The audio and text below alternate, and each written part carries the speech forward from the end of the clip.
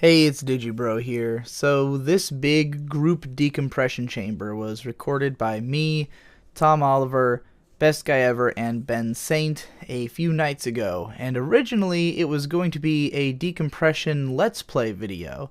The entire thing was recorded set to Ben playing a game called Dungeon Crawl Stone Soup, which is this really unbelievably complicated and difficult to sort of parse dungeon crawler roguelike game. And we were just sort of watching him play it while having this incredibly lengthy discussion. Unfortunately, the video component of that was lost. So all the footage of Ben playing this game was lost to the ether. Which is really unfortunate because a lot of what Ben says in this is him reacting to things that have just happened in the game when he speaks up every once in a while. And we also addressed the game kind of like explaining it and what it looks like early on. But this game is so esoteric and the visuals are so incredibly minimal and bare bones and sort of difficult to even parse if you're watching from a distance, as I was while Ben was playing, that losing the visuals isn't as big of a deal, and most of what Ben is reacting to he explains, since it would not be even interpretable in the video anyways. So yeah, I don't think we lost too very much. I hope that's the case anyways, and that you'll enjoy listening to this even without the video component. But if you want to just maybe look at some videos of what Dungeon Crawl Stone Soup looks like, you'll be able to get an understanding of like what we mean when we talk about it in the few times that we do. But yeah, mostly this is 3 hours of totally unrelated discussion about a broad range of topics, and it was really fun, and I hope you like it. Hey everyone, it's Radcon 2, and everyone else fell asleep before getting the Plebe and the Weeb done, so me, Ben Saint, Best Guy Ever, Tom Oliver, Make a noise, dude. What? and Digibro. Hey! We're all up in his room, and I'm showing them my favorite game of all time. Undertale. Dungeon Crawl Stone Soup. The coolest game ever that I spent a year and a half trying to beat. And I'm going to be playing it, and we're going to just... How long is the session of this game? Are you going to lose a bunch of time? There's no way I'll win. Winning takes like 20 hours. Yeah. So I will just see how far I can get in however long we feel like going. All right. So in this game, you pick a race and a class, and I'm going to go with a favorite. I'm going to be a gargoyle earth elementalist. Now, Ben, just out of curiosity, you haven't played this game in a while. Yeah. Have there been major updates? I haven't yet. I mean, I don't know what they are, but I'm sure there have been some. Okay. So yes. Ben's plenty loud. We'll turn that more towards us. Okay. All right. So I've got down in the bottom right, I've got my equipment and shit. Up in the top right are my stats. Here in the middle is the map. It's black. There's some pixels. This looks completely incomprehensible. You going to see? I'm exploring the map. Wait, you're playing? I am playing right now. This is the major. This is the game. This is the game. What the fuck? Emphasis on the gay. But I just have to... Okay, I'm going to sort out my spell situation. I really like retro aesthetics, but I have my limits in terms of how primitive you can get before I just kind of... I think we're going to have to lean up, Tom, to be heard. I feel like this is so old it predates my interests. This is an old-ass game that has been continually in development. It's not even that it looks old, it just is minimal as fuck. And it just reads as archaic. I mean, to minimal. Ben played a lot of dwarf, whatever. I mean, what era does this make you think of, Tom? I don't know. It just feels like MS-DOS era. It makes me feel like 95. I'm trying to remember. Maybe it's a Win95 port of a DOS game. Yeah, I guess so. I mean, I'm just thinking of video games that came out in 1995, most of which are far more advanced than this. Right. Well, that's why I said DOS. I'm thinking like something that started development in like '89 or something. I got a port to Windows 95 when DOS was like dying. Like Doom was a DOS game, right? Doom was originally a DOS game. I feel like in '95, I played a lot of games that were out long before '95 because we had a shitty computer. I didn't play any computer games. And we didn't have a ever console until, well, we might have had like a Super Nintendo My history at that time, with video I games guess. is stupid as fuck. Yeah. I actually forget how to cast spells, which is Well, going to be a real problem for Shameful. me. I need to figure this Ben, out. explain to me what your role is, what your class is, and how you plan on He's winning. a man made of rocks that throws rocks at people. I don't just throw rocks. I'm an earth elementalist. So I have a collection. I have down here. I have 20 stones, and I'm going to consume these stones in order to cast stone spells. Everything you just said. Throw rocks. I said Whoa, what the fuck was all that? That was auto exploring. Okay, I found a goblin. What is this? The game plays itself. Okay. What is this nightmare reality you've sucked me into? Is this Dwarf Fortress 2? Oh, I'm too I don't actually know those spells. Oh my god, how the fuck do I learn The mouse is spells? just sitting in the middle of the screen and he doesn't even care. No, I left him. Didn't notice He's you or asleep. something? He's asleep. What, the mouse? Oh, wait. Goblin, dude. Oh, He found a goblin. Oh, wait, is this picking up the cursor? Yeah. Yeah. That's fine. It's no big deal. Yeah, for this game that makes sense. sort of. Okay, I have to figure out how to learn spells. Like Well, in the right now. meantime, I am out of my depth. Hold on, I'm going to take the cursor from you for just a second so I can put this... Go ahead. I want to put this on top so I can see the game, because I can't see much of it through you. Oh, okay. The audience doesn't know what I'm talking about, but you can have the cursor back. Okay. Spell casting. I mean, so the main deal with this game is that you're in a dungeon and you get to new floors and you basically just explore until you encounter enemies and then you just deal with them and you try to get stronger and level up so that you can So, face increasingly hard It's hordes. Skyrim. Activate a stripped memorize down to spell its, like, by most primitive. Kinda. activate a memorize spell by pressing Z. Okay, but how do I memorize the spell? I assume that press the Z. appeal of this is no, that no, it's no. That's hard how as I shit. activate a spell. It is very hard to complete successfully. And so there's two main goals. The first goal is to get the Orb of Zot and emerge victorious from within the place. I'm too inexperienced. But that's the bitch way to beat the game. There is a much harder way to beat the game, which is to collect every single here we go. rune. And then to do the same. You gotta and then leave. collect 15 demonic runes. Okay, so here, I'm coming up on this guy. Oh shit, he woke up. Alright. I'm gonna cast the Sandblast. Is this like a roguelike? When you die, you're fucked? Oh, absolutely. All right. It's a brutal game. It is a roguelike. The mere comprehension of the game is the most brutal part of it. I mean, there's plenty of text on the bottom left that shows up to tell you generally what's going on. Got it. Visually, It looks like it's written in fucking code. It kind of is. It's kind of the aesthetic. It's definitely going for DOS. They're DOS trying to- looks right now. yeah. This is a game for math nerds, isn't Oh it? no. I wouldn't say math Well, nerds. Ben does have a degree in physics, so That's Yeah. right. True. This seems out of my depth. I'm an art guy. I'm out of magic. I have to it's- just stab this newt.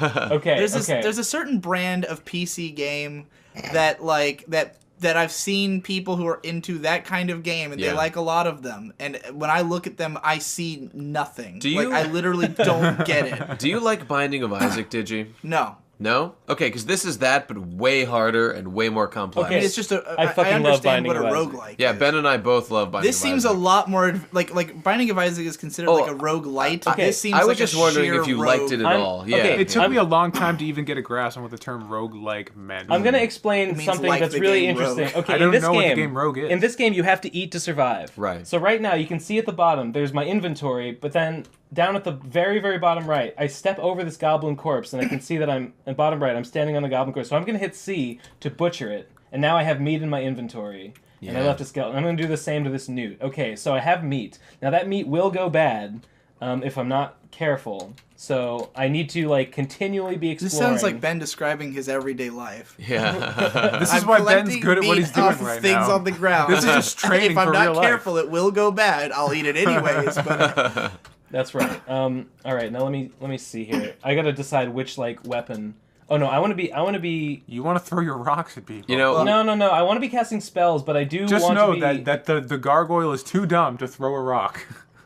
I played That's where he's at right now. I played this game a few times on Ben's suggestion and just hit a wall of there being too many fucking menus and buttons. There used to be a thing. Okay, Yeah. there are cursed weapons in the game, and if you equip one, you cannot unequip it until you find a scroll of Right, uncursing. right. Oh, that sounds awful. Well, here's the real kicker about that. Early on, if you get cursed, if you get cursed with say a club, you cannot equip a dagger in order to butcher an animal. So if Oh, you get God. cursed with a bludgeoning weapon, you can't hold a cutting weapon to butcher corpses, and you will starve. And you don't know. Man, it's if only we cursed had until you another equip it. hand to use something They, else. they actually changed it. That used to be a thing. Like you had to have a cutting weapon in order to butcher corpses. Now they changed it so your character always has a knife and it doesn't actually stop you. But it used to actually kill you early on in the game. Pretty often. Interesting. I'm looking for. So to explain in brief to Tom what Rogue is, Rogue was an entirely text-based game. Okay. That was like, something like this, where you're in a dungeon So like exploring. Super DOS. But it was randomly generated each time, and it's like the main point is that if you die, you lose, and there's lots of traps. Like you have to try to make it through the dungeon. Without, getting killed in traps and losing your weapons and shit and make it to the end. Okay. And so anything that's like that in any way, which these days mostly means a hard game that you die, if you die, you go back. Yeah. But, like, the idea essentially is that each run is different because you pick up different shit. Right. And it's like, it's usually randomly generated, right? Yeah. And so you never know what kind of power-ups you're going to get on your way to the end. And Binding of Isaac sort of, like there's a newer genre that people call it roguelite, where it's stuff that's like... Yeah, it takes some of those elements but kind of modernizes it. It's a little bit more pick up and play. And Binding of Isaac was such a huge hit that there's a lot of those now, like FTL is another one, right. And shit like that. Risk of Rain is kind of one of those, which I also Not the biggest fan of Risk of Rain. Yeah. But I did play it a bunch. It used to be too glitchy to even play. Risk of Rain is aesthetically beautiful, for sure. But that's it's true. Not as mechanically deep as I have a follow-up question that might be opening up a can of worms I'm going to regret, but I'm gonna go here anyway. Is you guys were both involved in this conversation, and I observed. Yeah. Why are you okay with the term roguelike, but Metroidvania pisses you off? I feel like they're kind of both the Don't look at me. I'm fine with both of them. Because I listened to your argument about Metroidvania, and it felt like kind of what you just said is the same thing with Metroidvania. Like the idea when you say because I don't play roguelikes. Digi has a very specific concern with that, and it's that he likes two very different things about Metroid and Castlevania, and he finds the term, muddling. The only real problem with it is the fact that I really love Metroid games, and the Castlevania games that are called Metroidvania are, I don't even hate them, but they're a different kind of game from Metroid, where Metroid is really just, Metroid has no RPG elements, really. Right. It's just an action platformer where every once in a while you get a new ability. Most of those abilities are not just for combat. Most of them are for exploration. I unlocked them out. Well, there's some of that in some Castlevania too. But even the beam upgrades, you get an ice beam, it lets you everything has a enemies purpose to walk aside on. from combat. Yeah. Combat's very secondary in Metroid. Whereas like Castlevania Aria of Sorrow, for instance, has That's a good game. Best game in the series. It has a leveling system that is like, okay, I played through about half of Aria of Sorrow, and there was one part where I got to death, and I couldn't beat him. So I ran back to the start of the game, because there's an item shop there, so I could buy potions, and then I ran back. But in the time that I made that run, I went up 2 levels, and I destroyed death. Okay. Like, I couldn't beat him before, and then as soon as I gained 2 levels, I just fucking destroyed him.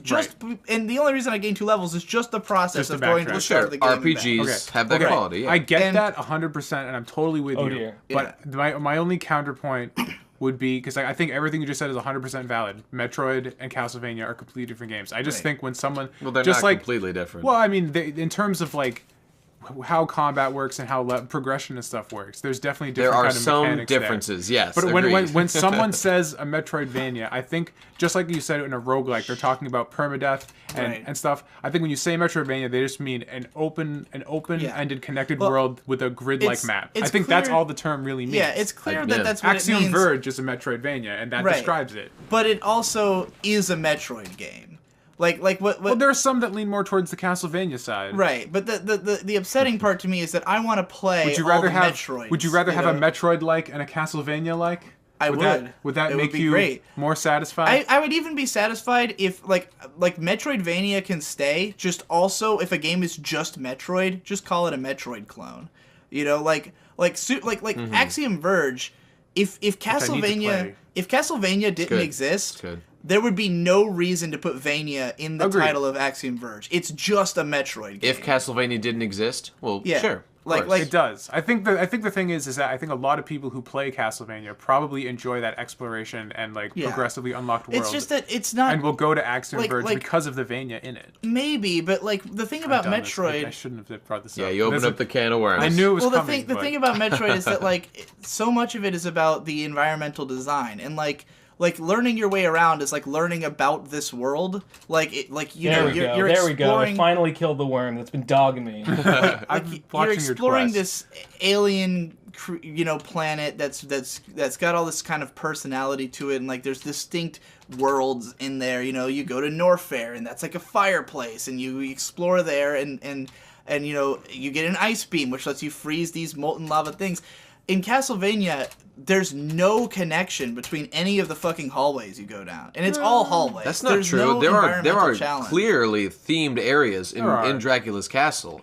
In Aria of Sorrow, I don't Absolutely, think so. the clock tower. There's the clock tower, and that's it. It's not. That's not it. And the clock tower is the only place that has environmental challenges in that whole game. I'm not even interested in arguing about it, but there are definitely different areas with different features. I would pretty grant much every that Metroid Castlevania is game. probably more thematically distinct in terms of its locales by nature of because it's a castle versus a planet. Well, the thing about Castlevania, they are less different in from each other. In Castlevania, there's Metroid, times though. where you'll be going down a hallway that's like a courtyard, sure, and you'll fight a couple of dogs or skeleton dogs or something, and then a giant Medusa that has nothing to do with the environment you're in, and then you'll go through another door, and now you're just in a totally different place fighting totally different enemies that again have nothing to do with the place you're in. And I'm not saying this is makes it a bad game or anything. It's just not like Metroid. Where in Metroid, the enemies you fight would be relevant to that spot, and it would be it's about exploring. Whereas Castlevania is really about combat. It's really about the leveling and the hit sparks and sound effects and the pleasure of hitting enemies. I absolutely agree. I think again, I'm not to reiterate myself, but I think the only distinction Metroidvania is trying to make is it's talking about how the world map is laid out and nothing more. This slug is shooting darts at me. Now there is one game. He's more than he appears. I will say I can get behind a door though, and he won't be able to follow me. I will say that Dark Souls, I think, just is Metroidvania. Because it is in every way, it embodies both games. In fact, it embodies all of them. It completely embodies Metroid. It completely embodies original Castlevania. Oh God, he's here. And it completely embodies the new Castlevanias. Because it also has that combat system. So, it's not that I think it's invalid to suggest that there are games that are legitimately a combination of Metroid and Castlevania. But, when people say Metroidvania, it can either refer to these games that are exactly like the Castlevania games. Oh God, what's that one called? Abyssal City? It's Valdestory Abyssal City is a game that's described as a Metroidvania, and you play it, and it just plays exactly like the new Castlevania games. And then Axiom Verge is described as a Metroidvania, but it plays exactly like Super Metroid. So to me, there's kind of two genres here that are being called the same genre. I think it's just supposed to be referring to the way the game's laid out, and it's up to you to use your brain to read one or two sentences and make the rest of the distinction yourself. How am I supposed to know just based on the description on the Steam page? There's these really cool things. You're probably kind of familiar with them because you do it for a living, but it's called videos, and they really kind of clear that up for you. I guess pretty just right quick. Further reading is just the only thing. Yeah. But you know what? If you make a purchase decision based on one word, I'll tell you though. Well, then that's a personal problem, and you need therapy. I do think that I haven't played all of these games, but I've played a massive amount of Metroids and Castlevanias, and to call Axiom Verge a Metroidvania as opposed to a Metroid clone is kind of just wasting everyone's time. Yeah. Just call it. It's just a Metroid clone. It is literally Metroid. That's what it is. There's no Castlevania element to it at all. Yep. Except in the elements that they are shared, but you might as well just cut that out and just say it's a Metroid clone. I think that's what most people mean when they use the term. And the same I guess that's my point. It's just that the term is a meme and people use it a lot. So I guess. And there's also the game Xeodrifter is also just Metroid, and it was what made me kind of come to this realization about Metroidvania and why it bothered me is because I made a video about Xeodrifter and Axiom Verge and how each of the it was called Ways to Clone Metroid, and at one point I had thought, should I call this like Metroid, like different kinds of Metroidvania. But then I was like, but there's no Vania. They're just Metroid games. Yeah. You know, and I think someone had even said, like, in the comments, like, oh, you mean Metroidvania? And I'm like, no, these are just Metroid. It's just a couple of Metroid games. I think I still stand by my original argument in that it's just to describe the way the map's laid out. But I will grant you that a Metroid-like and a Castlevania-like would be more useful than Metroidvania. You know, I mean, when I made my video in response, the point I was trying to make was like you're saying, Tom, that I think what they're trying to convey is that when they call something a Metroidvania, they're specifically saying describing that overlap and nothing more. It's the overlap that is being described by that term, which does leave out things if you call it a Metroid I think it would be fair to keep... Oh, shit. Metroidvania is not a term that has to die, but it would be nice if people distinguished between the two more. Makes sense to Mostly me. like fans and reviewers who just throw around Metroidvania all the time to describe games when it's we shouldn't be listening to them at all anyways. You just told me to watch reviews to find out which one. No, I didn't mean reviews. I said like you go to the Steam page and you can watch a video like, oh, this is what the gameplay is like. It's clearly Metroid versus Castlevania versus a mix of both. I definitely played Axiom Verge because it looked exactly like Super Metroid. I don't even think you at your worst would look at the word Metroidvania and be like, I'm buying this because I saw this word, as opposed to doing any more research.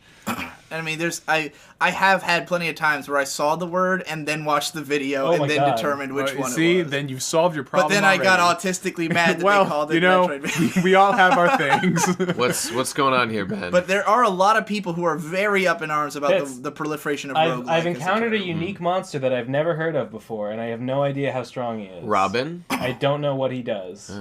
He's gonna steal from you and give to his four monster friends. He drank a potion and became more agile. See, that's over there. That's a magic amulet on the right, and I want that, but I'm scared of this guy. He's coming for you. But it's okay because I've just learned a new spell. What is it?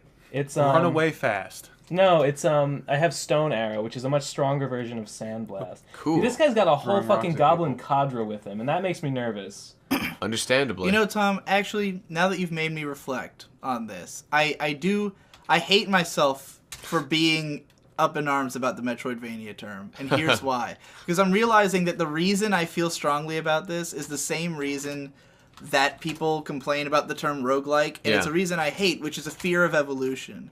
Because there's people who... A lot of people have their niche, and they just want things to fit into that niche. And when that niche starts to evolve and no longer have, like, all the elements they want it to have, then it's like they feel this disconnect from it, where other people might like, you know, some people might like the roguelites for the same reason they liked Rogue. But then there's other people who are like, it's not actually like Rogue, it's more dumbed down, you know? And it depends on what you enjoyed about Rogue. So. I mean, it's a lot like, and I can make two music comparisons. The most obvious one would be nu metal, which is where, you know, metal, the only reason that, the term nu metal literally means not metal.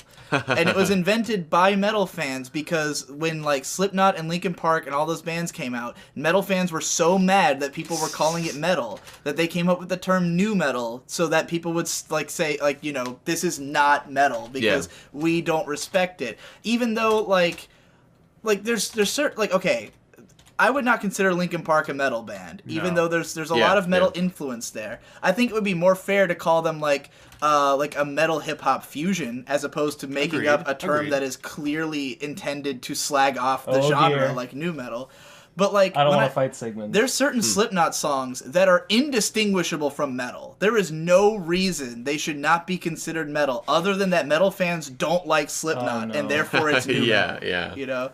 And the same goes now for prog, where, you know, progressive rock in the 70s, there's a sort of specific kind of way it sounds. But then with 2000 stuff, like, all of it's considered neo-prog or new prog, like Coheed and Cambria and the Mars Volta and stuff like that. Like, nobody will just call it progressive rock, even though the Mars Volta is every bit as experimental as any 70s progressive rock band. Like, hang on one second. Let me explain what's going on right here. Sigmund is really bad. Yeah, he's pretty strong, and he hangs out on low-level floors.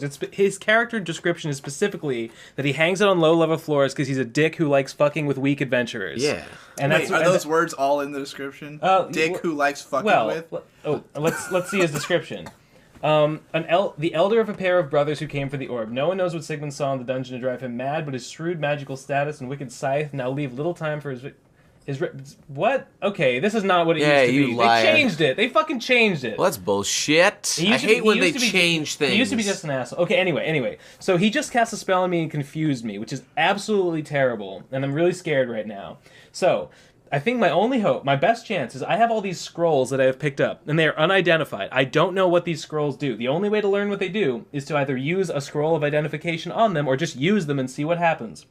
So I'm going to just start using scrolls totally at random. Oh, man. And just hope that one of them is a teleportation scroll that will get me the fuck out of here. And what are your odds on that? Oh, no. I can't.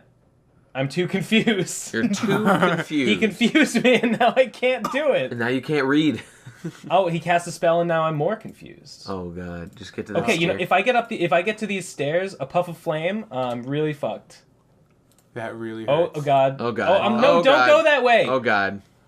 Oh, he's coming for your butt, dude. Please. Oh. So close. But there's a teleport. Okay, can I get up there? Yes! I fucking got away. Thank God. Okay. Oh, that was awful. intense. That was the first comprehensible thing that's happened in this game. Well, I wanted to take the time to explain. All right, I think I'm going to skip that floor. I don't want to fight that guy. I want you to, on your channel sometime, do a playthrough of this game where you just narrate everything you're doing. That'd be interesting. Maybe I will. Understand. That'd be pretty cool, actually. Maybe I will. Because so far, I have had literally no idea. We're talking about like a 20-hour process, though. Yeah. I mean, he doesn't have to beat the game in one video. Yeah, you know? yeah. But think of all the mid-roll ads you could have on that. Now we're talking. Oh dear, I don't have enough magic. But yeah, so I think the people who are calling games like FTL and all that stuff roguelite are just people who don't want their niche to become mainstream, and for those people because it's kind of a rite of passage to I'm into something so extreme like Rogue, you know, right. I'm into this thing that takes effort to get into, and these people who would probably never play Rogue, who are playing Binding of Isaac because it's more accessible, There's they feel insulted that those people are saying they play roguelikes, you know, when roguelike used to mean something so hardcore. But Digi, isn't your criticism of the term Metroidvania just contingent on the fact that it simply is... What happened? He threw the goblin at you. He threw a goblin at me. Badass. He's a goblin thrower. This guy's new. I'm just gonna take some pot shots at him as I run towards the staircase. Yeah, that's fair. To try and weaken him for later. Mm-hmm.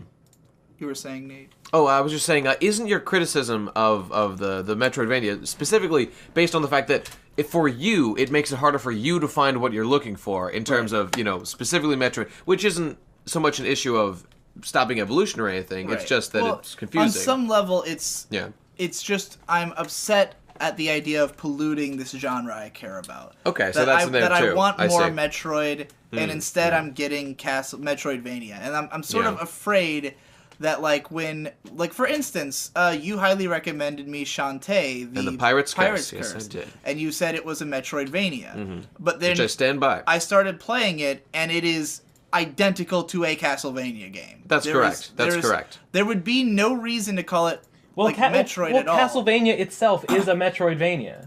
Right. Well, yes, but that's what he's talking about. If in the same way that I said that if if Castlevania didn't exist, there'd be no reason to call Axiom Verge a Metroidvania. Yeah. Or Metroidvania, rather. You wouldn't call Shantae. Yeah, exactly. There'd be no reason to say it's anything other than a Castlevania game, not for the term Metroid. Yes, Ben, what's up? I'm gonna put on this magic amulet and see what happens. Let's find out. It's a cursed amulet of inaccuracy. that should be all right. That's not the worst thing in the world. It's still not good. You know, but the thing about Shantae though is that there are a lot of elements. Actually, I'm just gonna start identifying shit. It's probably a good idea. Shantae specifically does contain a lot of things that are quite Metroid-y. Specifically, you get major power upgrades like you do in a Metroid game that increase your mobility in, you know, major steps along the game, which I would argue are very... There's stuff like that in Aria of Sorrow. You gain a double jump. That's true. That's true. And you gain the little, the thing that slows your descent, the little wings. Yeah, the bat thing. And I'd say there's more environmental challenges. I guess we're talking about an issue of degrees. It's true. I think the problem is that you just want to play more Metroid One of those games. scrolls was a scroll of remove curse, so I can get rid of the amulet. Well, just that, I feel like Castlevania games, the appeal of them is very grindy, and I'm not into that. I agree. Whereas like with Aria of Sorrow, I realized I made a video about that game. Ben's probably the only person who's fucking seen it in the world. I'd watch that. I love Aria of Sorrow. What is it? Well, it's a very critical of the game. I will not watch it. I just drank a potion and turned into a tree. Into a tree. Yes, you're Fluttershy right now. Oh god, Briefly we a went tree. there. I was gonna, but I was like, you know what? No, that's gay. I had to like process what you meant potion of by that. cancer. Like, Oh I my don't god, even- I'm really? so envy your I'm so brain. far out of Wow, that. Of that's that never gonna world. leave me. Dude. I'm in too deep. Anyway, Yeah. a lot of my criticisms are the same thing that Egoraptor talked about like what the problem is with like Castlevania 2 and all the newer Castlevanias, which is just Those are like fascinating it's a videos. game about running back and forth across the world fighting lots of guys. And the reason it's fun now as opposed to how it was in 2 is because, as he put it, there's lots of hit sparks and sound effects, and your weapons feel good, and it's really crunchy and awesome, and you fucking slash these big guys like, and it's like, yeah, I fucking killed that guy. And you gain like 1,000 different weapons and 1,000,000 different ghost spirits and stuff. It's awesome. And like, I played through like half the game, and I just kind of got bored and stopped. And then I watched like a video of someone getting 100%. Or no, maybe I beat the game, but didn't do any of the extra stuff. Because like, I remember... Oh, there's so much to do. I remember getting really far and maybe even beating it. But then I looked at like a video of someone doing a 100% run, and there's like whole stretches of the castle I hadn't been so to. much. I 100% of that game myself a couple times. There's so much to do. There's all these secret bosses. There's 1,000,000,000 weapons. The ultimate super mega boss. Oh, and so awesome. It made me realize that if you were someone who played this game in such a way that you just kind of casually wander around and fight shit like forever and like tried to do all the secret stuff, it's a totally different game from the game that I was trying to play. Yeah. Which is I'm fighting a snake right now. a game that you just kind of blow through. One of the best perks of being a gargoyle is that I'm immune to poison, so this guy is not that threatening. Oh, actually, he's doing some kind of bad damage. I don't like that. Wait, what's happening again? I'm just fighting a snake. He's made of rock, but so he can't be poisoned. He's poisonous, though. He's a poisonous cool. serpent. Ow. He's hitting hard, dude. though. That I'm bar's just gonna getting drink red. this potion of might. A lot of the and then smash Castlevania it. games There we are best played from a completionist standpoint. Yeah.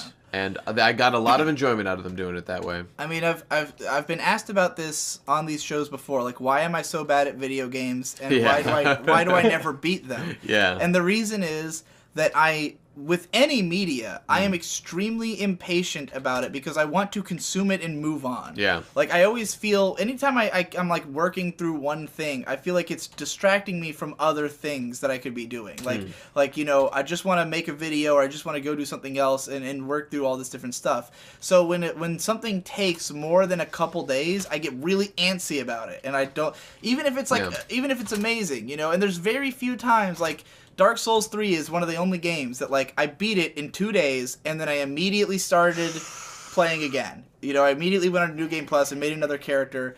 I beat it in a different way. I think I beat it twice. There's an altar of I either Sif- beat it twice or got most of the way through it a second. There's an altar of Sif Muna here. Sif Muna is a pretty good god for a spellcaster, but Sif Muna is a god who just gives you lots of access to lots of spells. Cool. I don't want to worship her, though, because I'm going to worship Vehumet, who is specifically the god of destruction magic. He doesn't give you access to as many spells, but he does, like, power up your destructive spells and reward you for destroying things with magic. So I'm not gonna start worshiping Sif Muna.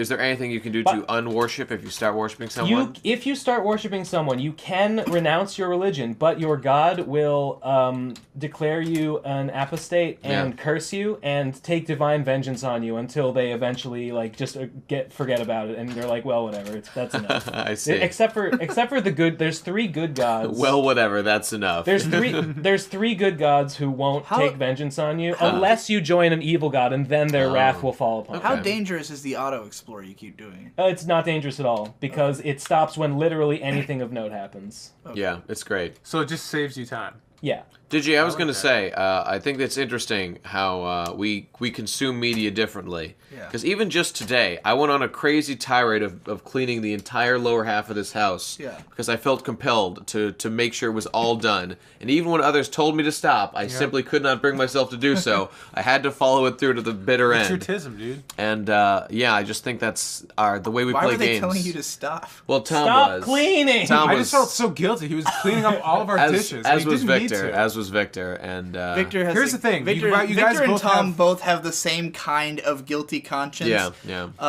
Of like if no one had done it, that would have been like they would have felt a little guilty because they wanted it to get done. But as soon as someone's doing it, it's like, well, I should have done Victor it. specifically mentioned that. Yeah. It's my good Samaritan nature, like fighting against my inherent lays. This is actually horrible. I'm trapped between Knowles and a snake. I mean, if It's the snake, I guess.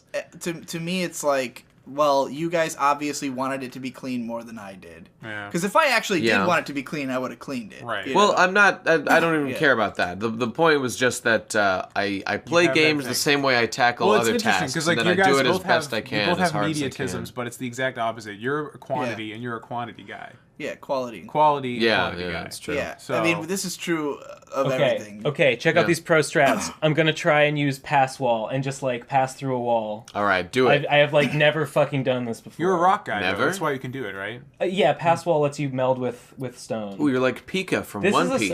I like never use this. Okay, it's C. Okay, so Z This is exciting. C. I feel like if this had Did like not work. Makes it interesting. This Did is not exciting. work. Wasted my MP. damn. Okay. Okay. I feel like if this had like more like advanced graphics, I'd be totally enthralled right now. You guys are a bunch of babies. This is fucking fascinating. I'm completely fine. No, I'm enthralled, but I just feel like it'd be some of this. I don't know. You guys are cowards, is what you are. Goddamn weak, cowardly I play fools. fucking Dungeons and Dragons, We're so I art have my majors. imagination. Yeah, that's your problem. I can. I'm a computer science major. That's why I'm interested. Yeah, Yes, I got a scroll of teleportation. If I can survive for a couple more rounds, I'll be safe. The Shimulinsky family is Yes! He a lucked family out. of science. A family of science. That's true. Even though That's you're true. both artists that's kinda now, true. you approach art from like you're the kind of guys who would make a game like this. That's true. Me Yeah, and maybe. Tom would probably make a game that looked absolutely beautiful and played like generic dog shit. Some of the games I've made. Exactly. The I'd rather ga- take the road more Exactly. traveled so I can focus on making it look cool. Exactly. The game I was trying to make with my buddies before I started TBAP, which actually we stopped working on the game to work on TBAP stuff. Man, horses And the ruined our and the ambition. world was robbed. And the world was robbed of this game where we Yeah. were playing I was as... working on a 3D animated series with my friend before. Were you? Yeah. I never heard about that. This was a 2D technical platformer that was all about being synced to music, and we had the engine running properly. What? And basically... Is this the game you played? Or is that a different game? No, totally different game. Okay. Totally. This was when we constructed ourselves out of Unity instead of using that's RPG pro. Maker. Yeah, it was fairly pro. Have you considered suing Crypt of the Necrodancer for stealing your concept? They kind of did steal our idea a little bit, but ours was a 2D platformer instead of like a dungeon crawler. Theirs is a roguelite incident. It is a roguelite. It sure God, is. let me just say, I fucking love Crypt of the Necrodancer. That is a game on I my do too. list to play. That But is- I never It is play a- games anymore. it is- for some I don't. reason. Yeah, me neither. But that one is really. As you sit here playing. By the way, and played an hour and a half I just another want game to take a earlier. moment to Yeah. point out how Ben's is special. survival in that situation is fairly pro shit. I like Thank how you. Ben says he doesn't play a lot of games, but in the time he's lived with me, he's played more games than I have in like the last 3 years. It's about how you approach things, Well, I okay, guess. Pokemon is not. I don't view playing Pokemon's not a Pokemon game. as Pokemon playing. is life. I don't play that as playing. What a about game. just the amount of prep work for the Pokemon contest? The Well, race? yeah. That's, that alone again, that doesn't feel like playing a game to me. Well, I mean, It doesn't is change the fact objectively that it's a playing. game. Shut up! I don't. It doesn't feel like it though. oh Oh boy. god. Oh, sweet, a potion of invisibility. Oh shit! Wasted. I forgot what I was I don't thinking know. about. Yeah, I don't. Crypt of the Necrodancer. I Right. was rewatching my end of 2015 video, like stuff I loved in 2015, and Yeah. the first thing I commented on was Crypt of the Necrodancer, and I described it as the game I've spent the most time playing out of all games that I'm absolutely terrible at, because I was never able to beat like the third floor of the first. Dude, I couldn't do that dungeon. either. It was too fucking hard. Yeah, I mean, I played for probably 13 hours and Oh, wow. could not beat, like, the third floor. What's that the game where it, guy like, there, syncs Ben? to your music, right? Huh? Like you can, Yeah, you can put What's in that your guy own in the middle of music. that That room is there? probably a hard game That is I an could altar actually get to through. Red Elemnal. Yeah. Oh, It's my okay. problem right now Who is playing the god? Bloodborne. No, Kikubakudga, who's the Ooh. god of death magic specifically. Okay. But you want destruction, not death. I want to. Vehumet Subtle difference. Vehumet is the god of blowing ship up with fireballs and such. Are you going to be still an Earth guy, or are you going to switch to fire? Or something? I am going to branch out a little bit. Like I'm going to learn Magma Bolt as soon as I can. Okay. But which is Fire Earth cross class. Right. But I am gonna specialize in Earth the whole game. Okay. What's That's your problem so with cool. trying to get through Bloodborne? Well, it's not even Bloodborne. Just because it's just games in gargoyles are really general. good at Earth magic. Is that because Yeah. I'm like so self-critical? When I die in a game, I feel like that's a personal failure. when you die in a game, do you feel like you die for real? A little bit inside. Yes, every time. Every death in a video game is a personal blow to my ego because I shouldn't. If I was better, I wouldn't have fucked up. You should play a game like I Want to Be the Guy. That game will make you I don't want to not be the give guy. a shit So, about dying you're the 1,000 guy. times. Okay. Yeah, Lee- that's true.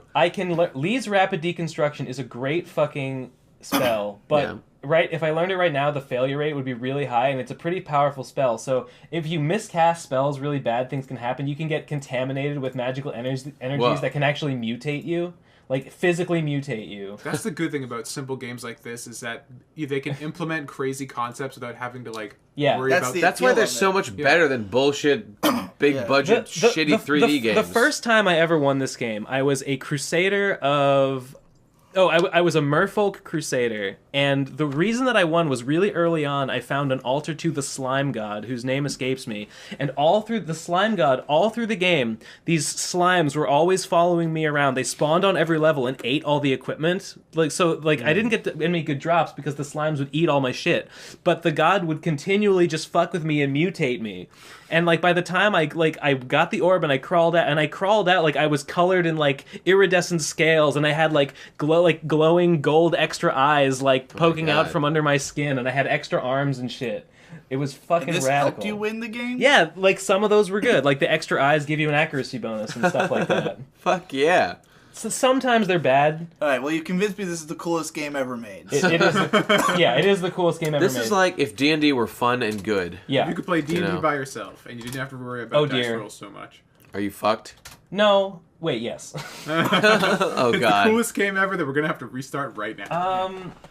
Are there no save states? It's a Is that for fickle pussies? mistress. It Of is course a- that's it's for a roguelike. pussies. Okay. Never. I've never played Rogue or any roguelike, so Well, just know you are not Just so supposed you to know, save state in this no game. one's played Rogue.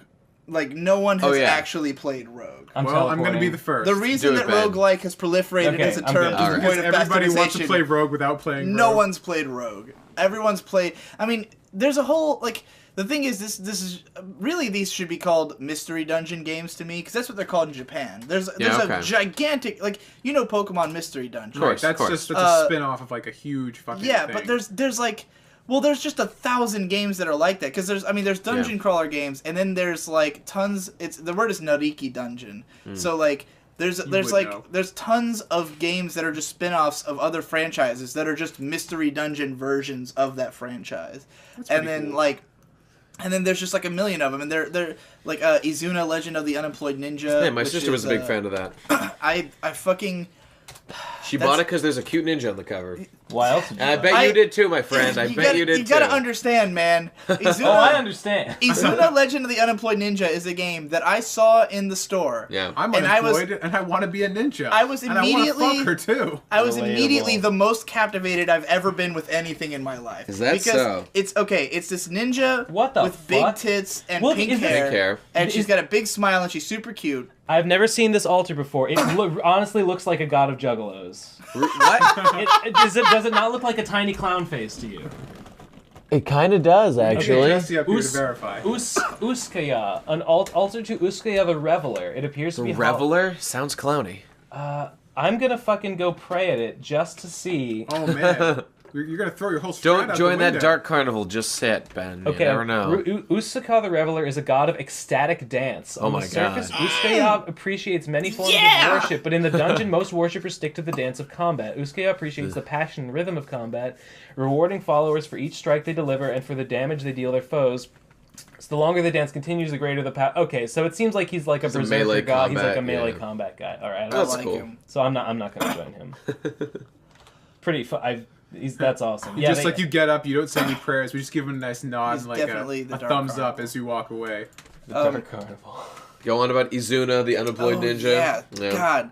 So yeah, I saw this game and it was so beautiful and captivating because it's called The Legend of the Unemployed Ninja. Yeah. So I was like, this is the greatest name ever of a game. Plus 4 Ring of Intelligence. Just put it on. Perfect for you. Feeling good. God, Feeling good. I desperately need one of those.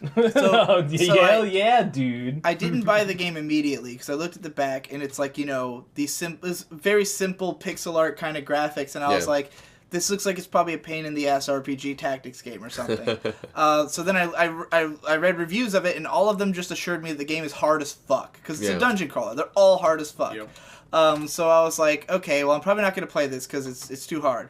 And then but I always wanted it every time I was in the store. I just never had the money for it. And then they made Izuna 2, The Unemployed Ninja Returns, and that was always in the store. And I was like, fuck, Izuna, I want this game. Still unemployed. Yeah. I don't want to fap to this girl so bad. And, well, here's the other thing. Do you guys know about the character Biko? Who's that? Okay, she's a character who's famous on 4chan. Probably know her then. She's got white hair and an eye patch, and is she's this the missing... one they made the comic for? This is the same Right, bee, we've talked about guys. this like 5 times. Yeah, she's missing an arm and a leg, and she plays guitar. And anyway, yeah, I don't know. Tom knows the story. I tried to get a comic made of her, but the artist who drew her is the same artist who drew the Izuna art. Oh yeah. So me being a fan of Biko also compounded my desire to buy Izuna at this point. I needed I remember this part of the story. Yeah, so I finally bought Izuna 2, The Unemployed Ninja Returns, and I played like 10 hours of it, and it was too fucking hard. So I'm gonna die. I'm gonna die. What a terrible end to that story of passion. What? No, What's happening? What's happening? The fucking bee caught up to me, and I can't outrun him. I died. Bee? You died? That same bee got me. A bee?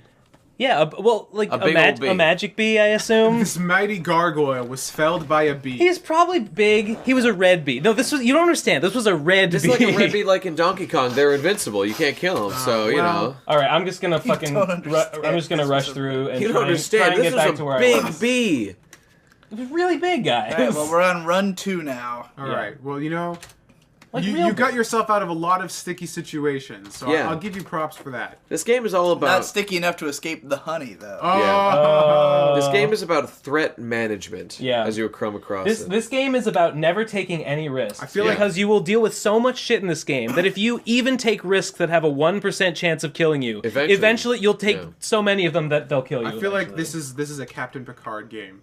Which is why it's a good game. Exactly. You know what? Like a game he would enjoy. That he'd be good at. I feel like He'd be good at it. Like He takes lots of risks, though. Yeah, but you calculated have to risks. take risks to survive in this game. So, you know, of course you would. But Yeah, you do have never to if they're sometimes. is there never a part where you needlessly. have to be adamant in your assertion that there are only 4 lights?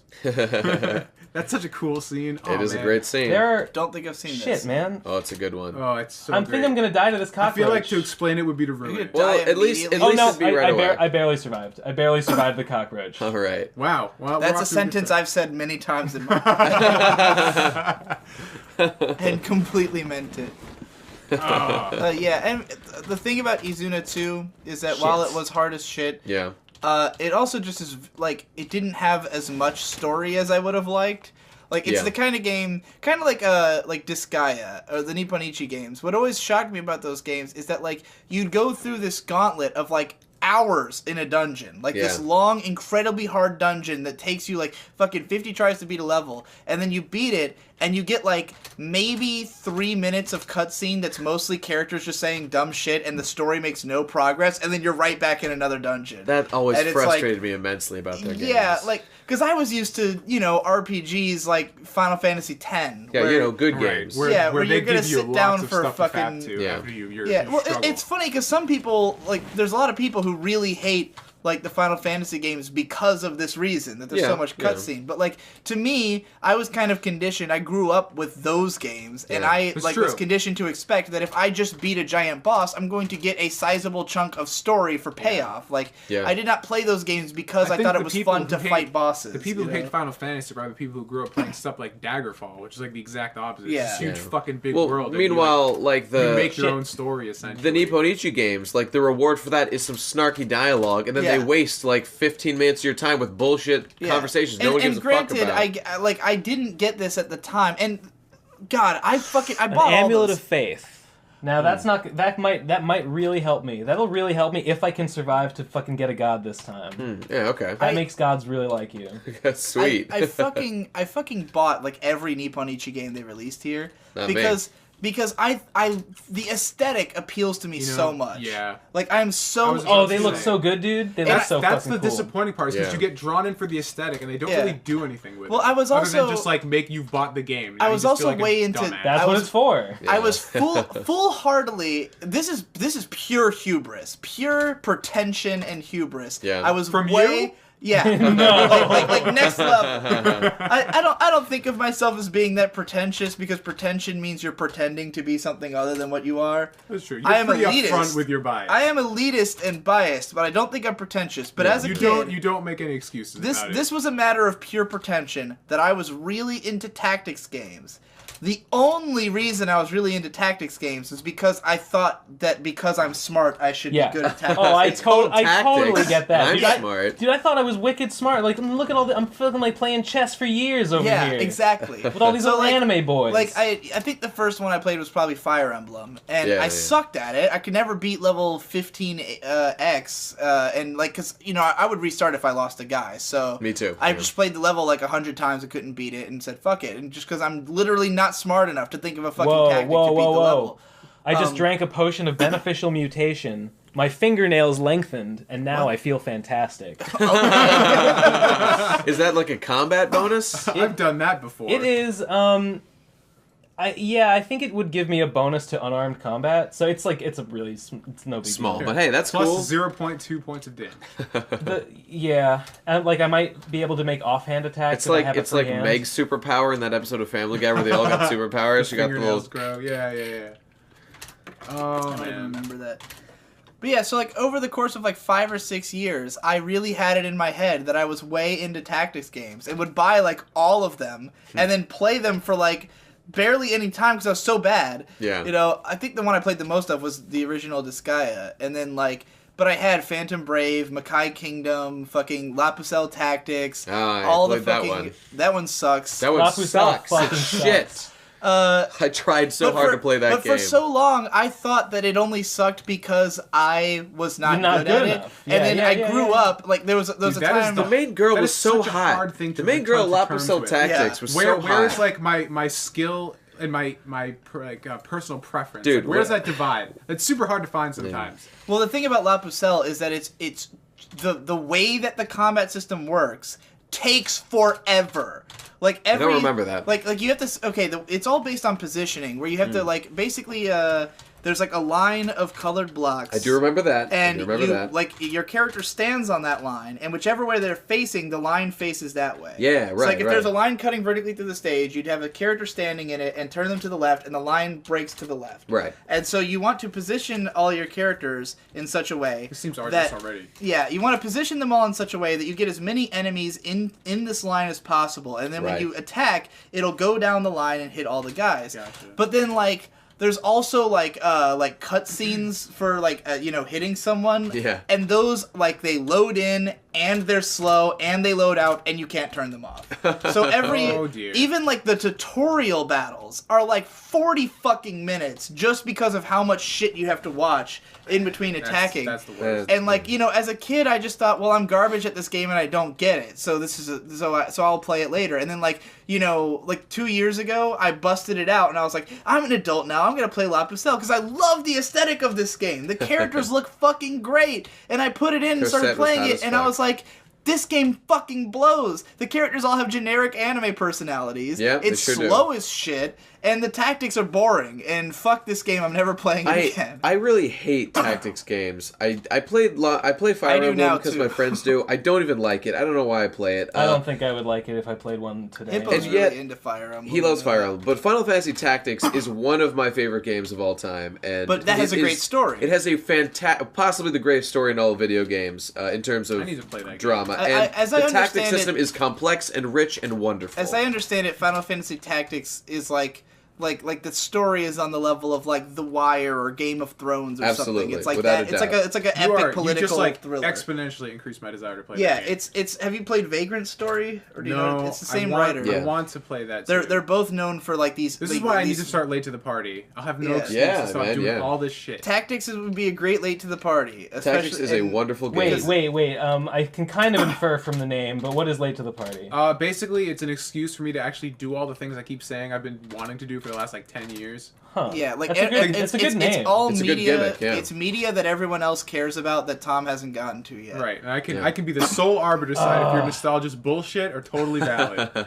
This is an altar to Makleb, which is Just be careful with not that the god I series. want. Just be very careful. I would tread lightly. I would approach it from a very casual and lighthearted, opinionated project. I would never deal in absolutes. Yeah. Only a Sith does that. By the way, I think I know, I'm kind of more of a Sith guy. the best way to describe Final Fantasy Tactics is like a cross between the real-life War of the Roses and Berserk. That's how I would describe it. God. It's awesome. That sounds fucking great. It's great. The drama between Delita and Ramza is I right up there with Guts and I think it's because I Griffith. played Final Fantasy Tactics Advance, and I was like, this must be like Final Fantasy shit, a Tactics, wizard. and I wasn't a huge fan of that game. Well, it's a little hard to get into it at first. Kind The Rabbit Girls were kind of cool. Viera? Yeah. Oh, I played all the other games, but only the original is really, truly great and worth playing. Well, Tactics Advanced is like I kind of wish the it story is Tactics not to the iPhone same or something. kind of story. And I could It's play totally different, and it's Is it still on iPhone? fun, That but sounds like it's something goofy Square would and do not as nowadays. serious. And the game is just less complex and less fun. Yeah, so all those fucking Nippon Ichi games, man. It took a long time to come to that realization that they're not That you're not the problem? yeah, that Oh yeah, That's that really what it I'm boils not the down to. problem and that they're not that they just weren't what I You're wanted. into them for the wrong reasons. You're Yeah. looking for something out of them Well- they don't deliver. Well, Jesse's video about fucking The Witch and the The Witch Hundred and the Knight was Hundred Knight, yeah. fucking perfect. It was He great. captured all Yeah. of my problems with those games. it was so great to Which watch is that- someone Great say video. that. That they have these short, weird, vapid An cutscenes altar of and terrible Rue. voice acting, and then if you try to you have to press X to advance the dialogue, which causes them to talk at an unnatural rate. But then if you try to mash X and you keep hearing the beginnings of sentences, there's no winning. Yeah, there's no there's no victory winning. over the cutscenes. And in those a lot of games. games would do well to manage that. Yeah, and it's infuriating, and it took me a long time to realize it. And thankfully, I stopped buying the games in 2008 because I was never playing them. Yeah. So I was like, I'm not gonna buy any more until I get through the collection Dude, I have. I did that too. La Pucelle, and I've got 3 Disgaea sequels that have just sit in a box because I thought I would play them and never did. You see over there, the audience can't see this, but do you see how there's one rack that's just PS2 games? I think so. Yeah. I've beaten maybe 4 of those, and the rest of them I'm are. not that bad. I went through this period where I was really obsessed with JRPGs, Oh, and I yeah. kept You buying all them. have. And I kept there was a point where I had a cutoff, and I said I'm not gonna buy any more until I beat all the ones I have. It's crazy But youth. one by one, as I try to go back and beat the ones I have, Yeah. I realize, oh, these suck. You don't like they JRPGs? mostly suck. I still love Final Fantasy IX. Final Fantasy IX is Dude, that's fantastic. a classic. Everyone loves Final That's Fantasy one of the IX. So good. Final Fantasy IX is one that Everyone who I see. sucks Final Fantasy VII's dick, I'm just like, but 9 is so charming. Well, that's fine. I mean, I haven't played you know. 7, so I'm totally biased. But 9 just it tickled me in all the right ways. There's 2 different levels here. There's the ones that I never beat that I played 5 hours and gave up and thought I would do one day, and those are mostly the ones that I came back to later and went, oh, I only played 5 hours because this game's fucking boring. Whereas there's other games that I actually almost beat back then, and the only reason I didn't is because of shenanigans. Yeah, In Final yeah. Fantasy IX's case, I adored that game. It was the greatest game wonderful. ever. I made it to disc 3, and then... Natasha the cat has 9 lives. You have to you kill her, but she just disappears. She appears somewhere else on the level. Oh, is she any stronger when she reappears? No, she's just the same. That's kinda cool. Farmer. You can. Oh, she summoned a demon. Oh, well, that's not good. She summoned a daemon. The Daemon! Oh, I'm out of magic. The Dr. Final Fantasy Tactics Scholes! is Okay, on this the is actually iPhone bad. for $13.99 with HD I graphics. hope it's not I shit. fucking read reviews for that shit. It has Oh, 4.5 no. stars right now and has Buy it. 3,598 reviews. If it's got pretty good good. reviews, then it's worth it. I mean, if you like playing on a fucking mobile. Well, Do you have just- a PSP or something? It's got to be on that. I don't. PSP's gay. I don't have. Oh, the PSP War of the Lions version is... I think it's better. They I do some died. shit where But you everyone can has just get it on old-timey Steam English voices. If you just want to play it on the Yes. computer. I don't know if I. Dude, just fucking pirate it or something. I guess you like to buy games, so Well, he's yeah. just worried about whether he's going to play it on the phone or on the computer. That's Oh, the yeah. whole thing is that it's one of the I don't. Sometimes I spend more time on this a day than I do on my computer. I'm not like that. So I'm slowly moving. I find sitting at a desk to be very Limiting? Not even limiting, just like physically uncomfortable these days. Yeah, okay. I don't Get touch my one of desk- these. You can't afford one of these. Never mind. Oh God, kill you you. fuck. Well, Ouch, I mean, ouch. this This is the, a $500 chair you're sitting in, Ben. this isn't the first. He can't Right. afford This it. isn't the first Get it time he away said from that, me. and it won't be the last. No. So That chair I just costs come back as much with as that check your tablet. privilege and feel like a victim, and in this culture, that's a good thing. That's true. That means I have privilege over you, Yeah. and soon you'll be paying me money. Well, the point is I can sit in this chair all day, and it never becomes a problem. I don't know. That's Like why for I some bought it. reason, like a couple years ago when I'd sit down at my desk, I'd be like, all right, it's work time. Now when I sit down at a desk, I'm like, this is so gay, and I just don't want to do Yeah. anything. Well, just be reasonable. aware, if you're, I mean, the music is great, and if you can appreciate the game fully on your phone, feel free to do so. I But might, I'd I recommend might just doing wait it till the I get my medium. new laptop and buy it on Windows and just play it on that, Fair enough. which could be kind of cool. It should be given its due respect when played. Though I don't want to overhype it. I mean, it's Right. not perfect. I was talking about Final Fantasy IX. Yeah. And why I stopped. Yeah. I got to disc 3. Do you remember the part where Kuja's the bad guy, right? Of course, Yes. Kuja, that's right. Kuja captures your whole party, and he splits you into two Let teams. me guess, you got to the place where you can't use metal weapons or something? Essentially, Yeah, you yeah. can't use magic. That's right, that's he right. says, like, I'm going to send you to this castle. You have to take 2 people. Ollivander, the Castle Ollivander. You pick 2 people, but you can't use magic. Yep. And I didn't, like, process what that meant. So I sent Zidane and Vivi, Oh, dear. That is not a good call. both useless. Well, Zidane's without- pretty good. Zidane's not My like, Zidane completely had lots of useless. magic, though. And Okay. I was, like, I was, like, 1 level under-leveled. Like, I'm never over-leveled in these games. I'm always, like, right hang at on. the level. That doesn't make any sense. Zidane doesn't use magic. What Why are do you you talking guys about? say Zidane? Yeah, it's Zidane. I mean, Zidane. yeah, I'm just saying, I always called him Zidane. It is actually supposed to be pronounced Zidane, but who gives a fuck? Well, Aerith is Zidane supposed does to be not Aerith, use and that's magic, not so I don't know what true. the fuck Shouldn't you're it talking be about. Zidane? Well, does he... It's Does he Zidane! in the game, they never Fucking pronounce his weeb. name. I mean, I'm with you on Vivi. That's totally true. Yeah. He'd be useless without magic, but Zidane, Are you sure he doesn't use magic? yes. Okay, He has, well, maybe he has maybe- skills. I He don't has think they're skills, but I spells, think he could still technically. use those. I don't remember. I Doesn't just matter. remember The point is I you got got there, fucked. I gotcha. I got there. The enemies were like a level higher than me. Yeah. And I could not do any. And no, it wasn't just that I couldn't do anything. I literally could not progress Hmm. because there was only 2 rooms in this place, and I kept having to run away from battles because I couldn't like fucking kill anything. Right. So I just kept running away, and I kept going back and forth between these 2 rooms. And of course, I had saved the second I got there, and of course, I didn't course. keep multiple save files Oh, back well, then. I mean, because I that's was just a fucking idiot. I would have done the same thing. What an amateur. I did do the same thing. So I got through this for some reason. I I probably went- chose Steiner because I wasn't dumb. I kept going back and forth between the 2 rooms, going like, "What the fuck happens Yeah. here?" And it turns out there's like a specific enemy you have to kill to make the next area open, and I literally could not kill it with the characters I had, like because I Guess couldn't you could level have up. grinded forever. I couldn't because I wasn't strong enough to kill anything, and there's no Yeah. way out. You can't leave the fucking place. Yep. So it was just like I was literally completely fucked. My save file was done. Well, And I just didn't. I didn't never have beat the Final fucking Fantasy IX either. wherewithal to play I got- through it all. Neither the way did from the I. start. I got to the last Kuja fight and my memory card got corrupted. And I lost all my saves for all my That's games. tragic. And I've never. That's tragic. Actually, my memory card died twice, and it killed my Final Fantasy IX progress and my Chrono Cross progress. Well, you know, the ending of 9, you know, like the good guys win. I mean, know? I never it's felt a like great ending. I but- still feel like I've beaten the game because I grinded a lot, so I was crushing everything at that point. So I was But you still confident. couldn't beat. Oh, you. That's what you I never got a corrected. chance to actually fight him. Yeah, but you would have won. I'm pretty sure I would have. I have a question for each of you, and I suspect that for a lot of you, the answer will be never. But how many times have you given up on a game towards the end because you couldn't beat a boss? Never. Because I couldn't beat a boss? I don't think I've ever done that. Why is this guy I so fucking always strong? just- Holy shit. You know, I probably have done it once or twice.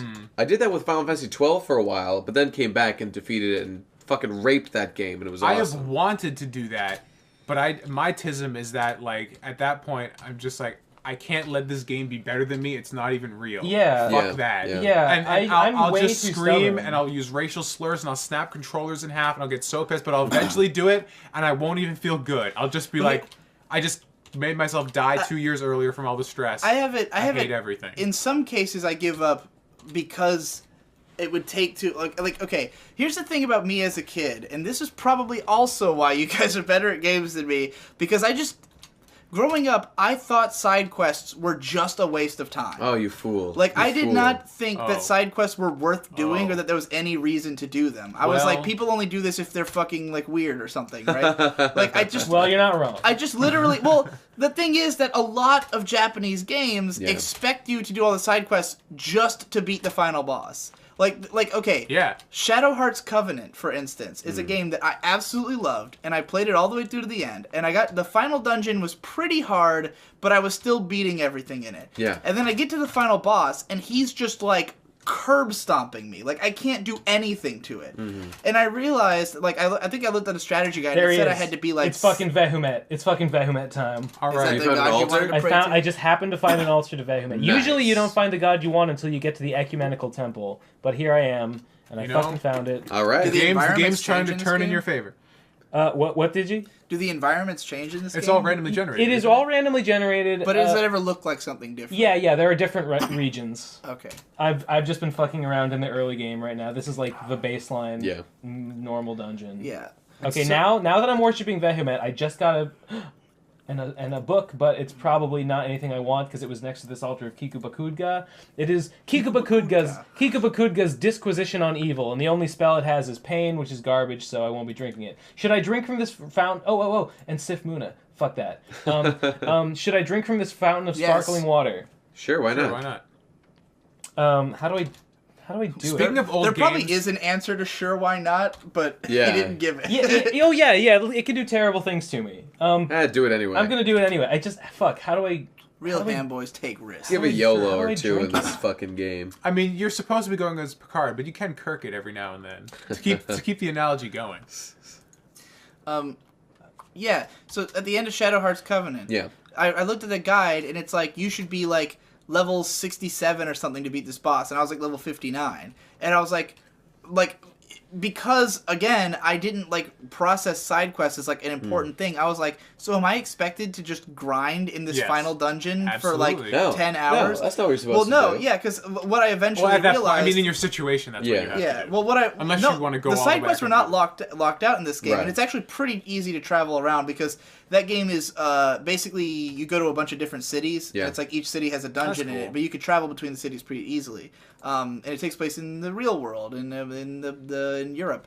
And so I was like, eventually it occurred to me, they expected me to have done all the side quests to get all the ultimate weapons for the characters, and that would make this boss a cakewalk. That's my shit. But that's my jam. I had not, I had not done so. Xenosaga. That was like so rewarding. And so I just kind of gave up. Yeah, dude. Xenosaga was my favorite. That game was my jam. I got stuck on a boss 10 hours in and gave up. Dude, it's right there on my shelf among games I will play one day. I still haven't played Xenosaga 2. It's sitting on my shelf. I never finished. They changed the art style dramatically, and I got super turned off by it. I didn't like the look of it nearly as much. Exactly. Xenosaga 2 is pretty fucking panned by fans, but 3 is apparently a return to form. The problem is that 3 is, I guess, a convoluted mess story-wise, because there were supposed to be 6 entries and span 10 years, and they got canceled, so they had to do everything in 4 games worth of content in 1. What? So it's just, You can't fucking quaff from fountains anymore. What the shit, man? You used to be able to, like, mutate and stuff, but you drink this, like, irradiated magical water, but now I guess they took it out. That's a bummer. They take out features sometimes. And, so this game just got less cool, because the mutant was, like, half the intrigue. Well, no, I mean, there's other ways to do it, but you can no longer drink from fountains. I guess they thought it was extraneous, which it was, but I liked that. That's kind of the whole reason Digi, making it. This phenomenon you were talking about hitting a wall, I actually fucking love it because it gives me an excuse to go do all the side quests that I'd been putting off to that point, and because a lot of the time side quests?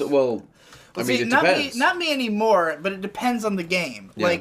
Okay, the most recent example of me giving up on a game at the very end was Persona 2 Eternal Punishment, which I played about close to 5 years ago now. Mm-hmm.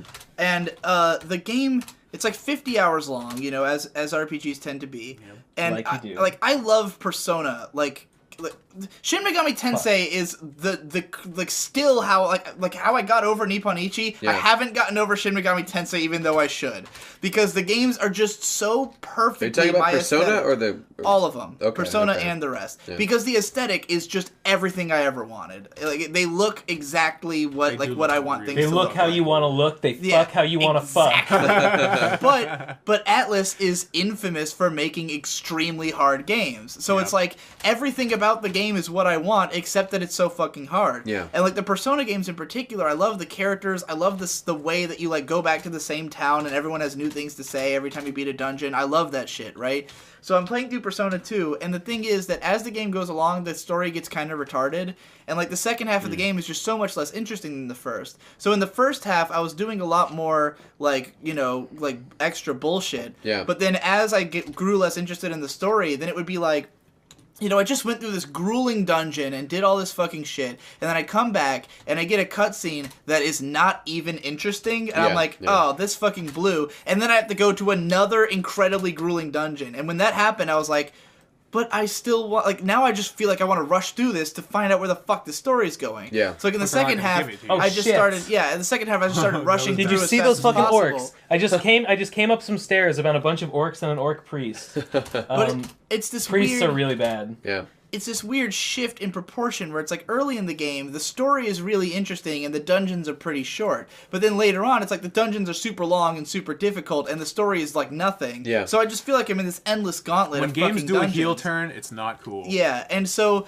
the final dungeon in that game, I was so fucking sick of the game. Like, I just wanted it to be over. I'd been playing for, like, probably 3 days, and I just wanted it to be done. Because, like, non-stop for 3 days, you know? And I was like, I gotta fucking finish this game. And they're telling me, you know, the final boss, if you want to beat him... Check this shit out. What this is, that altar over there is an altar of Trog, the god of rage and for barbarians and stuff. This moth in here is a rage moth, or like a... Wait, he's called a... Yeah, he's a moth of wrath. So he's gonna like sprinkle his rage powder on these fucking rats and send them into a berserk fury. So I'm gonna get the fuck out of here. Yeah, get out of there. That sounds horrible. Like the worst day ever. It's pretty bad. I mean, the rats are not particularly strong, so it's not like. Sounds bad. It could be dealt with. Dark Souls has taught me that rats are not to be trifled with. That's true. I don't want to be the hardware in Bloodborne. I don't want to be trifling. Oh, all right. One in isolation is fine. I got embarrassingly murdered by a gang of rats. It happens.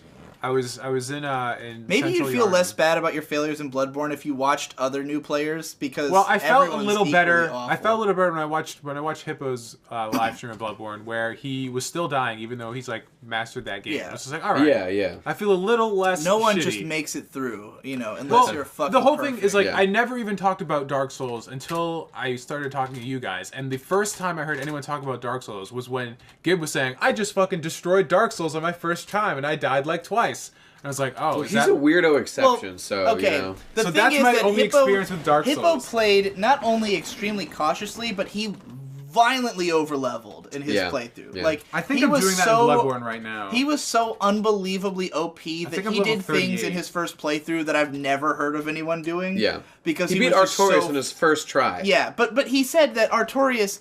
He said that he was taking a drink like of Estus, and Artorias hit him, and he did not stagger out of taking the drink. Yeah, which is means ridiculous. That for that to be possible, he would have to be like 10 times the level that most people finish the game at. Like, he was so over-leveled, it's unbelievable. That's crazy. So, his is a totally unique for like experience. 4 days to get leveled before I kept playing the game. I just felt That's a good idea. It's so boring though. Grinding in that game is grinding is not great in that game. It's true. What, in Dark Souls? I actually I don't know if you saw my tweet about Dark it, but Souls I wrote an Bloodborne? entire script in my head for Bloodborne. I was thinking of Dark Souls. Are you talking about Bloodborne? Yeah. Because I enjoy grinding in Bloodborne. Really? I just enjoy. I hate grinding in all those games. The act actually. of playing Bloodborne is the appeal of Bloodborne to me. Well, here's the thing. Like Bloodborne. The only reason I can stand playing Bloodborne is because every time you hit something, it's like having an orgasm. The blood spray and the sound. That's why it's grinding is fun. If that wasn't there, so I couldn't play this game. I don't give a shit about that shit. I just want to fucking grind my EXP and get up as fast as possible. Doing things repetitively over and over like that it in gets that way. numbing. Like the only like I had this whole like thing planned. I was like. Because I was comparing it to like action games I like that are hard, like Ninja Gaiden and Devil May Cry. It's a different kind of game completely. Sure. But, like the appeal of Devil May Cry and stuff is how you kill the guy, and the fun in Bloodborne is if you'll kill the guy. Because like That's true. you don't know if you're going to be able to make it. Like that's why you're going cautiously. And like the thrill is like when you have like less than half a life bar and like you're just kind of getting by the skin of your teeth. The thing is you that feel like a fucking winner. Once you're great at the game, it shifts to the other one because like. The way that my friends who are really into Souls games play, it's all about how fucking much can I gimp myself and still beat this boss. I guess. You know, like how can I play this game at level 1 with only shields? Yes, I can. That's kind of my big problem with Bloodborne right now is that like in order to like do it effectively, you have to like treat it as a game. And that sounds really fucking stupid. And I've been like thinking about how I want to make a video about this and explain this concept. And I don't even know how to describe it in words correctly yet. Is that like I like kind of not passively experiencing a game, but like kind of getting lost in the world and the idea of the game. Like when I played Mass Effect, like I was in space. Like I wasn't sitting at a computer playing a game. You know, with Bloodborne, it's like you have to actively be aware of all the mechanics and I don't believe in immersion. I have the biggest boner for immersion ever. If I'm not immersed, I'm not having nearly as much fun. I don't believe in it. I don't think it's real. I've been immersed many times in my life. You have a shitty life. I think I have. And I wouldn't trade it for all your Patreon bucks in the world. I don't get it. Okay, I traded for a majority of your Patreon. I wouldn't be happy about it. If you never get immersed in anything, then what's the point of experiencing any story? I don't get the idea. Like I've never had the moment where I stop believing that this is a story. No, I don't. It's not that you don't believe it's a story. You just you become so like you just like, forget enveloped in it. You're not thinking about anything else. Like, when I'm playing something like Mass Effect, like I'm not even like conscious of the fact that like I'm sitting in a chair and I'm holding a controller. It's just like you're living vicariously through those characters and those events. And so it's just like if someone, the only time you remember you're holding a controller is when someone like bitches at you. You're like, oh fuck, and you have to pause. Well, I don't even know about this forgetting shit, but like when Ace died in One Piece. That emotionally devastated me, and I couldn't do anything for a few days. Right. I mean, that's getting immersed to me. That's the totally. If that's what immersion means, then I've been immersed. Yeah. But like, I've never forgotten that shit. I don't think you ever think it's real. When people talk about immersion the way that like they mean when people say like I'm not even analyzing it, I'm just immersed in it. Like that doesn't happen to me. I don't have a moment where I don't think about it. I don't think your autism is ever going to let you get to that level. No, it's just. Like, I mean, when I'm watching a great movie, I'm constantly thinking about why it's so great. I'm always thinking like, oh my god, this scene is constructed so well. Don't do that. Know, that's I have to flip a switch in order to go into that mode.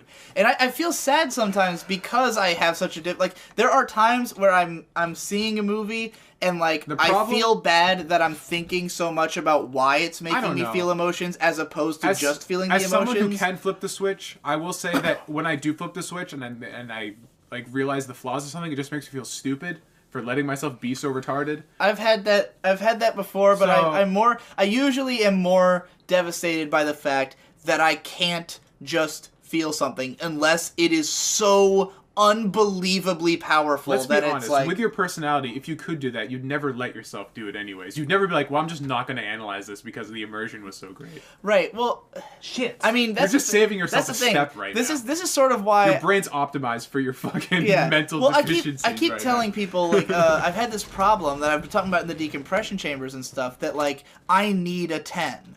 Like, I am so desperate to watch another 10 because I've been trapped in this world. Like all of 2016, not a single anime came out that I would give above a 9. Not one.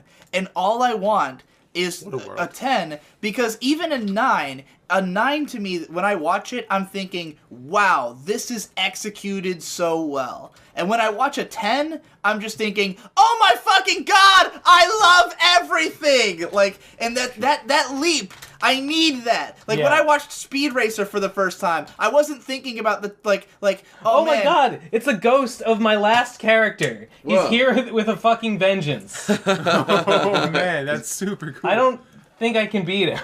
Run. Can you just say hi? Maybe. Wait, did you say the ghost of your old character? Yeah, the one that just died. I just saw him. But I'm getting I'm getting out of here. I'm getting the fuck out. That's pretty cool. That is awesome. Spooky as shit.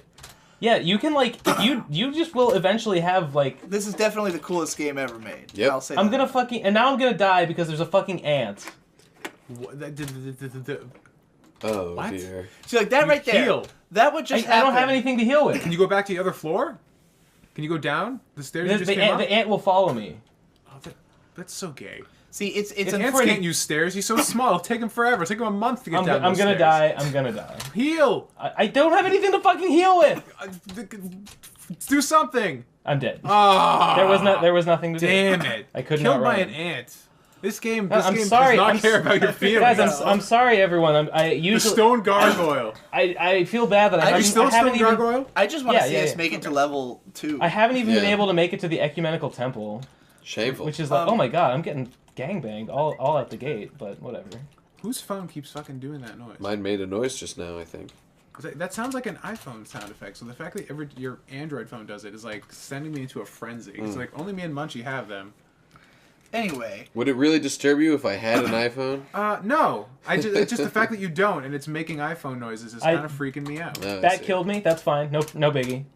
The first encounter? Yep. What the fuck? Don't worry about it. The downside's the random generated levels. There's no chill. There were just like 3 dudes there waiting for me. Okay, I think I'm probably gonna die to this hobgoblin too.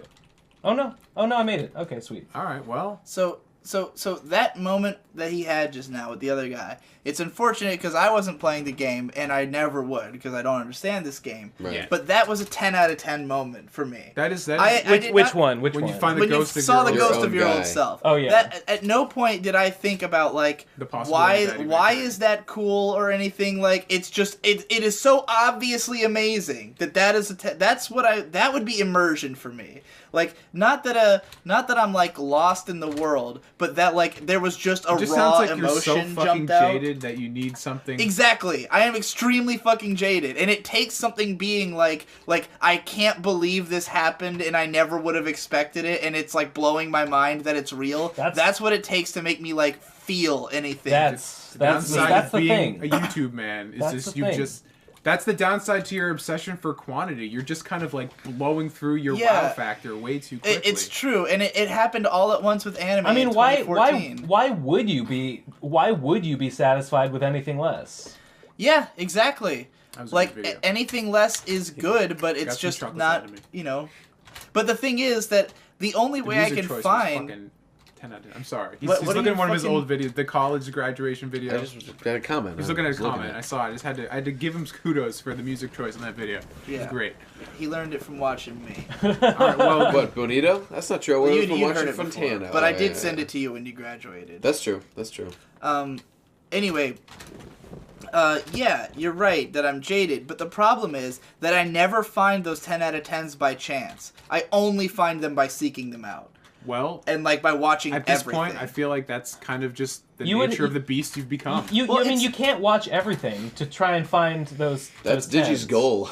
That's what I've been doing. He's being audacious. Like the problem is that admire your drive. Well, the problem is that the stuff that I end up loving the most is never stuff that everyone else loves the most, and so I have to go find them. Like I can't look at a list of the 10, like oh my god, a magic ring! It's made of bones. Have you considered that it's finally time? What? To learn Japanese and dive deep into that whole other pool of shit. Oh no. The level of manga that I will like I've been saying this. Imagine all the light novels you could read that should have been published instead of fucking SAO. Well, light novels are inherently bad. Like that's just I'm about to disprove fact. that rule. You're not necessarily writing a light novel. Oh, I will. Like if it's not bad, then it's not a light novel. Well, if you're defining it like that, then I think our case is already complete. Well. You're too old to be a new light novel writer. They're all like 18 and shitty. That is like really depressing, actually, when I think about it. I'm an old man. Yeah. That can't be right. Why isn't there like some cadre of older, better writers who are like, look at these retarded kids making bank on this shit. Why don't we get in on it? My point is that like what is considered a light novel is like the necessary element of it is that it's a shitty novel. Well, it's just like young adult fiction, novel. right? But it's young adult fiction that is like deliberately of you would describe it as a light novel because it is not of the heft of a real novel. Well, how different is like a Sword Art Online from like a Hunger Games? They seem pretty comparable to me. They are, and Hunger Games is terrible. So that's exactly the same thing. It's entertaining in its own way. Yeah, but so are light novels. I would. But a 30-something-year-old American woman wrote that. 2 years worth of semen flowed, made a glopping sound, and flowed endlessly into Asuna. That was not in any of the published versions. I don't think you're gonna find a line that bad in Hunger Games. I do think you have to be kind of dumb to write a book like that. Okay, or maybe I'm underestimating them. I'm like the biggest. I used to be like the biggest light novel guy in the world. Like when I was reading them before. Well, because light novels, before they became something that everything in anime is. Yeah. I was reading them in like the mid-2000s when nobody knew what they were. All that shit right there you see on that shelf, that's all light novels. Is there anything worth reading? Yeah, a lot of it. Okay. Well, I'm looking for stuff to read. Boogie Pop. Boogie Pop was my world. Is that going to turn me into you? Because I don't know if I want to go down that road. No, I mean if you read some of my book a little bit. I read a little. I need to read more. It's like people who like the couple of people who read my book who had read Boogie Pop were like, you just cloned Boogie Pop. Like that's all it is. Okay. Because it's like my book is just Boogie Pop meets Baccano. That's like and Gunslinger Girl. Like if you combine those three, you've got my book. But it's not a terrible combination. Yeah, and like Baccano. Okay, Baccano, great example. Phenomenal anime. Okay, you might be explaining a point I was just about to raise, but keep going. Baccano is a phenomenal anime. The light novel took almost 10 years to finally come stateside. It came last year. They released it only in a $20 hardcover because they knew how badly people wanted it. So they released it only in a $20 hardcover. Now here's the thing. What you have to understand about both manga and light novels in Japan is that they're like $5. Like a light novel is like this little tiny fat book that Ring of Protection of Magic, baby. That they put out in like. All right. Finally getting stacked. I hope. Okay. There's a race in this game that is the Octopode. It is literally just a sentient octopus. Nice. And it cannot use like most equipment, but the one thing it can do is it can wear 8 magic rings at the same time. So if you find 8 magic rings, you're fucking set. You can summon Captain Planet all by yourself. Is it that good to get 8 rings? Well, rings are. Wait. Well, I don't know. Rings can have really good effects. Wait, Ben. What? Ben, I have a question for Professor Saint. What? I can wear 10 magic rings. What are you fucking talking The about? rule in D&D and in much fantasy is that 1 ring per hand. That's fucking gay. That doesn't make any sense. Is the thing. But an octopode has 8 hands. It's not if you about get a the mutation fingers. with a new arm, you can wear It's another not- ring, it's not right? about Why the isn't it just fingers. counted as one hand? They're all coming from the same central appendage. No. Stop Ask asking Jesus. questions. Anyway, keep going. Yeah. So light novels in Japan are these little $5 rinky-dink little books that they fucking shovel out, and they come out like every 3 months. Like if you're reading a I series. want that speed. Yeah, if that's That'd be nice. I mean, look, I have nothing but respect for light novel authors because they're so fast. Yeah. But the stuff they're writing is fucking dog shit. So like Reki Kawahara, for instance, you have to understand about Sword Art Online and Excel World is that each one has at minimum 2 books a year.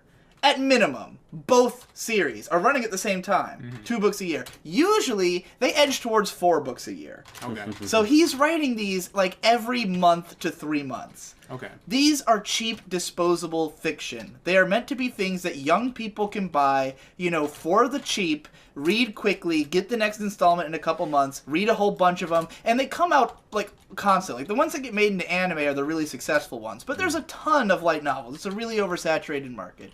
So there's just shitloads of these crappy little books coming out.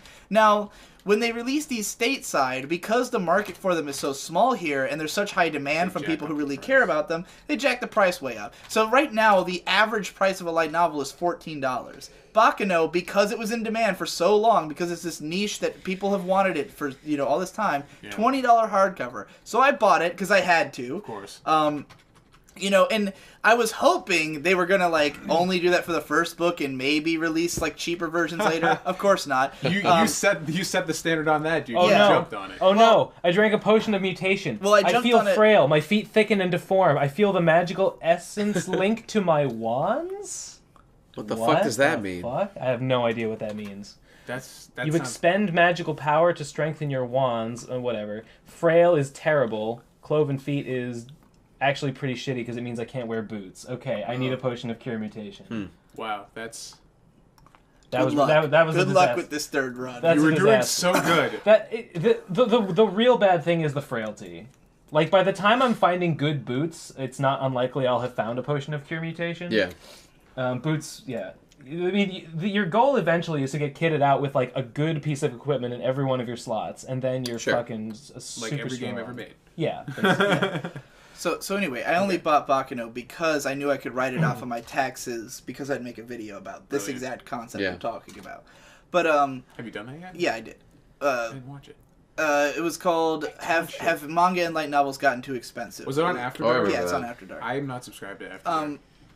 Well, if you want to be polluted with videos every single day, then by all means subscribe. That's why I'm not subscribed to After Dark. So it's too much, They're dude. all fantastic. Everything I've ever made. Anyway, Baccano, I bought this damn book, and I started reading it, and it's not well written. Like that's my huge complaint. Yeah, I was so fucking stoked to check out. Oh, you read it too? No, I didn't read. I haven't watched Baccano. Another thing on my list to do. But like I really enjoyed No Game No Life, and I was like, oh, I'll read the light novels. They're terrible. They're right? so fucking. I like flipped through one in the store. I'm like, this looks like it was written by like a 5-year-old. Yeah, and I wasn't sure like, is it just translation or is it like they actually written by retards? Because they're written, like I said, in like 3 months. But here's the by thing. like a 20-year-old. Here's what I don't understand. Okay, because I just recently read the entire series of Animorphs, which is it's not the same thing, but those came out once a month. There's 12 books a year. But those are like really Applegate small. is a beast. They're smaller books, but like the concepts in there are like fucking great. Like it's one of like the best like books talking about like the psychological effects of war. Which I mean, there's probably better. You but, like, may be exaggerating. No, there. it's not like okay, not like the best ever, but like it's like it treats it really realistically and like goes into a lot of things that you wouldn't expect for a book written for that like age demographic. It's fucking great. That's like the coolest. It's the coolest thing. I do not regret spending $60 on all of Animorphs. All right, that's cool. It was well worth it. But it's just like, why can't like a quote unquote I guess like young adult write something of like just okay, you have to understand as well that part of the thing with light novels is that they come from they're very edgy. Yeah. Like, a lot of the concept behind them, like the people who did it in the beginning were kind of like No, this fucking priest won't leave me alone.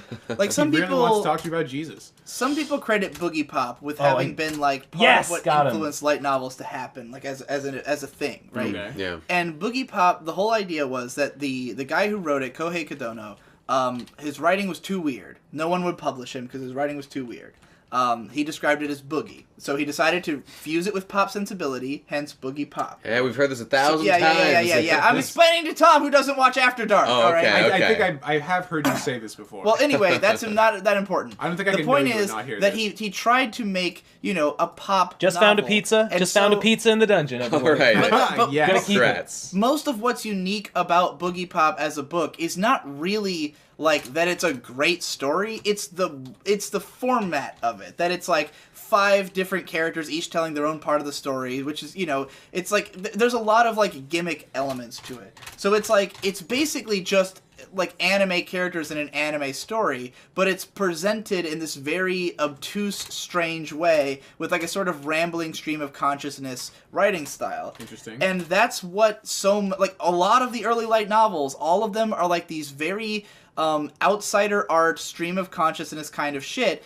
But like when you look back on them as an adult, you can feel the fact that you're older than these authors were when they wrote them, and you really feel that. Like, they're not geniuses. They are just, like, writers who got to start early, Okay. And, like, I read Boogie Pop now, and even though I still really appreciate it and how, like, where it innovated and how interesting it is, like, the actual writing is pretty immature. And that's true of, like, all light novels. And the thing is that most of the people who were writing them were influenced by the old ones, and there's just a degradation over time. It only gets worse. Yeah. New light novels are only worse and worse and worse than older ones. So if you read, a lot of those ones on the shelf are the original generation. If you read Nisio Isin... I hear the sound of rushing water. That means there's a special portal on this level that'll take me to You like can hear this game? Well, no, that's what it says. Oh, okay. I hear the sound of rushing water. Anyway, that means I need to find a portal and get there because there's a secret level. That will probably have nice treasures for me. Rad. But yeah, if you read the writing of Nisio Isin or Kohei Kodono or any of the people in Faust, which is those 2 volumes there that say Faust, those are like compilations. Cool. And it was a magazine that existed in Japan that was half like mostly like light novel authors writing short stories, and then they also had manga stuff in there. And like everyone in there has like a very distinct like dark, edgy kind of teenaged like young adult style. But those stories were very like, even though they took a lot of influence from anime and video games, they read more like young adult fiction. Like they took place in like, you know, urban areas, and they had like real stories and some drama. But then over time, like light novels just became anime, and it just became like all the tropey bullshit. And now they're just garbage. They're all fucking terrible. And it strikes me as odd that happened. Why can't you just write fiction for, you know, young adults and not have it devolve because into that? they're being like, the problem is that those guys who wrote the original ones were probably influenced by real books. Real writers. Yeah, you know? Right, of course. Like Catcher in the Rye. They all owe a lot to that. You know, they all owe a lot to the Catcher in the Rye. They even, in one of the Faust volumes, there's like a few of them nerd out about it. You know, like really? How much they love that book. Not being Catcher in the Rye is, you know, is something that young adults love. Sure. You know, it's written in a way that audience can appreciate it. But it's a real book. But if you only read stuff that are influenced by that, that's a little worse. And then those people write, you know, and everyone keeps writing worse and worse stuff. Slowly becoming more. And then if you're writing, like, of, I want you to imagine that someone, because this is something that happens all the time, and it happened to me as a kid. We probably all experienced this. You watched Sword Art Online or something like it, some shitty show that was your favorite show, and you immediately decided that you wanted to be a writer, and your only influence is that one shitty show you watched. So you try to write something exactly like that. Yeah. And if you're successful at writing something exactly like that shitty successful show, you also have now written a shitty successful show. It's just that it strikes me as particularly strange that the market would come to support like shittier products instead of rewarding what I would assume is better quality stuff out there. You know what? I have a theory on this. Because it's easier to make. It's easier to make, but I think we're talking more to like who's buying it, right? Yeah. It's the same Kids. people. Dude, here's the thing. We can tie this all back together. It's the exact same mentality as why you bought all those fucking games. Because the aesthetic of the book itself is what drew you in. That's the number one thing to remember... It's all marketing. It's the producers. The most important thing to remember about light novels is that the writing doesn't matter. The cover matters. Exactly. Because every light novel is a two-man team. It's a guy who wrote the book and then the guy who did the illustrations. And those guys are equally important. Exactly.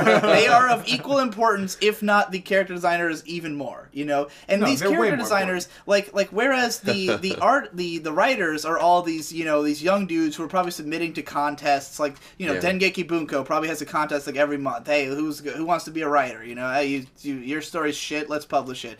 And then they farm artists off of like Pixiv, you know, Pixiv? Yeah. So they'll just go on there and find someone who's popular and be like, let's hire this fucking guy. Makes sense. Super underpay him.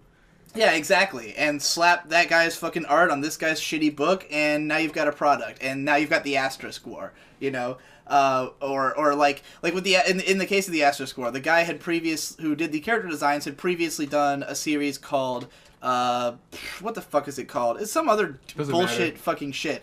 But it was shit. Great show. It was a bullshit shitty show that was really popular because of how hot the girls were. Of course, and it's like there's no reason that Asterisk War would have gotten an anime if not for the fact that the same character designer did that novel. And like they probably just like some novelist came up with the story and they said, "Oh, let's put this guy on it," and they put that guy on it, and now that novel, regardless of what it is, has a future because that artist drew two girls. The only reason No Game No Life is successful is because Shiro was on the cover. But the people orchestrating all this are the people at these companies that choose to publish these books written by these people. They're the ones who get in touch with these artists. It's because they don't have to pay anybody a lot of money. It's because and they know they'll sell a fuck ton. Yeah, and they're soulless fucking scum-sucking faggots who need to be executed. Well, they're picking out the stories. You have money. We're going to Japan. It's daytime there. It's these people. Can take them out. It's these people whose responsibility it is to support the company they work for and guarantee the return on investment through these books and these light novels and these artists and whatnot.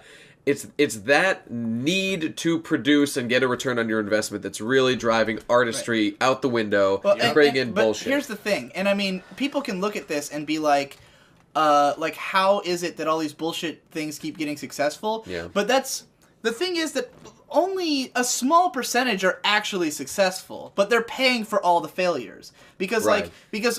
like I said before, whereas only some of these are getting anime adaptations, there are fuckloads of light novels getting published, and most of them just die. I know nothing about Most this of, market, like- so I don't either. Yeah. I've is true for manga. I've tried you know? Googling light novels constantly. for manga, yeah, I've never absolutely. gotten anything like How many times have you As good as started this. in any medium? How many times have you like a print something not like anime where it's all made at once, like a season is made all in one sitting? But like, how many times have you started reading a series and then after like a few chapters it just dies? It happens all the time. You know? It's tragic. And that's what Sometimes. like light novels, they're just constantly making them, and some of them, like, one comes out, nobody buys it, it's done. Yeah. But the one that actually survives, that gets the anime. it pays for like Yeah. all the failures. Right, exactly. Because they're And not so they paying just a lot to begin with. they churn out as many as they can in the hopes that one of them is going to be the golden goose. Which makes one perfect will be the sense. sort of People are dumb enough to Right. buy one of these. right, and that's why I hate A1 Pictures so much, the Sword Art Online team, because it's very clear because they make like fucking 4 shows a season because they're just hoping one of them's going to be the They're cash doing cow. the same thing. Yeah. They're doing the same thing. And they for just anime. churn out constant shit, and like, you know, every once in a while one of them finally. sticks and they make $1 billion, you know.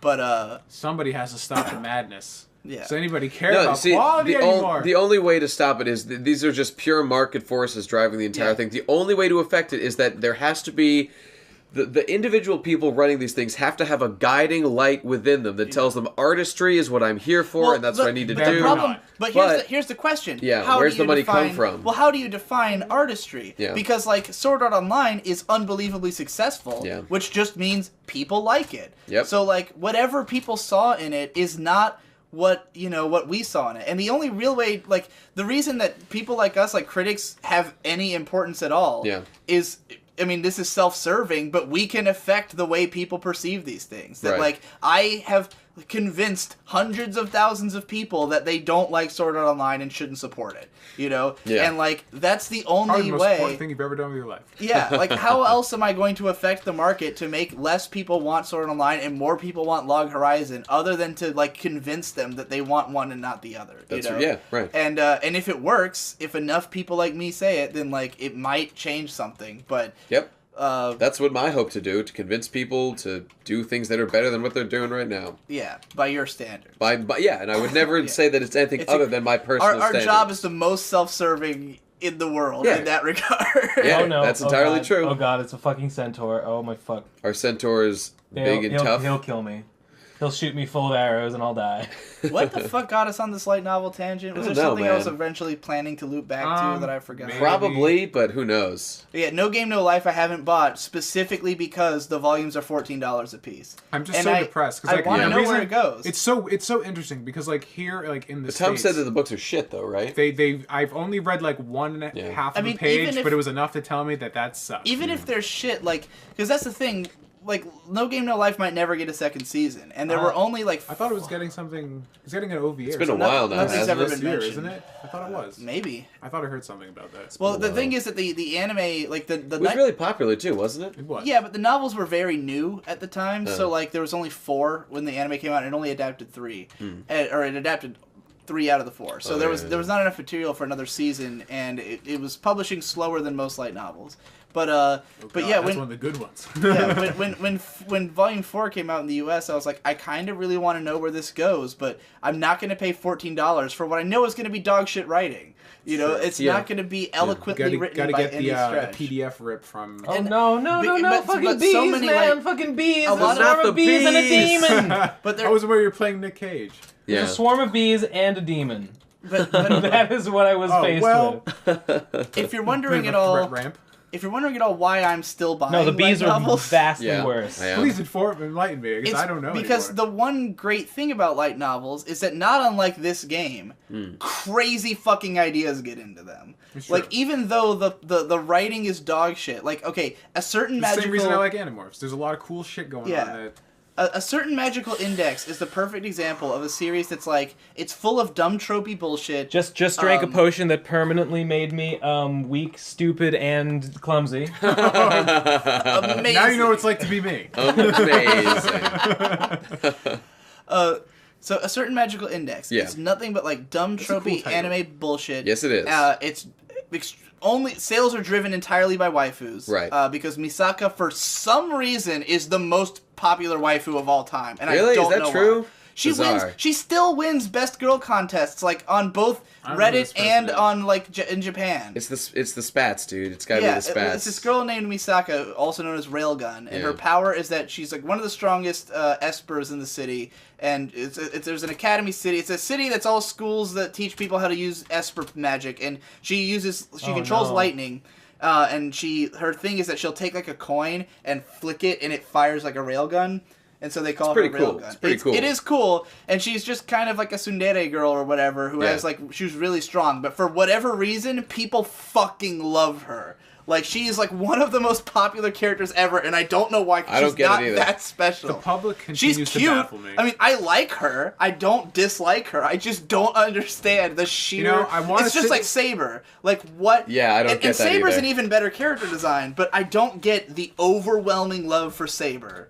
It's just because I don't know, man. Strong women. Think about this, dude. We can't even sit here and complain about them. We just fapped to fucking 2B downstairs, and she has no personality other than like we can see up her. 2B is way more interesting inherently than either of those characters. Her. Like you have some connection. I guess, but that doesn't do much for me in terms of endearing me to a character. Like I don't like my Bloodborne guy at all. Look, 2B's in a whole new world. There's tons to explore. Whatever. It doesn't. We'll find out if she's interesting with the game. Yeah, we'll find out. But like. I feel like she's going to be a stereotypical, I have no emotions, and by the end she'll have some sort of like emotional revelation. I don't know. You have to understand, Nier is off the rails. Fucking weird. It's off the rails. It could be anything. Well, really. I would love to be mistaken because I really like everything else the game's about. I can't wait to play that fucking game because the twists are going to be legit. The guy who makes the Nier and Drakengard games is a psychopath, and his games are full of weird, off the wall. Wait, speaking of psychopaths, I haven't talked to you about the fucking Godzilla movie coming out this year, have I? No, but I am excited. You know, of course you know. Of course you fucking. Yeah. Oh my god, I'm so. It's like two of the coolest things. Yeah. But anyway, I've wanted a Godzilla animated movie forever. Before we go down to Godzilla, let me finish my point about Index. Let's do that. I'll put my boner away from it. Just that Index, it's waifu driven. It's full of anime cliches and dumb bullshit. Is it worth reading? No. It is because it is so fucking unhinged with ideas. Like Index has the most detailed like series of rules and like things go. Like every book basically is just to introduce as many concepts as the author can think of. It's super interesting when like things like that happen because like it's very interesting when you find pieces of media that are doing so many extraneous things just to like the author or whatever has like one specific goal they want to do. Like this is what they actually care about. Yeah. But you can't just do that. No. It's like I can't just make up rules and publish them online and people. Yeah. It's basically a wiki. The book is like a Wikipedia. Like if someone just wrote a wiki for a show and then just like loosely turned that into a book. That's kind of what it is. I do enjoy those. It's just he never stops coming up with shit, and it can lead to amazing shit. Like for instance, Accelerator is a crazy dude. Yeah. The concept of the story is that like there's the Academy City, which is built around science, and they have to teach people to like use powers. So it's kind of an X-Men city.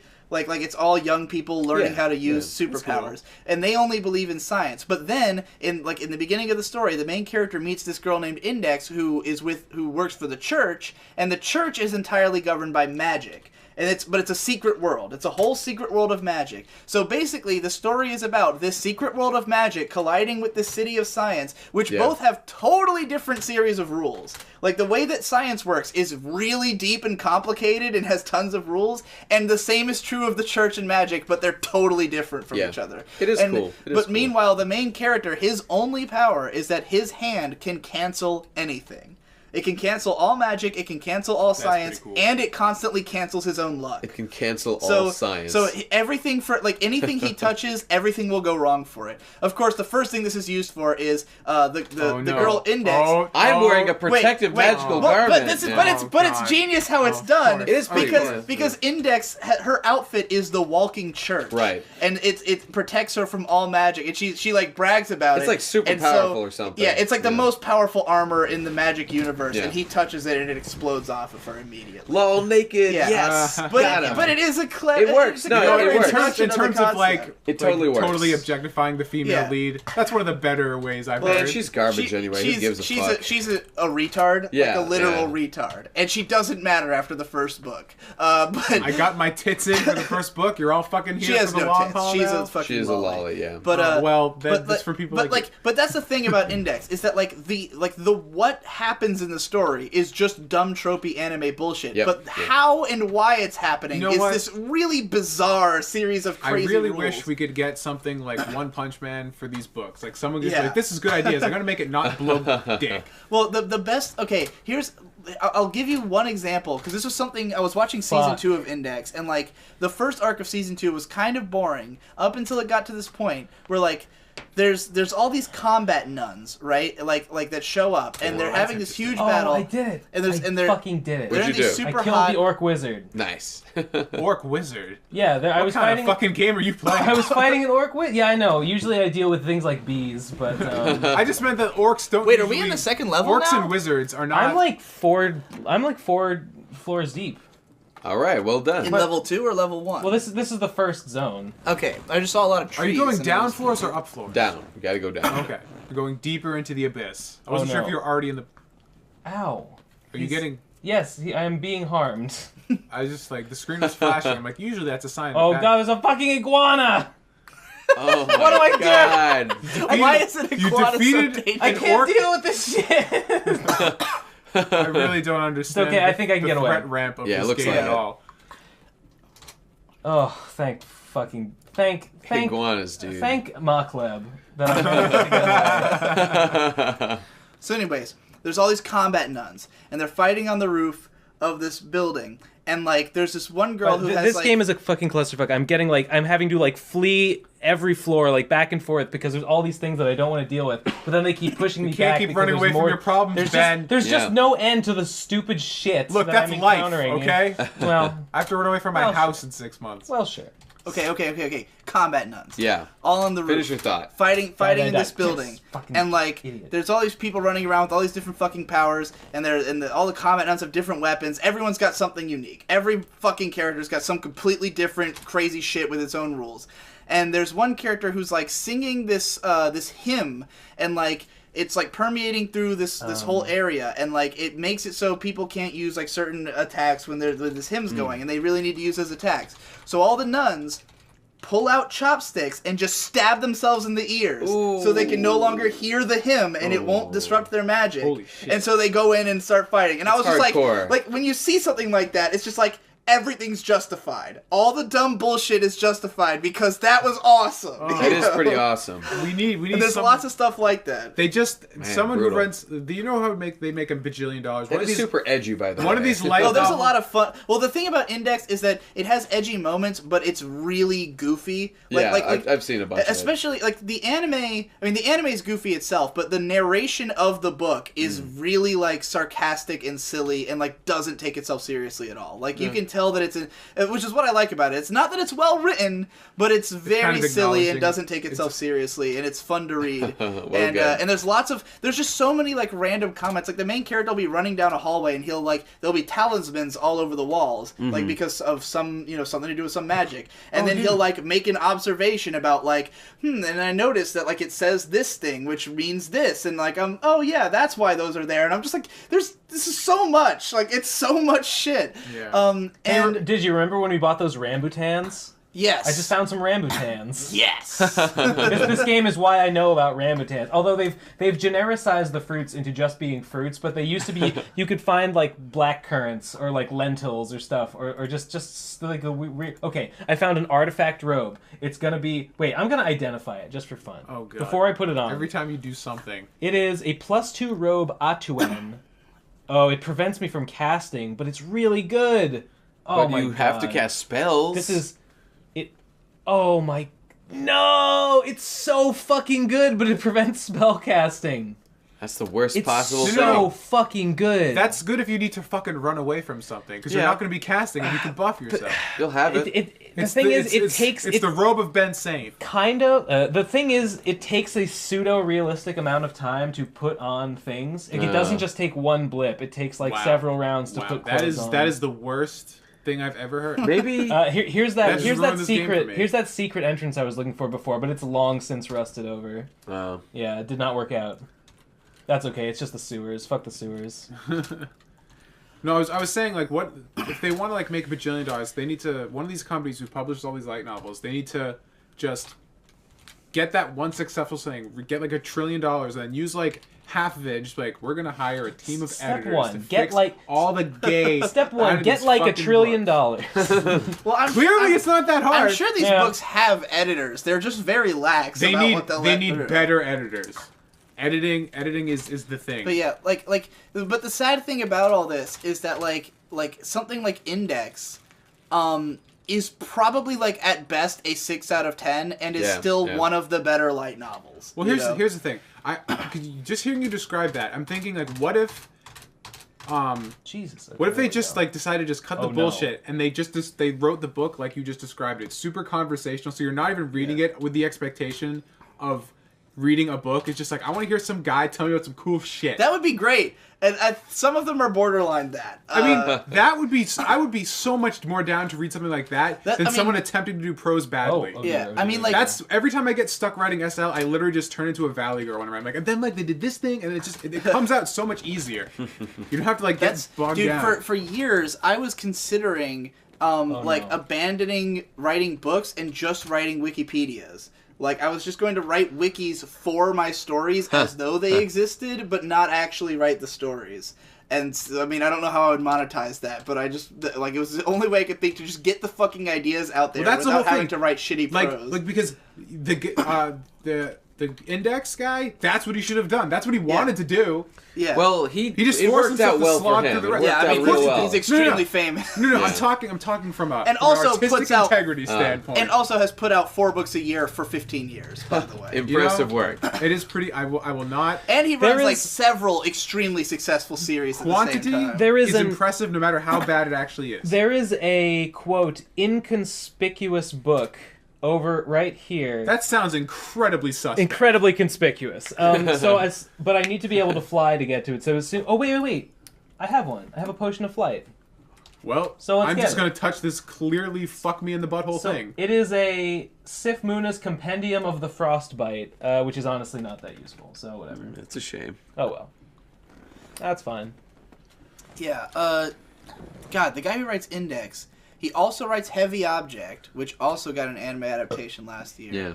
And like several other, like he will have years go by where he has written installments into like 5 different series and multiples of some of those. How do you even keep your brain organized like that? Clearly, he doesn't. He just needs to have a mental like orgasm every now and then. Just get these ideas out of him. I mean, he's one of those guys who's described as like, I don't want to do anything but be writing. Like a Stephen that's King what or I want to something. be. Yeah. Nisi Scene is also. I gotta like get to that point. And he's fucking unbelievably successful. But Nisi Scene is another one where it's like, in his case, it's that he writes such I would describe his dialogue as so stilted and awkward that it's its own style and it's awesome. Like it's full circle. I'll give you the benefit. Have you ever seen any of Bakemonogatari or Katanagatari or anything with the Gatari in the title? Yes. Yeah, he's known for those and for some other stuff. But his characters all just have the most bizarre like thought processes and like reasons for thinking what they think, and they just talk. That's all they do. His novels are just nonstop dialogue. Yeah. It's really weird. None of which is natural at all, but it's so fucking weird that it's really entertaining. My books are nothing but dialogue, but it's done well. Not to toot my own horn. No, go ahead, toot your own horn. I mean, Nisi Scene is famous for amazing dialogue. It's just that it's like amazing in that it is so out there that it's really it's amazingly confusing. Yeah. It's so interesting because like this whole discussion we've been having like, this entire time is basically saying like we live in like the post-talent era. Like you don't need to be talented to be successful. That and, is like, why do I stress myself out so much about being good? and yet, like it freezes me in place. Not be able to do anything because like it's not good enough. But clearly, being good does not matter anymore. No, well, it's not the primary. Thing I don't to think be it successful. ever mattered. I don't think it ever mattered. Well, I think it matters significantly less now, just because like the volume of stuff that can be done. Oh, dude. I found a store. Well, I don't think being good was ever a thing. I think it's just that there was a taste that was common. You know, I kind of agree with you just because like Shakespeare is so renowned and he was basically just like trash back in his day. Well, like it's just that like the reason taste gets made is like let's say we're back in the day and you can only publish one book a year. Like you just don't have the technology to publish more than one book a year. You publish that book. Everyone reads that book. It's everyone's first exposure to art. So their taste is that book. It's true. Now, if you write another book that's nothing like that book, people are going to go, well, that book was good. This is something different. I don't like it as much. This is bad. And then if you write something that's exactly like the previous book, but, you know, a little different, then people go, oh, this is like that. This is what good is, you know. And then everyone just takes influence from the same book, and that's what good is. And then eventually there's people out there. I feel like that's a gross simplification, but I can't argue it. But there's some people who read that book, and they go, well, I hate this. I'm going to write my own thing. Contrarian. Yeah, and I'm going to write my own thing, and then they write their own thing, and nobody cares about it because it's not good, you know, to them. But then sometime in the future, we now have the internet, and you can publish that. H.P. Lovecraft. You can publish that thing, and everyone goes, everyone's like, well, this isn't good, until that one guy finds it who's like, this is exactly what I wanted. And it used to be that you could only show whatever book you wrote to the people in your village or to some publisher who doesn't want it. Right. But now I can go, like imagine... Your village is the entire world. Yeah, your village is everywhere. And, like, as long as you can just get it into the hands of those people who want it, then you're good. And that's the hardest part. That's the entire struggle of publishing on the internet. It's not about being good. It's not about anything. It's about finding the people. Yeah, finding your tribe. Exactly. That's exactly what it is. And it's like, where is my tribe? Are they on Reddit? Are they on 4chan? Are they over here? Are they over there? I just gotta spam it. Are they on Tumblr? Please tell me they're somewhere. You know, is it the guy who inspired me? Is he going to like my stuff as much as I like his stuff? Let me send it to him. Maybe he'll post it on his Twitter. You know, like you're desperately trying to find your tribe. It is a struggle for sure. This makes me wonder what the end goal of all this is. What's nuclear we all getting holocaust. at with this? Are we talking about humanity? Oh no! No, you got this. Barely survived. All right, well, barely survived that fucking centaur. What are you talking about? The point of like of the creative struggle? Yeah, the point of art in general. Why it's consumed. I think it's. I think. And why we should give a shit. But the point, I don't think anyone needs to give a shit. I think the only people that give a shit are the person making it for themselves. I like making it, and I need to justify why I make it. To me, the purpose of art is to let people contextualize themselves and the world around them. People don't like when you are just like, let's say you're just working all the time. Yeah. All you do is work. And at some point, you take a step back and realize, I don't even like doing this. Why the fuck am I doing this? Why is living a thing? Yep. Why am I alive? Why would I be doing this? On a daily basis. And then you read a book and you go, oh, that's why. That's why I'm alive. That's why. It's this thing. This makes sense now. And then you're like, I want another. And then you read another one and you go, and this is how people sustain themselves through working these like, to me, the most important thing my videos do is make it so someone who can't do what I do and is working some shit job somewhere doesn't kill themselves today, you know. Like, if my video... That sounds melodramatic, but it actually isn't. I've got lots of comments to this effect in the past that, like, you know, like, your video came out today, I felt like dog shit and wanted to die, and then I watched the video and now I feel okay. Like, that's the most important thing my videos can do, is make people not want to kill themselves because the simple act of living sucks, you know? Yeah. Yikes. Something feels off about that. Like, why... What is their justification for not killing themselves by being entertained? No, just feeling like someone if you've never been working at your job and just being like, this fucking blows balls. Imagine if you went and worked at your job. No, yeah. I know. And then you came home and did nothing but like stare at a wall and jerk off. Yeah. You just didn't have the artistic spark. But what am I giving that you can't? Like, I think what you're asking is more philosophical. It and is. like okay. Why don't you give an answer? Here's a great. What do you think it is? I think he's trying to figure it out. Here's a great example from how I have an answer. How I've come to understand this from a lot of people. Like I spent a lot of time on forums in the mid 2000s. Yeah. And I would continually see people like this one forum called Otaku Boards, obviously an anime board. And there'd be threads about like why you're on this board. Oh god, it's Prince fucking Ribbit. It's fucking Prince Ribbit, guys. It's the ultimate frog, man. He is the ultimate frog. There would be people who say things like, in my town, which is small town bumfuck nowhere this USA. Is bad. Real bad. Like I would get beat up for even saying I like anime. Like because it's just not something that anyone else in the community wants any part of, and they think it's devil worship and faggotry, and you get beat up for being gay. Well, they're not wrong there. Now let's say you live in the middle of bumfuck nowhere and you're gay, right? Right. And no one around you understands, and no one around you to talk to, and you don't understand anything, and then you watch a show about being gay, or that speaks to you, even it's not even about being gay, but it's the same kind of thing. Right. And you watch it and you realize, oh, like this is a thing. This is not. I'm not a fucking demon. I'm not a literal devil. I'm not going to hell. God isn't real, but art is. And then you find something to connect with and be like, oh, I'm a fucking human. Other people feel this way. But then you can't talk about it with anybody in your town because they still don't understand you. So then you find the internet and you go, wait a minute, there's a bunch of people watching this shit, and there's gay people everywhere. I'm gonna be gay with them. And then you watch my analysis video, so you can be gay with me. I see the point you're making, and that is interesting, and I do see a value in that. But what's funny is that the way that I think about my videos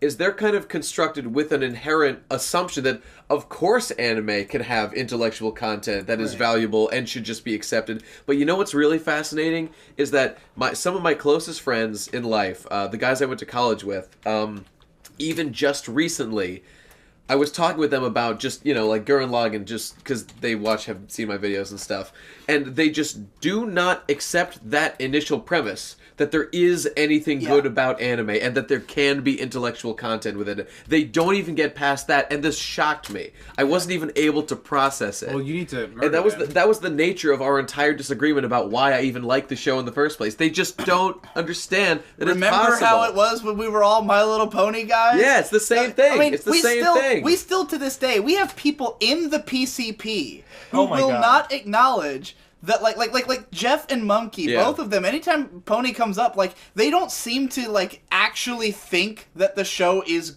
probably any good. You might be right. They really think we're all just fucking crazy. Yeah. They're like, well, that show's Radcon obviously 3. gay. Monkey shows up, we tie him up at night, and we force him to watch all the good Monkey stuff. is in the place that I was before I watched the show and realized that it really can be good. Oh god, it's a bear. Okay. It's a fucking bear, what we gotta guys. do for Monkey? For the record, I don't think Monkey would like the show. Oh, he's gone I berserk. don't think it would be to his taste. We need to have I don't Monkey know. watch the Japanese. I just show. don't know. Then he can appreciate. He'd it through his appreciate that normal more, lens. yeah. I'm Monkey honestly does not watch surprised he has Japanese not done. dubs. I'm honestly That's true. surprised he has not done an anime review of My Little Pony before every That meeting. would be- He's planning to do That would be a. fucking He's hilarious. gonna interview all of us. It isn't he, seems like an something? obvious choice. What? He's planning He's to got do bigger plans, I think. the next fucking what's it called? Anime Spectrum podcast is supposed to be about it. Really? They wanted to No. have me on. I was gonna say, there's 17 documentaries, so don't even bother going down that road. No, but I don't think in his or Jeff's mind, they even process the idea that it's possible that show is actually as good as one of their favorite shows. I don't think they even think if they tuned that in is today, a possibility. I wouldn't That's blame them. I guess that just shows that we really do have barriers within ourselves that, Yeah. Of that a course we lot do. of us have to Everybody overcome. does. I mean, we all had to kind of get through that, maybe Yeah, well, to different degrees. Before I saw the My Little Pony show, I thought it was bullshit and assumed it was terrible, Because I had to watch all the old ones with my little sister because she was 5, and I was like, this is the gayest shit in the world. So And it was. I just think And it was totally there's was. It nothing was that awful. baffles me more, and this is also true of stuff like K-On! And other stuff I like that Yeah. anything people treat this way.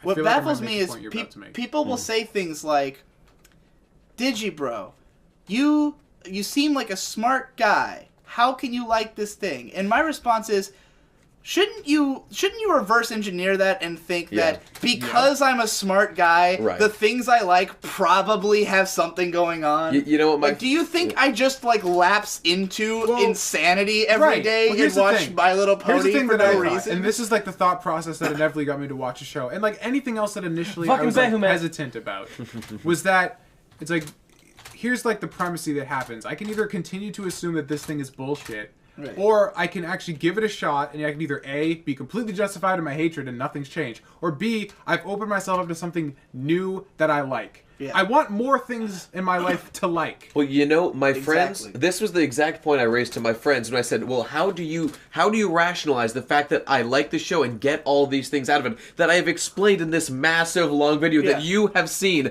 How do you rationalize that? And their answer was very simple. They say, Nate, we think you are just projecting what you want onto the show and that it doesn't actually exist in it. I don't understand how anyone can think that. It doesn't make sense. I don't get it. All it is people who don't make art. They're giving me so much... They don't make art and they don't understand art. That's true. We went over this in the fucking in the intentions of the artist podcast that like everything that's in something had to be put there. You can't just like there's not. I killed Prince Ribbit. I am the champion of the dungeon.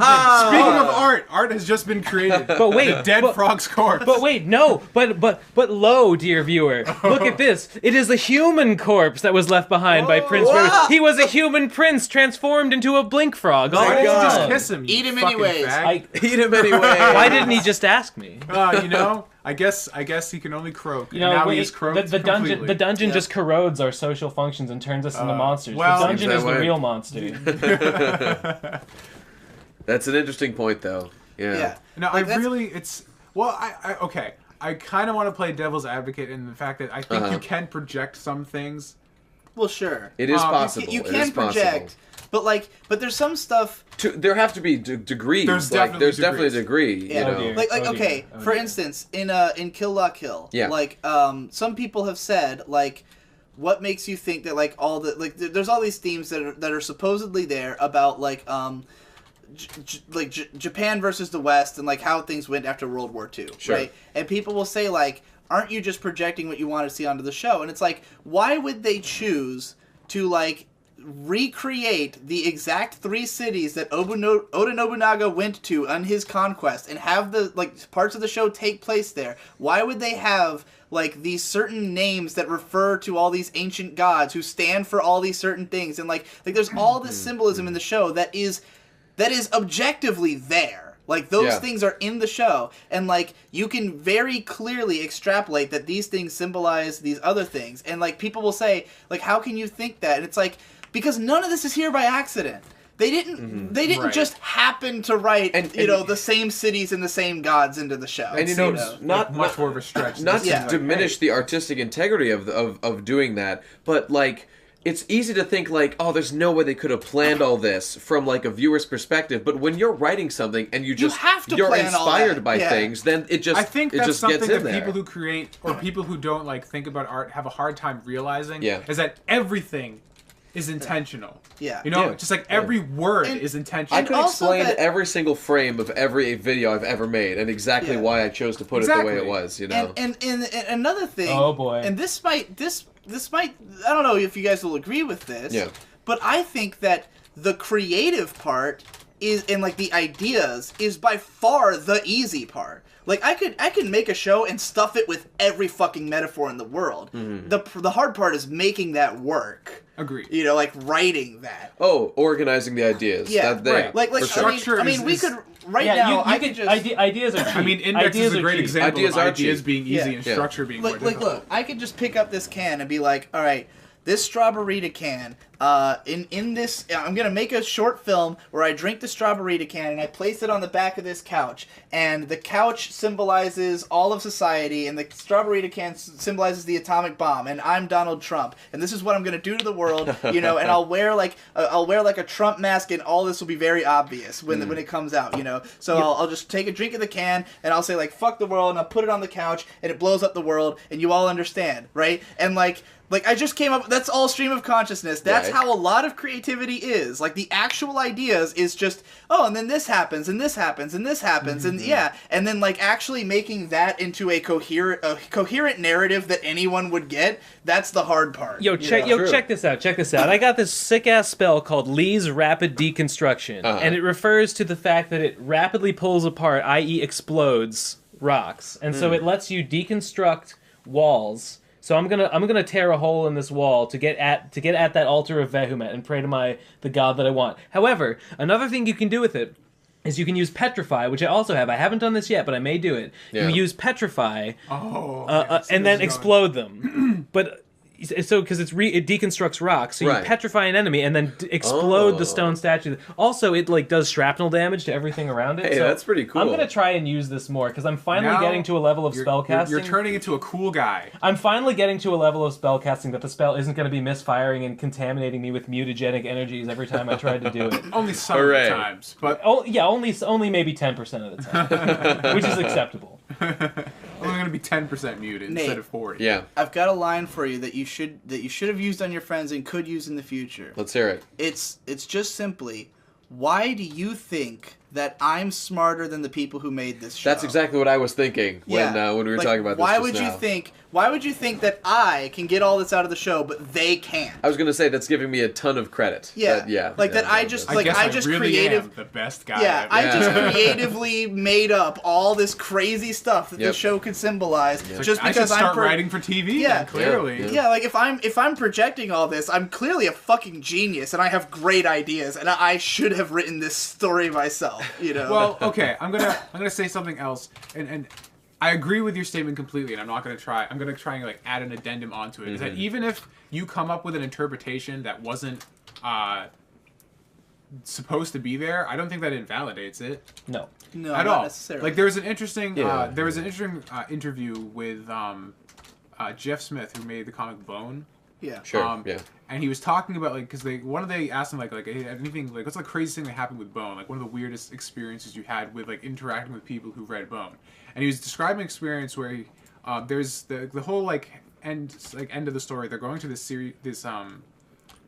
city called Athea, and they're trying to get there, and they need to get some shit. It's been a while since I read. I don't remember the specifics. I just remember they need to go to Athea, and they're traveling to get there. And this guy comes up to him at a convention, and they're talking. He's like, gets the book signed. He's like, I really was fascinated by Athea, and like the way that you kind of, because like Athea meant atheism, right? So the whole thing is a metaphor for like the crumbling of like religion and going for like humanistic interpretations of things. And he's just like, what the fuck? What the fuck just happened? What the fuck just happened? What do you mean? Just like 50 turns passed and I died. Did I sit on this? Yes, you fucking sat on the keyboard and killed me. Oh no! I'm sorry. Wait, how did that work though? There's a button. What button S is it? or space or whatever. If it's space bar, then that's sucks, probably dude. The F for the fuck you button. Yeah, I'll turn off. It was an accident. Oh my god. I was gonna make it that time. I was gonna make it to the ecumenical temple. Oh my god. All right, pee break. I'm sorry, Ben. Piss away my tears. Oh my, that's terrible. I'm embarrassed that I'm not making it further on these runs. But yeah, the reason that wasn't your fault. The reason he called the city Athea is because it was just a play on gold on. The reason he called the city Athea, it was just like he just like took Athena and took out a letter. Athena. And it sounded cool. Yeah. But like this guy took it and totally ran with that. But like that doesn't technically make it like invalid. Like it's because like here's the thing. How you've never talked to the guy who made it. Yep. So how do you know what he was thinking? Yeah. You can only infer. You can only infer. Yeah. So varying degrees of certainty. even if it's like super obvious, like maybe it wasn't. Like maybe to this guy, like clearly, like that was. Well, I mean, as long as he doesn't like okay. There's a difference between saying story, I got this out of it and saying like this is what it means. Yeah, like, right. The story is You not can't deal about with that, but you can have that interesting take on it. Sure. Like how I have like made Sword Art Online better for myself by believing that Kirito is a new type, and like like to me that's canon, and I know it's well I don't know that it's not intentional, but to me it's canon, and it makes the story better, and as far as I'm concerned, it's true. Does anyone want a beer? We have some right here. Yeah, this. Yeah, with this Pabst. Oh, you brought it up. Okay.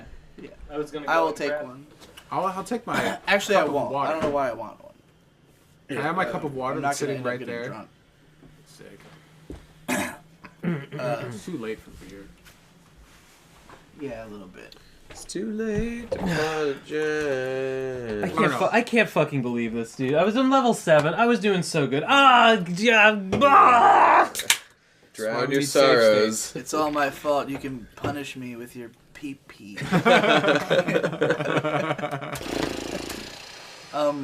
Dear viewers, apparently Digi saying "I'm gay" over and over is his new verbal tick. That's the meme. Well, it's Ben's fault. It's the best meme. Me and Ben have both been doing it. I've just been doing it more excessively. We've been subject to it since we got here, and but when you guys me and Ben just walk around the house looking at each other and going, "I'm gay, dude. Me too, man. God, yeah, I'm man. so I'm gay. so gay. Yeah, have you seen how gay I am? And the answer's always yes. Not to I'm be glad funny, you both it's can just, finally admit it. It's just, I guess We've just been feel, admitting it. we Where have feel you a- been? We feel a certain camaraderie in with general. one another by sharing our gayness. That's good. Yeah. That's good. Yeah, That's healthy. Yeah, you know, it's Grow and live together. This is the coming out cast. Yeah.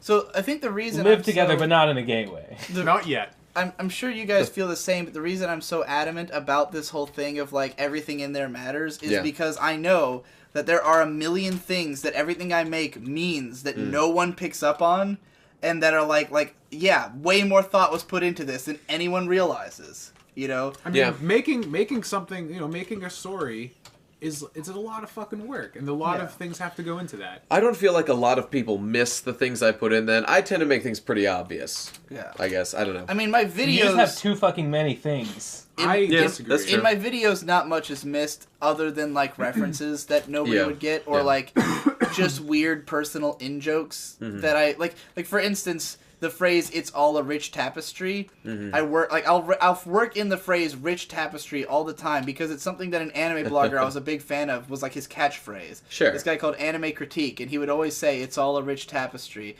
and so any excuse I can get to work that into a script, I will, and it just sounds like it's a pretty normal phrase. It's pretty innocuous on its own. It's only when you realize that I've used it in so many fucking videos that you'd go, "That's weird." People don't say that all the time. Yeah, yeah. But for me, it's this in-joke that I'm making, this reference to this anime guy who's not even around anymore for the past 5. He might actually be dead. He was in Thailand, and there was he disappeared during a time of political upheaval in Thailand. Geez. Oh, dear. Nobody's heard from him since. So he was killed in the Australian brush fire. I really hope not. He was one of the coolest fucking guys on the internet. Oh, man.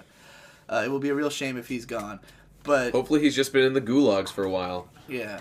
But anyways, there's lots of stuff like that, and then the rap lyrics. The reason I did the whole 3-hour analyzing my own raps video is just because almost every line, it means more than first appears. But sometimes it's just a fucking, the first word that came to mind that rhymed with the last word is why that line is there. It's interesting how, your creativity has, it has peaks and valleys in terms of, how invested you were in things. Well, it's just that, I really enjoy serendipitous connections. I say this all the time. I really enjoy when something just happens to work out and it is perfect, more so than when I really set out to make it perfect.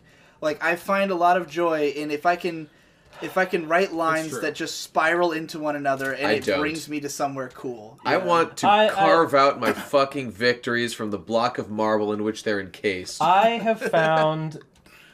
See, I am trying to become more... go first, Ben. I was going to say, in art, I feel like learning to just kind of draw whatever and just sort of deal with it. I used to save all my... I used to save everything on different layers, and now I'm a lot more... Just combine layers. Just put it all in one layer. If it doesn't work out, I'll just, I'll correct it. Yeah, I don't know. I think that's a more healthy way to do it. Because you treat it as less sacred, and you get more loose. And the other thing is, okay, one of the reasons that Champion has taken so long is I had a real shitty work method before where I sketched all the... It's normal to sketch all the pages and then you go back and ink them. But I've been doing nothing but inking pages that have been sketched for months now. Yeah. And I'm right on the cusp of finishing that. And after it's done, I'm never going to do it again. I'm never going to pre-sketch. I'm always just going to draw it as I go because that's how I did with Brunswick and it was great. Yeah. And I'm going to just just not I'm so fucking that you're good enough to do that. Just not fucking. I'm just. Well, it's not that I'm not gonna sketch. It's that I'm gonna sketch and finish all at the same in one go. Yeah. And just you should do a video on how you do that, so I can just. He has to figure it out. Maybe first, I will. Probably. Actually, maybe I will. Actually, that will make for better fucking speed draws because you'll be able to see the entire process. Yeah, that's true. Yeah. That's true. Okay. Just give me the not speed draw version because I have Just a watch brain, it for I have a like brain 6 disorder. hours. I would do it too. Oh god. That's how I absorb information slowly. Hence my whole problem. That's why I'm fun. still dumb. Might be fun. All right. Anyway, so yeah, fucking. Whatever, let the chips fall where they may. That's all. Yeah. That's what I'm saying. Well, the way I write raps is the ultimate in the serendipitous stuff because I go into every rap with literally no plan. I write the first line and like let's say for instance, well here's the one I had like the most plan for was I'm Mortal. And like I was listening to the beat and it kind of reminded me of Chrono Trigger. And then I thought about how like in a game like Chrono Trigger, you beat the final boss, but ultimately, 1,000 years later, they're just going to come back, and all the people you're saving are just going to die anyways. Everyone dies. Like, saving the world is really just prolonging the inevitable for everybody in it. The only way to actually save the world is by creating the singularity, and we live forever. You know? So everyone else is just a temporary bad guy. Look at this fucking shit. This is an altar of Vehumet right here, surrounded by a matrix of fucking spontaneous fireballs. Well, that's annoying. It's a bit. I'm vexed. I'm feeling a bit vexed right now. But I want it really bad. I'm gonna brave this fucking fire. You made it. I could die at any second. Oh god. Oh god. All right. Let's adjust. I want this. Okay, to conclude Vehumet first. welcomes you. Now let's see if his holy fire eviscerates me before I can get. Yeah, you made it. Thanks, Vehumet. No, it looks like I'm chosen. Your faith I was rewards you. I was chosen by he. Something I wanted to mention about like creative process and stuff is I'm becoming more comfortable with the fact that like pain is right and not wrong. Yeah. Because like I like punish myself for not having it come easily. Where like if you like want to fucking kill yourself, that means you're on the right track and not on the wrong track. Well, let me sort of. Well, depending. I mean, the whole thing is that like it's not gonna just like usually like you said, it's carving it out of the marble. You don't just look at it and it appears. You know, one of my favorite lines, guys, is I forget which bodybuilder said it, but man is both. Ain't nothing but a peanut. Yeah, ain't nothing but a peanut. Ronnie Coleman. Ronnie Coleman, classic. It was it's about weightlifting, but it applies to art in general. I think it's man is both artist and canvas, and he has to chip himself out of the marble in which he's created to sculpt. You know, whatever. You get the idea. It's a good line. It's a good line. Yeah. So anyways, that I'm Mortal song. So that whole concept I had, I came up with the first 3 lines based on that concept. I would love to save the world, but I know everything dies. We know the cycle never ends, but we continue to try. If I miss the singularity within my life, I'm fucked. And so I broke the rhyme scheme. So then it was just, what rhymes with fucked? Oh no! Oh Cuck. jeez! Oh jeez! So perfect. So, getting cucked by the universe. My favorite line in the whole song, just because fucked rhymes with cucked. So if I miss the singularity within my life, I'm fucked. Getting cucked by the universe. Now what rhymes with universe? Verse. Little cheap, but I'll accept it. Sure. Yeah. Well, I also do lots of internal rhymes in my songs, so I usually am not as worried about the end rhyme. Right. But what if I pull a "Sing About Me" and get shot by the end of the verse? Which "Sing About Me" is a song by Kendrick Lamar where a character gets shot in the middle of a verse. It's super dramatic and it makes me cry every fucking time I hear it. Because he's saying like, he's like, and if this reach you for your album, or if I die before your album drops, I hope you, and then you just hear, "Come," and it just stops. Fucking, it's I never understood what the hell was going on there, but now. He's like, Kendrick's reading a letter, like, the whole concept of that song is he's reading letters from people from the ghetto who are still there, like, talking about his music and what it means to them. And so the one guy's, like, really, you know, like, yeah, man, you really got out there, and you're saying something that means something, you know, I hope that one day I can make it out, but as he's saying that, he gets shot and dies. It's brutal. It's really fucking horrific. Anyways, so I'll pull a "Sing About Me" and get shot by the end of the verse. The real curse is not knowing. yet feeling the need for their goal towards which to continue growing and never slowing, even when it hurts. And it's just me thinking, like, what word rhymes with slowing, and how does that relate to this theme? And then I just keep building more rhymes on. Yeah. And there's no fucking plan in any of them. All of them are written very fast. And I feel bad about it because my rhymes are the weakest part of my songs, is that they're not creative. They're all just like the first word that came to mind that I could work into fitting the theme somehow. But as a result, That's how I do it too. I have like 4 or 5 songs where I have the lines stacks, tax, I keep rhyming tax and stacks and health and wealth. Like, I'm always talking about how I'm trying, like all I really care about is my health and wealth, and so I keep bringing it up over and over again throughout the album, because it's such an easy rhyme. Yes, it is. that it just always comes up. But yeah, I like that kind of just whatever. Run at it as hard as you can and make things come out of it. Out of the bullshit. I've been in awe recently, being around Jesse again.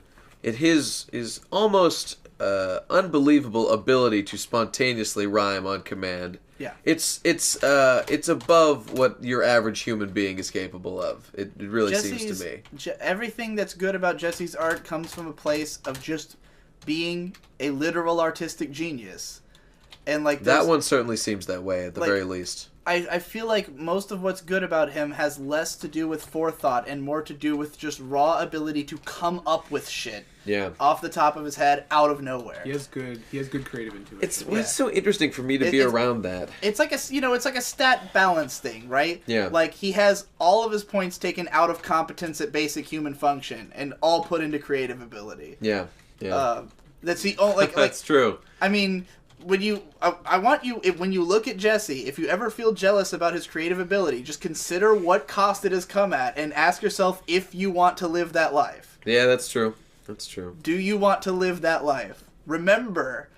Just remember what it took to get him here. Remember, Simba. You know, remember how he actually feels about his own life, which is pure misery, and ask yourself if you want the talent at that cost. And it's also important to reflect on how capable is this person of enjoying the spoils of what they, which is relates to both what you're saying and then no matter just also, how much he makes on Patreon, it doesn't matter because he hates his job. You know, because he'll just never forget that girl in high school he knew, who I don't even know, but something happened and he'll never forget it. Well, apparently he's now a fish. I won't talk about this on the show, but I'm curious. We'll talk to him later. No, I hate it. Well, he may or may not be actually like hooking up with Boozy Floozy. She might be his real girlfriend. She is his real girlfriend. Is that a fact? Well, you know, I didn't want to get into any of that. I was just saying they're gonna get a place together and everything. Whoa! Is he moving out of the basement? I think so. I think they're gonna get a place together up there in Michigan. I'm actually really happy to hear that. Yeah, it sounds cool. Potentially positive. Seems like a positive thing. But anyways, yeah, he can't be happy because he hates YouTube and he doesn't respect the medium at all. Yeah. But it's also where he makes his money. Yeah. Yep. The problem is I hate everything I do. Yeah. So that's not fun. That's a challenge. It is. Mentally challenged. Let's go get him. He's downstairs. He's sleeping. He's vulnerable. Let's fucking get him, guys. Like kill him? Yeah, like kill him. You know. What's our motivation again? I don't know. Okay. Whatever. Right. He's finally starting to be happy. We can't. Why are you asking me about motivation? It's time for action, not questions. Good point. This could be our only chance to do something. We gotta find out if you kill an artist, you gain his powers. Oh God, it's Sigmund. I don't know Sigmund. If I only get the powers. It's only the powers. Okay. Yeah. The rule states the powers, not the deficiencies. Yeah. That just wouldn't be fair. That would be nice. Because that wouldn't be fair, because you only know his powers and you don't really know a person's deficiencies. I know Jesse's deficiencies. Well, you do because... I experience Jesse's deficiencies all the time, such as when I'm trying to get him to Radcon and he hasn't bought a fucking plane ticket until 2 days into Radcon. Yep. That was a very poor decision. That is what I would consider a deficiency. I wouldn't argue that fact. I'm gonna fucking have an ulcer. Oh, I have one. I don't recommend it. Oh no! I think things will work out. You actually have an ulcer? I actually do have an ulcer. Holy it's shit. Sigmund. From stress? Yes. I've been in the hospital 7 times in the last 6 months because of stress. Jeez, God that sucks. Yeah. Good times. Oh no. have you considered taking a chill pill? Well, good idea. Good idea. I've talked to 3 therapists. They've all said you probably should be partially committed. That's how fucked up you are. I'm just like, no. Oh dear. Fuck that.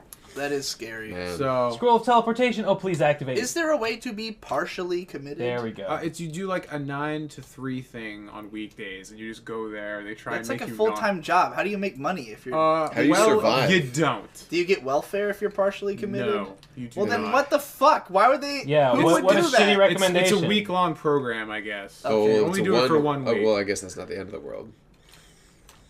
I work on weekends, so it wouldn't fuck with me. Well, why not? Go for it. Is Because it expensive? I have no idea. I never. As soon as I said it, I'm like, well, I'm not talking to you anymore. I'm fucked, but I'm not that fucked. I refuse to admit to myself that I'm that bad. Well, that I sounds would- like a healthy way to go. If I Yeah, have any problem at all, I'm gonna go seek help. That's my current policy. Even like if I stub my toe and it hurts for more than an hour, I'm going to the hospital. Yeah. Like that's how. I mean, how my problem is like I'm like a hypochondriac, so I like already like freak out about medical things too much already. Yeah, but they told you to go do it. So Well- it's not like you're just making this up in your own mind. That's true. I guess part of my anxiety and depression is feeling anxious about my anxiety. So it's a fun little like stacking effect. yeah. Synergy. Anxiety is a Synergy, black yeah. hole. It's pretty bad. It constantly Wouldn't recommend it. You know how to be black honest. hole like splits you in half over and over and over again forever? Is that true? Yeah. Well, it's Okay. It's a theory. If you get sucked into a No one's black hole, tested it it yet. keeps dividing you in half over and over forever. Wait, what? Along what line? I don't know about that, man. What does that mean? Okay, I don't whatever. know. All right, sounds cool. I like it. I heard it in a thing once. It compresses you into an infinitely I heard small it in point. Index. So Okay, it must be sure. I think true. it might happen in a Junji Ito book. Oh yeah. All right. That then. sounds about right. No, I think Throw that out the window. I have heard it in something, but it was sci-fi, so I don't know Yeah, all right. how true it is. I don't think that's true. Well, I don't think we actually we're going know to what assume happens. it's true and that it's a metaphor for anxiety. All right. Sounds good. Sounds good. like an intentional one. I'll accept it. I'm in a black hole of emotions right now. That Yes. sounds fucking emo. and shit. Everything you're anxious about doubles. It does. And creates a It's second It's anxiety. really fucking annoying, and you can't really do anything about it. Well, Yeah. you can't really do anything about it. Right. I can do something about it. Well, I'm glad you're better than me in that way too. I guess you just have to. Now I feel anxious use about being external inferior forces. to you Oh, in no. another way. Well, I No. meant I just like when I hate when people say you when they mean themselves, because it's like this is everyone does it all the time, but you know. People say like There's a cat. like when someone's telling a story about something that happened to them and they keep saying you like they're describing that they walked into a club and saw like these like a beautiful light and it's like and you walk in and there's this beautiful light and you're just like oh my god and I'm like no none of that happened to me, this is your story, this happened to you, you know. Do people tell first person accounts in Yeah, second all the person? time. I've never personally done that. If you listen to enough people talk, you're gonna start now that I've I put gotta it in your mind, say, Digi, this is not something I've experienced. You've either. just ruined conversation. now that I've for put me it if in your starts to mind, you'll happen. notice it forever. I did, dude. Oh, I God. told my mom this problem, and like it suddenly bothered her more than anything in the world for years. That she I constantly feel like corrects as long as you people. like frame this with like picture this, Die, that would die. solve the whole problem. I mean, But like, if Oh you're god, it's my recounting- ghost! It's my fucking ghost. yeah, He's back. He's like, back with a vengeance. I've heard my dad God. do, like that exact example I used of walking into the club is one that I remember my dad. That is so like, weird. I've never heard anyone talk. You know what? Maybe. You probably have, dude. Well, It's the probably first time it happened. happens, I'm gonna call you up and just say, "Faggot!" and then hang up the phone, This and is- you'll know this why. Is so terrible. I'm fucked. I'm gay.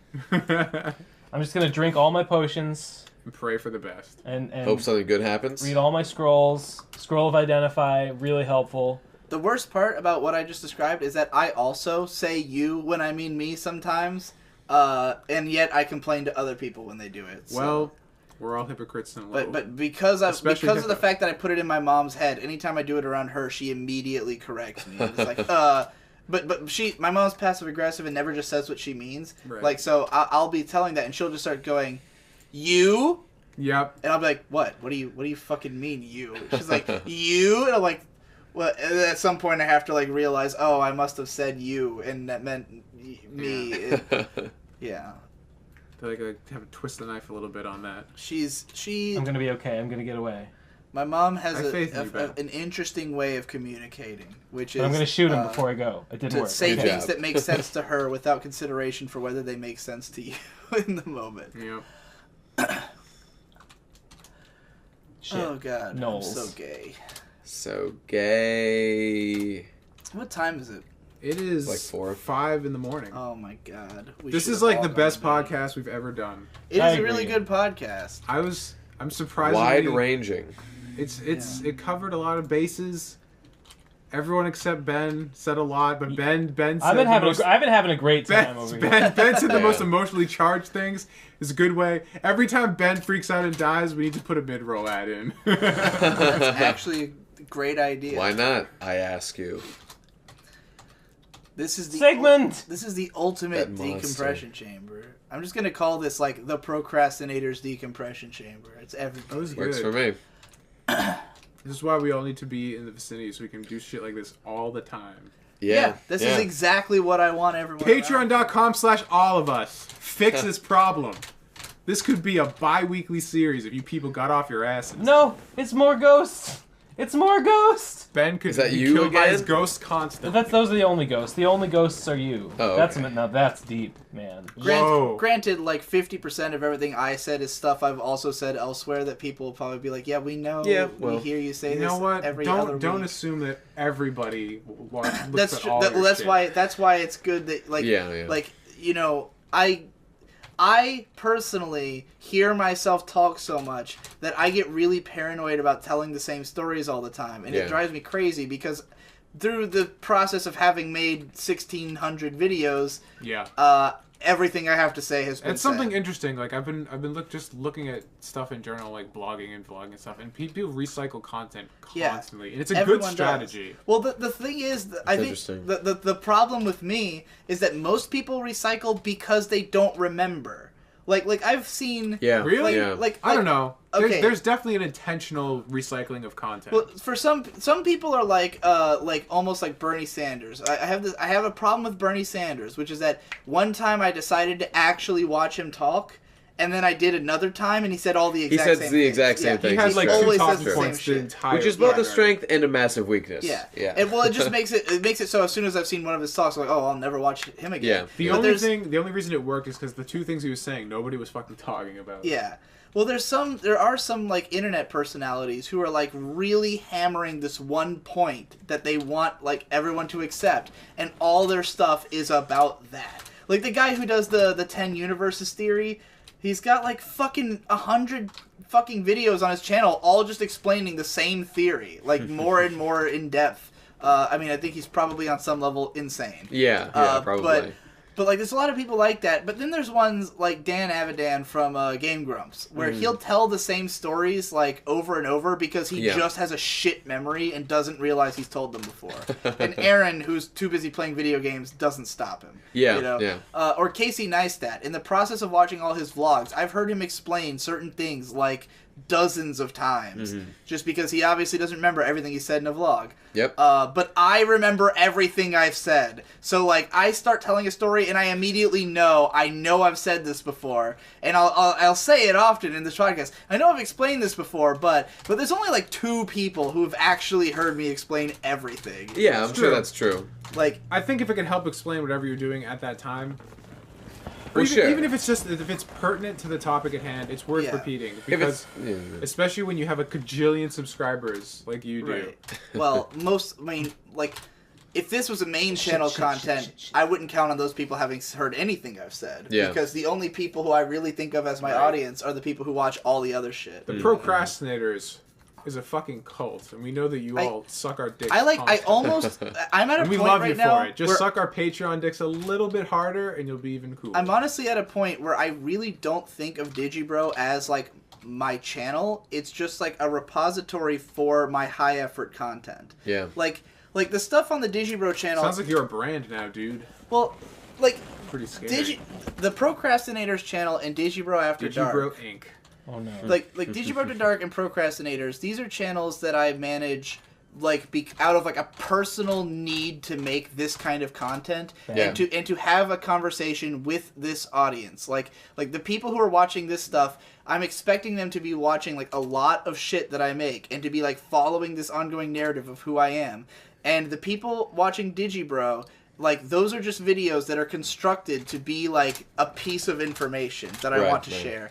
And those people, like anyone who's not also following all the other shit, I don't expect them to know anything about me.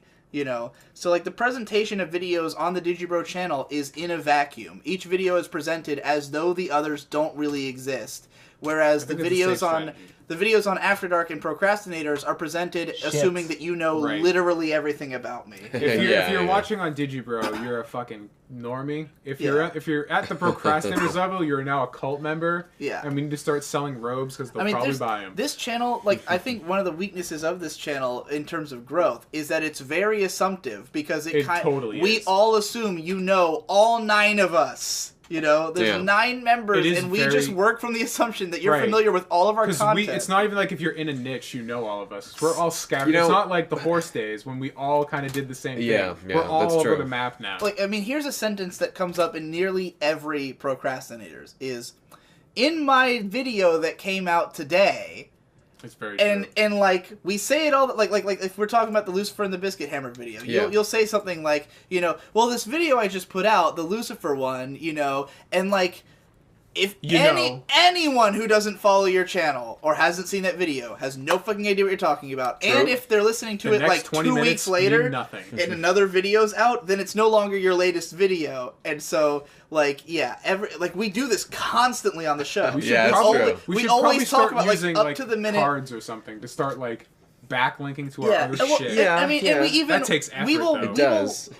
We'll do stuff like make a joke reference to something that happened in an episode of a Monkey Jones Let's Play. Yeah, and it's true. And we will all laugh, like, because we all think it's funny as shit. And it's like, how many audience members have watched a Monkey Jones Let's Play? At the same time, though, would we really want to make Procrastinators or anything we would else not want to dumb it is? down. No, we have to. Like the goal is to suck more people in to make them watch all that we shit. We want you to be cult members. That's really the. If you feel like you don't know what you're doing, that's your fault. I mean, we have discussed. You shouldn't be here yet. Format changes have come up about ways to make the content more appealing to wider audiences. I don't know how to solve this particular problem here. Well, like, but we hope that people will eventually love get us more. If they just watched all of us, it wouldn't be a problem. So just do that. I mean, but like when we make, because some of this stuff, like Horseshoe Heaven. Yeah, that's got like 100 subscribers, like a couple hundred. I'm so proud. And it's my favorite of Jesse's channel. Yeah, of course. It is the one that I would unsubscribe last if I had to cut all my channels out.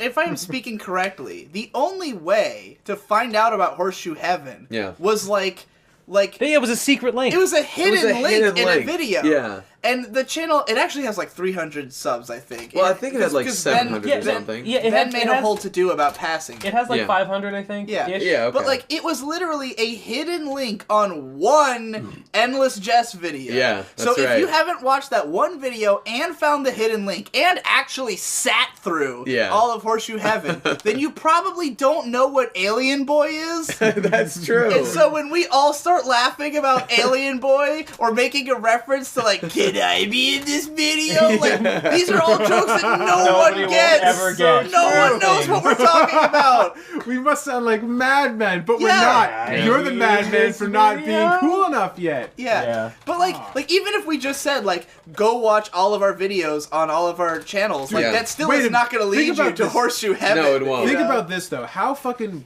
mind blowing would it be? Is say like 2 years from now, we go to like some random convention or something, and people come who are like fucking on our level, and just like we can talk to them like we know them. I mean, there's people that would be like eerie. That'd be interesting. That'd be really fucking. I don't know if I'd like it. That's what it's like to be really famous. I think I would think it was cool if people were like. There's people I can like Lachlan Still, who's a frequent commenter, like. He knows, like, I have never really spoken to him, but he knows literally everything about me. Do you know what this means? Yeah. Some people's tism is us. Yeah. It's interesting. Like, Lachlan, I mean, he makes his own videos now, too. But he knows, he's watched everything I've ever made and everything anyone in the PCP has ever made, and most of what we've ever made reference to, and like. You know, if you want to cheat... I mean, it's not just us. He follows a lot of people, but he knows everything there is to know about us, and he can come into like a thread, like on my Reddit, and just like say some shit, and I like. To me, it's like, yeah, like I don't even stop and think I've never talked to this guy, because just knowing that he's seen all my videos, I already have an understanding that like this dude knows me. It's pretty cool. Yep.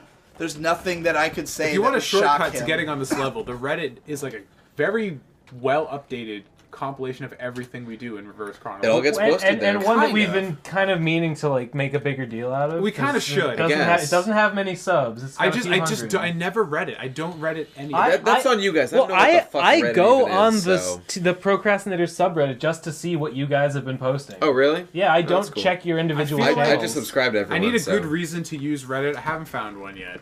Really? Someone made me a Reddit for Rebel Pixels, and I've touched it like twice, and I feel like the biggest shitlord who ever lived, because that was like such a nice gesture, and I'm just like, well, I don't fucking know what to do with it. I don't think like all of my stuff gets posted to that channel, but all of it gets posted to my personal subreddit for sure. That's true. Yeah. Well, I mean, there would be like 3 times as many posts, and no one could find any of it. My subreddit is like shockingly very active. Like not just with my content. Like people post like there's like a whole community on my subreddit. That's pretty cool. Yeah. Just of people who, I don't know, will be asking something or other, or just talking to one. Like, some people come in there because they hate our anime so much that they will just have conversations about shows on my subreddit, because it's like people who are kind of like Isn't me that they nice? can talk to, you know? That's what you need. You just need... Wouldn't it be great just to like be in the Kingdom R Hearts, anime you need alternative 13 one of day? you. I would love to have an our anime alternative, Yeah. not necessarily for it to be my board, Yeah. because we do like me and Lachlan, who's the mod, we do remove like stuff that's not at all relevant to me. You know? Okay, yeah. But we'll leave up like if it's a discussion of like a show that everyone knows I love, then like yeah, we can discuss that here. You know, Yeah. Obviously, I'll have something to say. That is a about it. tough balancing act for sure, because if you let it go too unfiltered, the original purpose of the I'm the Reddit fairly existing strict evaporates. about that. I don't want people posting bullshit, because it gets out of hand immediately if you let it happen. Right. So it's not a Gotta not keep a good short leash. But I think the Procrastinator subreddit, like, the problem is that none of us go on there, so no one feels an incentive to like.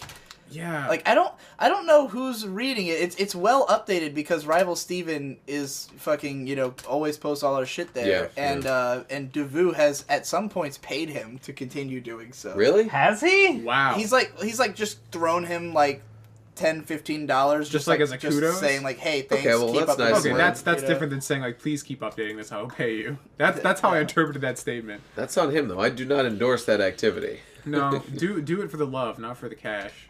I mean, Patreon.com/TommyLove. I won't. That guy is pretty dedicated. I mean, to do it at all, even I know if it's Devu is super cool. I know, but he's one of the people who sometimes there's like a small cabal of people who post all my stuff to my sub, because I don't post anything to my sub. It's all my. I just don't want to get into any territory where it's expected to be paid for this sort of thing. No. You know, Absolutely. I don't think it would be that way. Yeah, all right. No. So my personal subreddit, there was a guy. Oh shit! I just remembered there was a guy who was posting all my stuff to my personal subreddit. Yeah. And then he was like, "I can't do it anymore." I was like, "Cool, no problem." But then, like a week ago or 2 weeks ago, he messaged me and was like, "I can start it again," and I just forgot to ever reply. So I should probably tell him, "Yeah, I'll make you a mod again," because that was fine. I mean, I had been letting it lie completely fallow. I am in a constant state of feeling bad about people I ignore. It's the worst. Yeah, because you can't communicate with everyone that wants true. to talk to you. When you're this fucking popular, bro, you can't please everyone. You know what I'm saying? It's not even just everyone who wants to hear from me. There's a lot of people I legitimately feel like if I respond to this person, I will be happier for having done so. And a ring of just magical power don't that is get fucking around to it. radical. There's too many fucking people, and eventually, if sometimes if you ignore someone enough times, they're just gonna stop. They're gonna trying. take it the wrong way. Yep, that's true. Like we should just make a statement right now. It's like at least 70% of the time, I made get a it. response. I made it to the fucking ecumenical temple. You did it, Ben. You did it. Oh my god! It's level 2. Well, it's green. Not really. All it is just a place where all the gods have altars, except for the ones. If your life really sucked, and you didn't find. Is this actually every single god, or are they already excluded? Actually, yeah. The ones that aren't here are the ones that are in other places in the dungeon, such as Behemoth, the one that I wanted, which I already found. So this is totally pointless and just symbolic that I'm making progress. But how fun. So are you at level 2 yet? There is no level 2. There's only the second area. No, I'm still in the original area. Okay. What floor are you on of the Ecumenical Temple is debatably a second area, but like there's very little actually there. Yeah. Are there any like actual dividers, or is this all kind of just? Yeah, there is. There's like special portals that lead to different regions, and different regions have later regions will like each have a rune in them. Right. Yeah. Faded altar to an unknown god. Ooh. You cannot tell which altar this god belongs to. Convert to them anyway. Actually, you know what? I just realized I'm glad. Like, I was getting worried because the problem that I've been having at Radcon so far, and have had in the past, with everyone forever, including me and Ben working out, is that it's really hard to schedule around people who sleep at different times. Yes. Yep. Like, because you're thinking of it as like, we'll do this tomorrow, right. but my tomorrow is very different from your tomorrow. And for a second here, I was worried because I was like, oh fuck, it's already like 5 in the morning. I'm gonna wake up so late. But then I remembered that the main people I'm watching with tomorrow are you two, so it's perfectly fine. Oh, is that true? Okay, yes, cool. I'm mostly scheduled around you guys. Like I got to do that one fucking movie with Jeff and Jesse, and then I'm gonna watch a show with you, and then I'm gonna do some of yours. I've got you for 2 episodes as well. Yeah. Okay. I feel a little bad when you and Jeff came in and were like, everybody quiet down. I don't know. I didn't like Jeff's tone, and I kind of gave him like a scathing look. I feel like maybe I just don't know the guy and didn't read his tone the way he meant to be read. I felt like he was being a real dick, but I don't know. He was intending to be funny. What? Okay, well, it did not come Considering across. he said, hey, fuckheads, shut up for a second, we gotta make this show. Maybe I should have just assumed it was a joke when you get cross like that. Maybe you should say something just to clear the air if you see him. I didn't like say anything. I just looked at him like, what is your deal, man? I don't know. Well, I should have. I don't know. I'm being cool. I had told him to go. Like I said, we gotta go make those guys shut up so we could do this show. And he said, "Don't worry, I'll take care of it." And it was Digi telling you to shut up via proxy. He was probably just joking, and I just like wasn't in the mood to hear this. He might be overestimating the how impressed we are by his presence. I'm not getting. He is a famous YouTube guy, you know. He's quite active on the YouTubes and does quite well. I'm not. I don't care. I'm beyond that. I'm beyond that point. And yet you're still making videos. No. Make your novel. No. I don't. It's not that I don't care about YouTube. I'm saying I don't care about YouTubers. Oh yeah, no. I do care about YouTube. It's a. I thought you were done with YouTube. Did you make a bunch of videos about that you were done with YouTube? I make a bunch of... I'd say a lot of things that I don't do. I see. It's funny. I just recorded a sort of solo decompression video. It's all about my inability to make choices. Is it for Rebel Pixels? It was going to be for procrastinators. Okay. I edited it last night. Everyone's just done this, but like, I'm still resistant to doing it. You don't have to do it. I still would rather put a video like that on my own channel. Feel free to. I don't know if I'm going to post it at all because I did it when I was like still like really not feeling well, so I'm not like super energized about it. It's just really funny. And it might just be like super fucking gay. It just like. It's weird because when I made the decompression chamber, I expected it to be a video that none of you guys would watch. Because it's tonally very similar to my After Dark videos that most of you guys don't pay attention to. But weirdly, everyone seems to be into them, and like everyone seems to listen to them. It might be because it's on procrastinators. No. That's The reason I can absolutely explain why this is happening. It's because when you go to After Dark, you're presented with so much fucking shit, you feel overwhelmed. That's just the way the human mind works. It is a little overwhelming. If it's just one video a week where it's just like, I'm going to be a faggot now. Yeah. We can deal with one dose of faggotry, but if you just like literally take a shit on the channel constantly. Yeah. I mean, like, it wasn't too surprising that Ben listened to it. Just so everyone knows, I have butchered a human and am currently eating them. Good to know. That's all I wanted out of this. We've crossed the threshold at last. Like I wasn't. Survival mandates certain extremes. Wait, look. Yes, this raw flesh tastes terrible, it says. Well, you know. Suiting. Yeah. It always tastes terrible. It's hard to eat raw meat. You can only eat raw butchered meat when you're really hungry, unless you find an amulet of the gourmand, which lets you just fucking stuff yourself on everyone's carcasses until you're like engorged. It's actually a really good item because casting spells like takes food energy. Oh, okay. How do you prepare cooked items? You can't cook them. You either find like permanent prepared food that lasts forever, or you just eat raw food. There's no cooking. Oh, okay. This has brought me to an interesting thought, Okay. which is that there's a big difference between consuming and engaging with content, right? Yeah, for sure. And it's interesting to me because when I think of people who watch all my videos, I think of like people like Lachlan again who know everything about me and know all this history. But there's plenty of people who do watch all my videos and just don't care that much. And Ben is one of them. Because well, I mean, I care. You care sometimes. Why would you leave a comment when you could just go upstairs and be like, that video was gay, and just go back downstairs? Well, I mean, it was before that. Ben consumes a lot of my content while like drawing and just like having it on in the background, and like I mean, you watch like most of the After Dark stuff, right? Not recently, but in the past I have. Mm-hmm. And like Victor watches everything I put out just because he's bored and sits on the couch, but he plays 3DS through the whole thing. So he like kind of vaguely like Victor's response to the vast majority of my videos forever has always been, well, I hear you talk about this stuff all the time in real life, so I mean, so it doesn't. That's mean a fair point. So, so like on the one hand, you've got like Devu, who will, who's actually way behind on my videos and has not listened to most of the After Dark or Decompression stuff. He basically doesn't watch YouTube at all anymore. Like he's too busy working, I guess. All he does is watch anime and edit. Yeah. I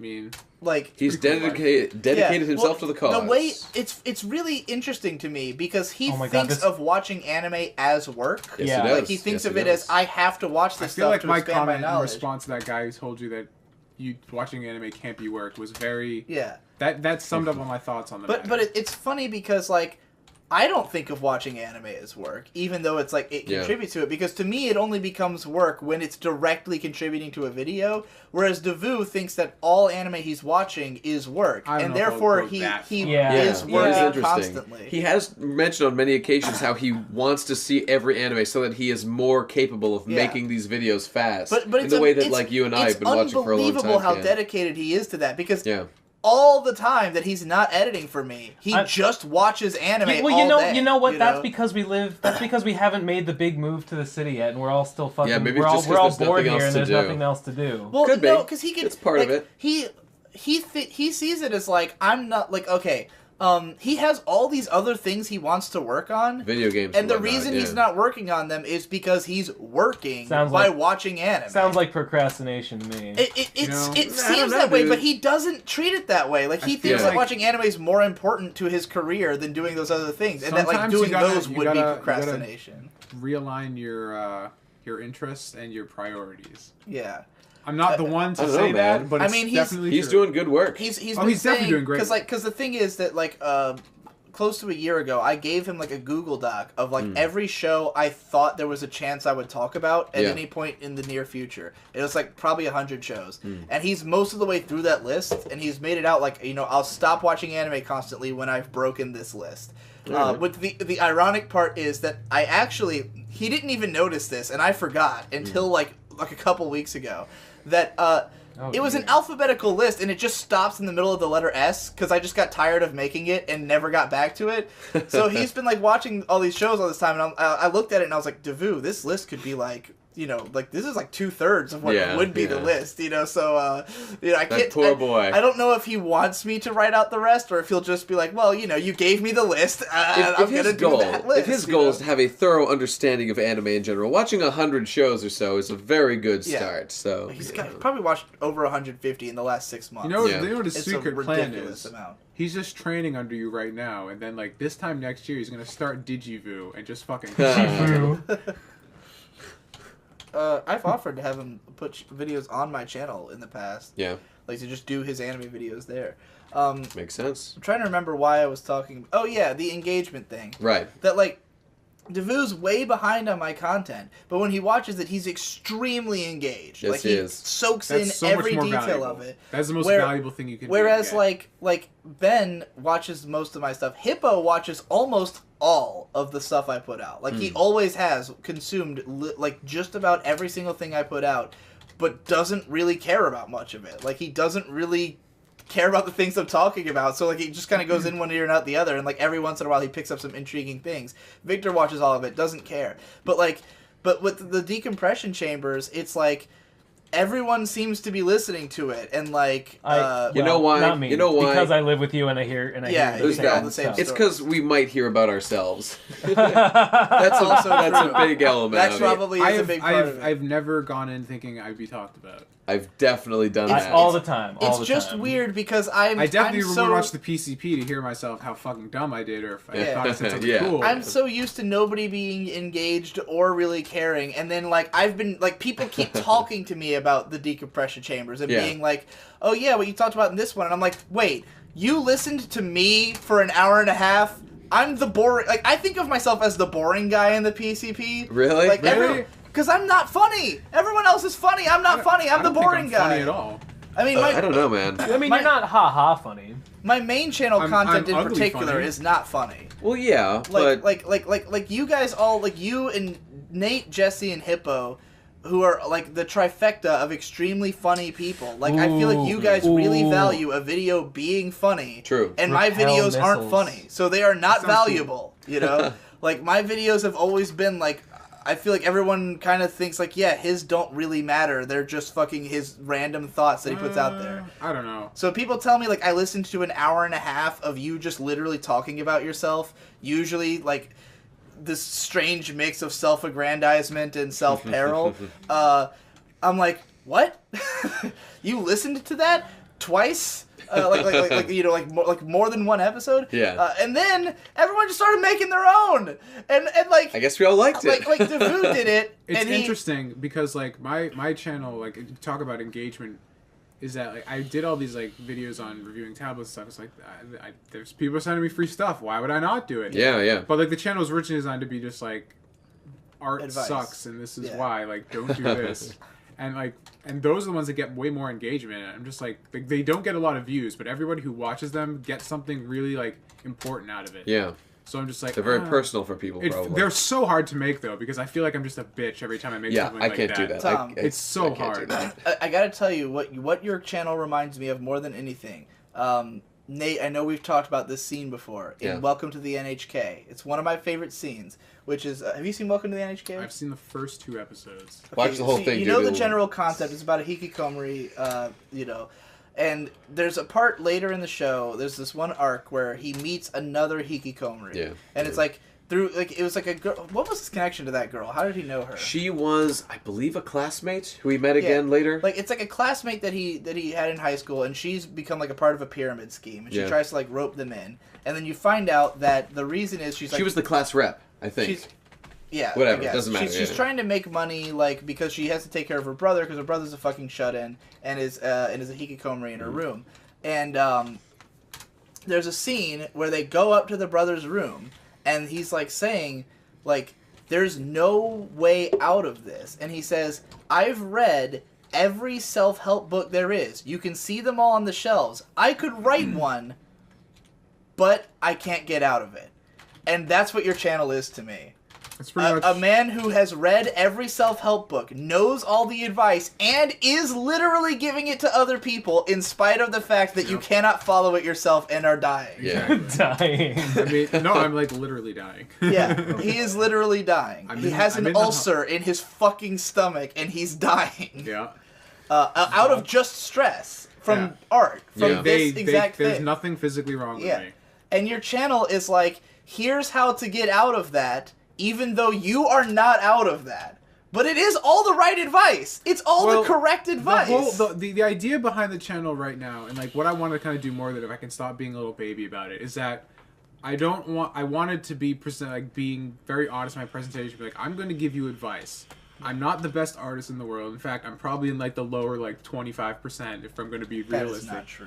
And that you're in it's definitely wrong. Being publishable puts you in the upper 25%, like the highest 25%. I mean, are you talking about people have paid for your art? That puts you in the upper 25%. People paid for Reki Kawahara's work. Would you put him in the upper 25%? You're just finding all these ways to lower your value. People aren't really paying for Reki Kawahara. They're paying for Abek's character design. That's true. That guy is the brother of the woman who designed Kaon, which means he has royal blood in his veins.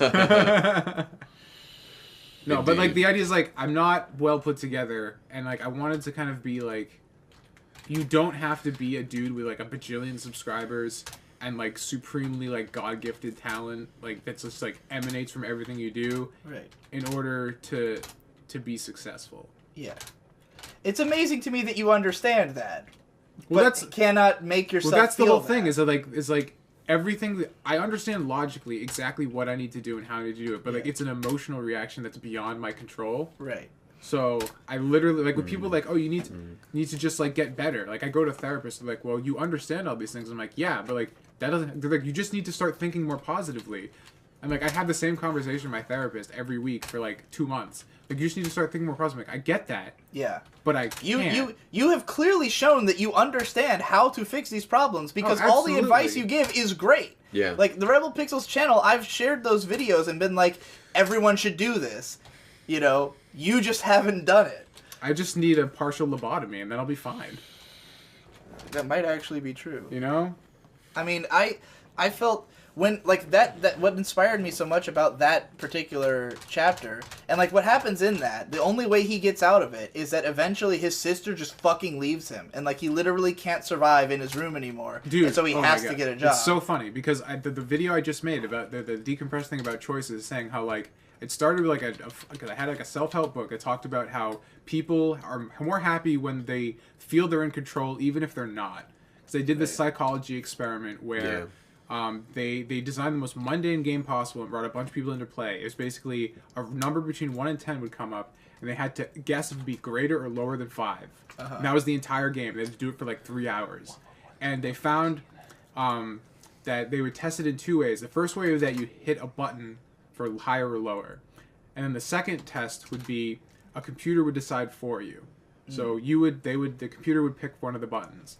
And they found that when you chose it, you were more excited, you were more invested, and when the computer did it, you were fucking bored. Sure. And the people were told they were being tested for accuracy. So like you're gonna find out how good you are at this. Then they stopped, they tallied the results, and then they told everybody who participated, we lied to you. Right. Everyone got the exact same pattern of right and wrong. There was no way you could beat this pattern. And then they sat them down and did it again, and they still got more excited having the choice, even though they knew it was total bullshit. Their primitive, dumb, fucking animal brain got fucking psyched over like the possibility of being right, like having that control over the situation, even though there was none. And so that was like the thing. It's just like people are fucking stupid, and you have to make choices. And then I go into like I don't make any choices. Like I'm so reactionary at this point because I'm like a people pleaser. That I don't do any of that. Like every time I even make a choice, I just like calm myself, like, did I make the right choice? And then it's like, I'm like thinking, like, I'm getting kicked out of my house now, and I feel like maybe I secretly wanted to get kicked out for years because then I have to start doing shit. It's exactly what happens to the character. I'm literally an anime. By way of getting, by way of his fucking sister just like being like, I'm sick of this and abandoning him. Like one day. Because he would, like, bang on the floor to get her to bring food. And, like, he's banging on the floor and she's not coming. And, like, a whole day passes and he's just like, I'm gonna die if I don't leave my room and go get food. And so he leaves and he gets a part-time job and it's implied that he is happier having done that. But, like, for me, that was a huge eye-opener because I watched that show when I was in the middle of, you know, fucking half a decade of depression.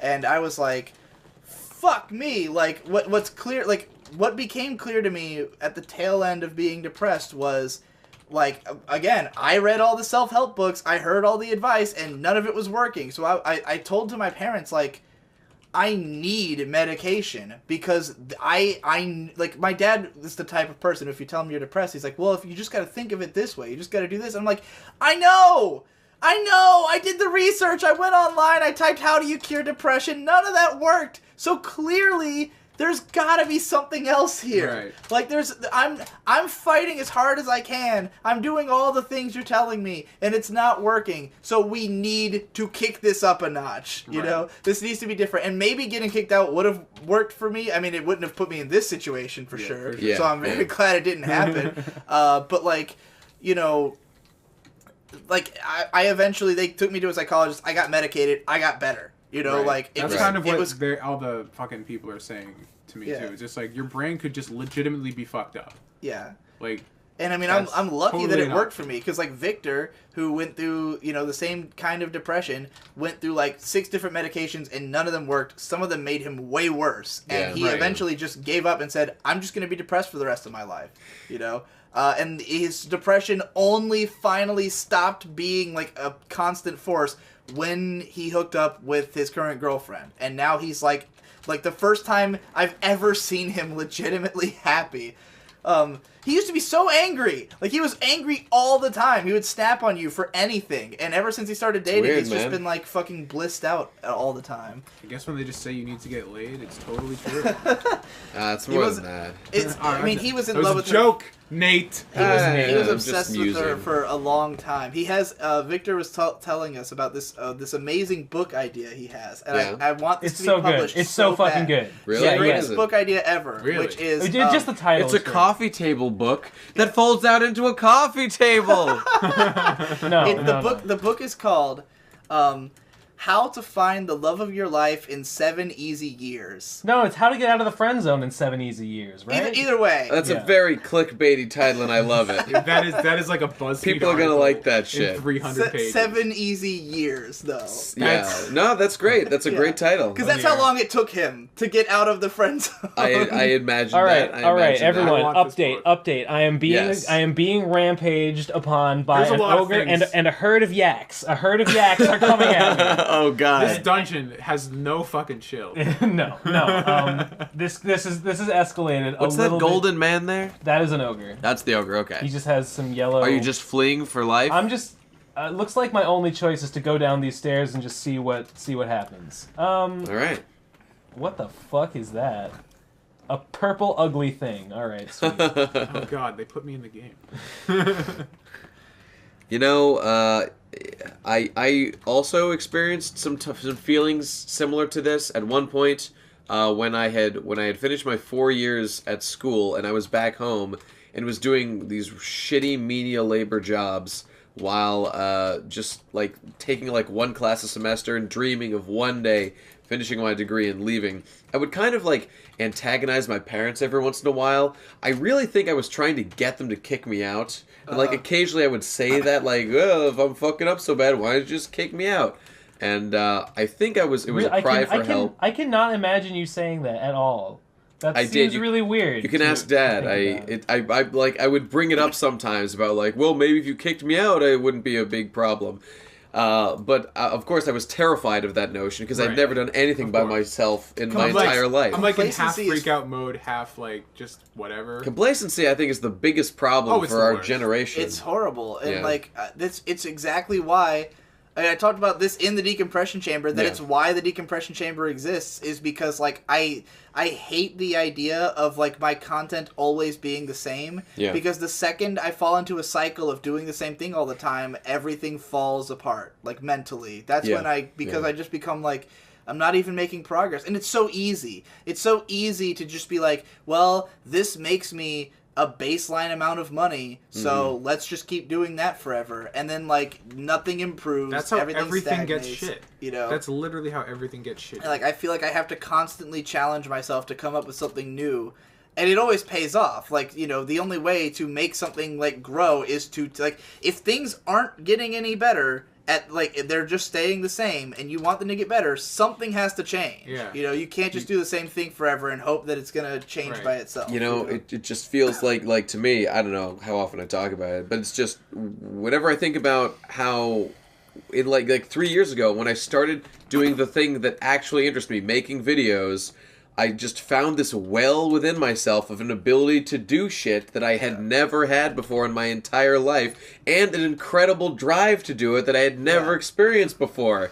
That's like my big... I feel like that was me finally being a real person for the first time. Like, I always had an ability, and I just, you know, there it was. I just needed something to do. That hill giant could very easily have just killed me. It truly was a hill giant in my life that I overcame. Thank you for putting it in such eloquent terms.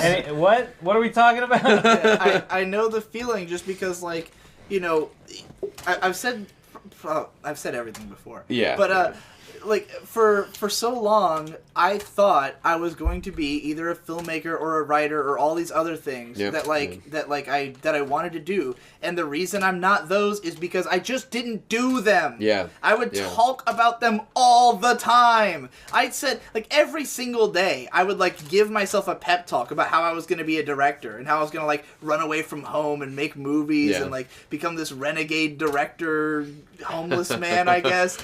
And, like I talked about it constantly, and I directed nothing. Yeah. I never made a fucking movie. You know, and, like, Quentin Tarantino and fucking, what's his name? Robert Rodriguez had, like, this book. Robert Rodriguez had a book about this, but Tarantino and him talked about this at a panel somewhere. Yeah. Where they were like, Tarantino, like, very clearly laid out these rules for how to become a director. He said, every day of the week... I'm on fire. Every day of the week, write scripts, and on the weekend, shoot the scripts. Mm-hmm. That's it. That's all you have to do. Write every day, and on the weekend, shoot the scripts you just wrote. You're done. You're a director. Just do that for several years, and you'll be great. You'll eventually get great, right? Yeah. And I read that, and I was like, yeah! Wrote no scripts. Directed no movies. Continued to talk about it for years. Yeah.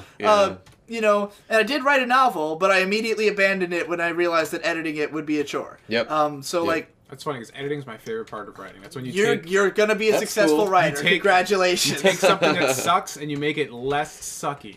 I wrote my novel in a month, and then I never looked at it again. The best part is when you find a sentence like, I can make it better by doing this, and then you get instantly erect, and it's like, I love doing that in my analysis writing, and that's the thing. Like all this time, the whole we are completely opposite about writing, because every time I write a script, I do like one pass, I'm like, meh. It's fine. The entire time that I was talking about being a director, that I was talking about being a writer, that whole time, I was writing an anime blog in the background just because I wanted to do it. Yeah, right. Just for fun. Yep. Didn't think it was going anywhere. Just, hey, I watched the show. Let's talk about that. That'll be funny. I think about this all the time. Because all the time, just like, because I'm like, I really want to just write. I want to just tell stories. I wanted to do this since I was a little kid. And, like, everything has been, like, what medium do you want to do it in? Because, like, I originally was like, I'm going to make fucking video games. And that didn't work because that was fucking complicated. Yeah. So I was like, I'll do animation. I'm like, I don't really like that. And then, like, it's been going lower and lower and lower down to writing. And, like, my mind has always been, like, I can write easily. So that, clearly that means it's not hard. It doesn't count. It's a lesser form. That is the absolute worst way you could have interpreted. Exactly. Yeah, because I'm fucking retarded. So, like, even now, I feel like I'm not living up to my potential by just writing. Which is dumb. Cut that shit out, because dog. I feel like I have more core respect for writing than anything else. I do too, because all the other like even if your favorite fucking like TV show or video game would suck dick if the writer didn't show up, because then it's like, look at these pretty graphics sitting there like jerking off. Got him. I mean, I think that like, you know, an image can convey an incredible amount of storytelling, and like, or just an animation could, but like the level at which you're like doing a 22 episode animation 12 times, right? Like, yeah, you need some but here's the only way that's gonna have a deep, meaningful thing to it is if someone spends forever making those images perfect. The thing that like to change my mindset, like I think I just need to write, is that because I would do comics and stuff, and I would sit down, I'd write the script in like 2 or 3 weeks tops. It'd be super, because there's not a lot to it. It's just like, this is the picture I want, and this is what I want them to say. That's basically what it means. I mean, I'm not to say that that's easy, but like the writing part always came easy to me. And then it would be like 3 months of drawing it. And the entire time I'd feel like I'm not doing anything. It's just like, well, I already know what's supposed to happen. Yeah, that's how it feels when I'm just inking in the pages I've already sketched. I don't feel creative at all doing it. It just feels like busy work and a fucking chore. I actually really enjoy inking, just because, again, it's the same thing with editing. It's like, it's taking the shitty drawing and making it look fucking cool. Yeah, but Ben's stuff... It's satisfying in a way. But Ben's actually a good artist, so his sketches don't look like a mess of retardation. No, my sketches look horrible. My sketches are like garbage. Well, the thing about Ben's inking is that he basically just redraws it. He does, entirely. He pretty much just completely redraws the image. All in yeah, that's what it's not cost effective. My sketches are just like literally like everywhere, and then I just take it and I take that mess and I just make it one nice clean line, and then it gets me nice and tight in the pants because it's fucking it looks cool. Yeah, I guess I do something like that. But the penciling's the worst because I have no like understanding of like perspective or form, so I just sit there and just like I just want to have the hand out. What the fuck? They're selling me some books, dude. They're selling me some fucking books. Is my book there? Is it in the future? No. Is yours book the Fen Folio? That was the sequel. Is it perhaps the Papyrus of Beguiling? Well, there was this one Undertale fic I wrote. All right, I want Magma Bolt. I'm gonna see if I'm gonna have to fucking consult the wiki. You wrote an Undertale fic? No, it said Papyrus. That was a meme, you did. I wasn't sure. No. Anyway. For me, writing an analysis video, like, the only analog for it, for me, it is literally the same feeling as jacking off. And then coming when I finish. Just like Arnold described all those years ago. For me... it is exactly like what Arnold described at the pump, is one-to-one how I feel writing an analysis script. And it's really easy for me. Well, I will make a comparison sort of like that. When I'm editing a Nuzlocke, specifically, I feel exactly the same as if I'm just sitting there passively consuming a video. Like, editing a video that I made, to me, just feels like sitting and listening to my video over and over again. Which is something I love to do. Is listening to my own videos and looking at my own drawings is like my favorite activity that stimulates me more than anything else. It is a lot of... That's how I feel about all my vlogs. Like, I make it, and it's like, it's kind of fun, and then I watch it back, and it's like, yeah, okay, that's a fun video. I'd watch it if somebody else made it, you know, and I did. Yeah. And then I watch it like 6 more times because I feel like it, and then forget about it forever. But, like, with writing the... Like, and I guess this is why... Because so something I've been struggling with lately is the idea that my main channel content is not really worth more than my vlogs. Like, in terms of, like, people are getting almost as much out of some... Not all of them. Some of the vlogs are fucking retarded. But, like, I need to preface this. There are certain videos I've made that, like... And I get people telling me this all the time. Like, people come onto my Reddit and they're always like... Digibro After Dark is your real main channel. Like, I care way more about the content on there than the main channel because it's way more videos covering way broader subject matter, and I've gotten out, like, so many fucking opinions on there. What you're doing right now is you're basically doing a sales funnel with free content. Yeah, exactly. I'm just fucking throwing out, like, all this stuff that could be... I'm making, like, $10 a piece on these, and they could be, like...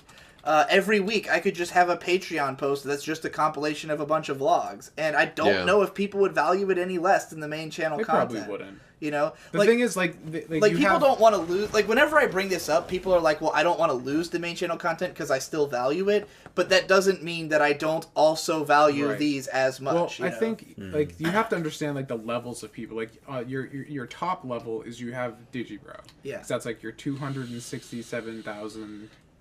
Retards who follow you.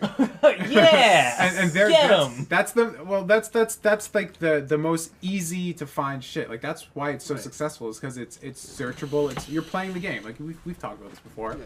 And then you have After Dark, which is like people who want to go a little bit deeper.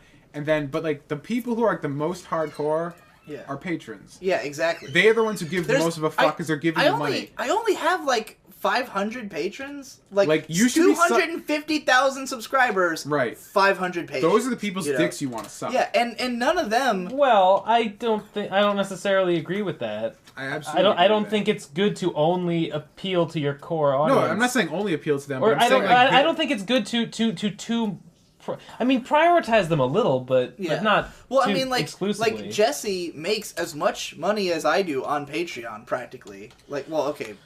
No, never mind. Completely forget what I just said. That was true once. I make a lot more now than he does, but only because because Are you still charging weekly?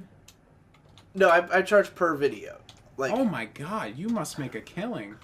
I change everything to monthly. I only put out like 3 or 4 videos a month, and then sometimes like a 5th bonus thing. I feel like anyone starting Patreon now, you can't do that anymore. I don't know about that, man. I don't know about that attitude because Patreon had already been going for a while when we jumped in. Everybody because when we all started, you couldn't do monthly things. Yeah, you could. Not in the monthly beginning. Was always there. No, it was not. Really? No, when I made it, you could not do monthly. It was only per creation. That was added later. Oh, I hear a distant snort. That means there's a labyrinth here with a minotaur.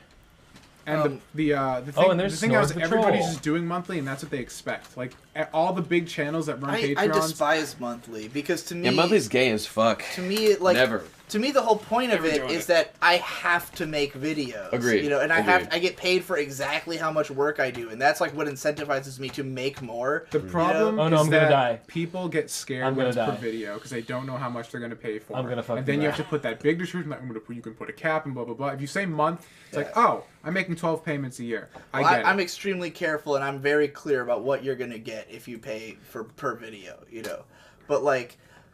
I think, but at the same time, I feel like that's like kind of in some ways I'm throwing like I make these posts at the end of like every other month where it's like all the unpatroned videos in one post, and it's like 40 videos that I'm putting in one post, some of which are my favorite videos I made that month, you know, and I'm like, am I really like considering this like all 40 of these are only worth as much as one main channel video, some of which are like 6 minutes long and not that interesting, you know, compared to some of these vlogs. It's really dumb. But the reason I feel that way, the reason this distinction exists, is because the vlogs I make it and it's just like, yeah, that was fun.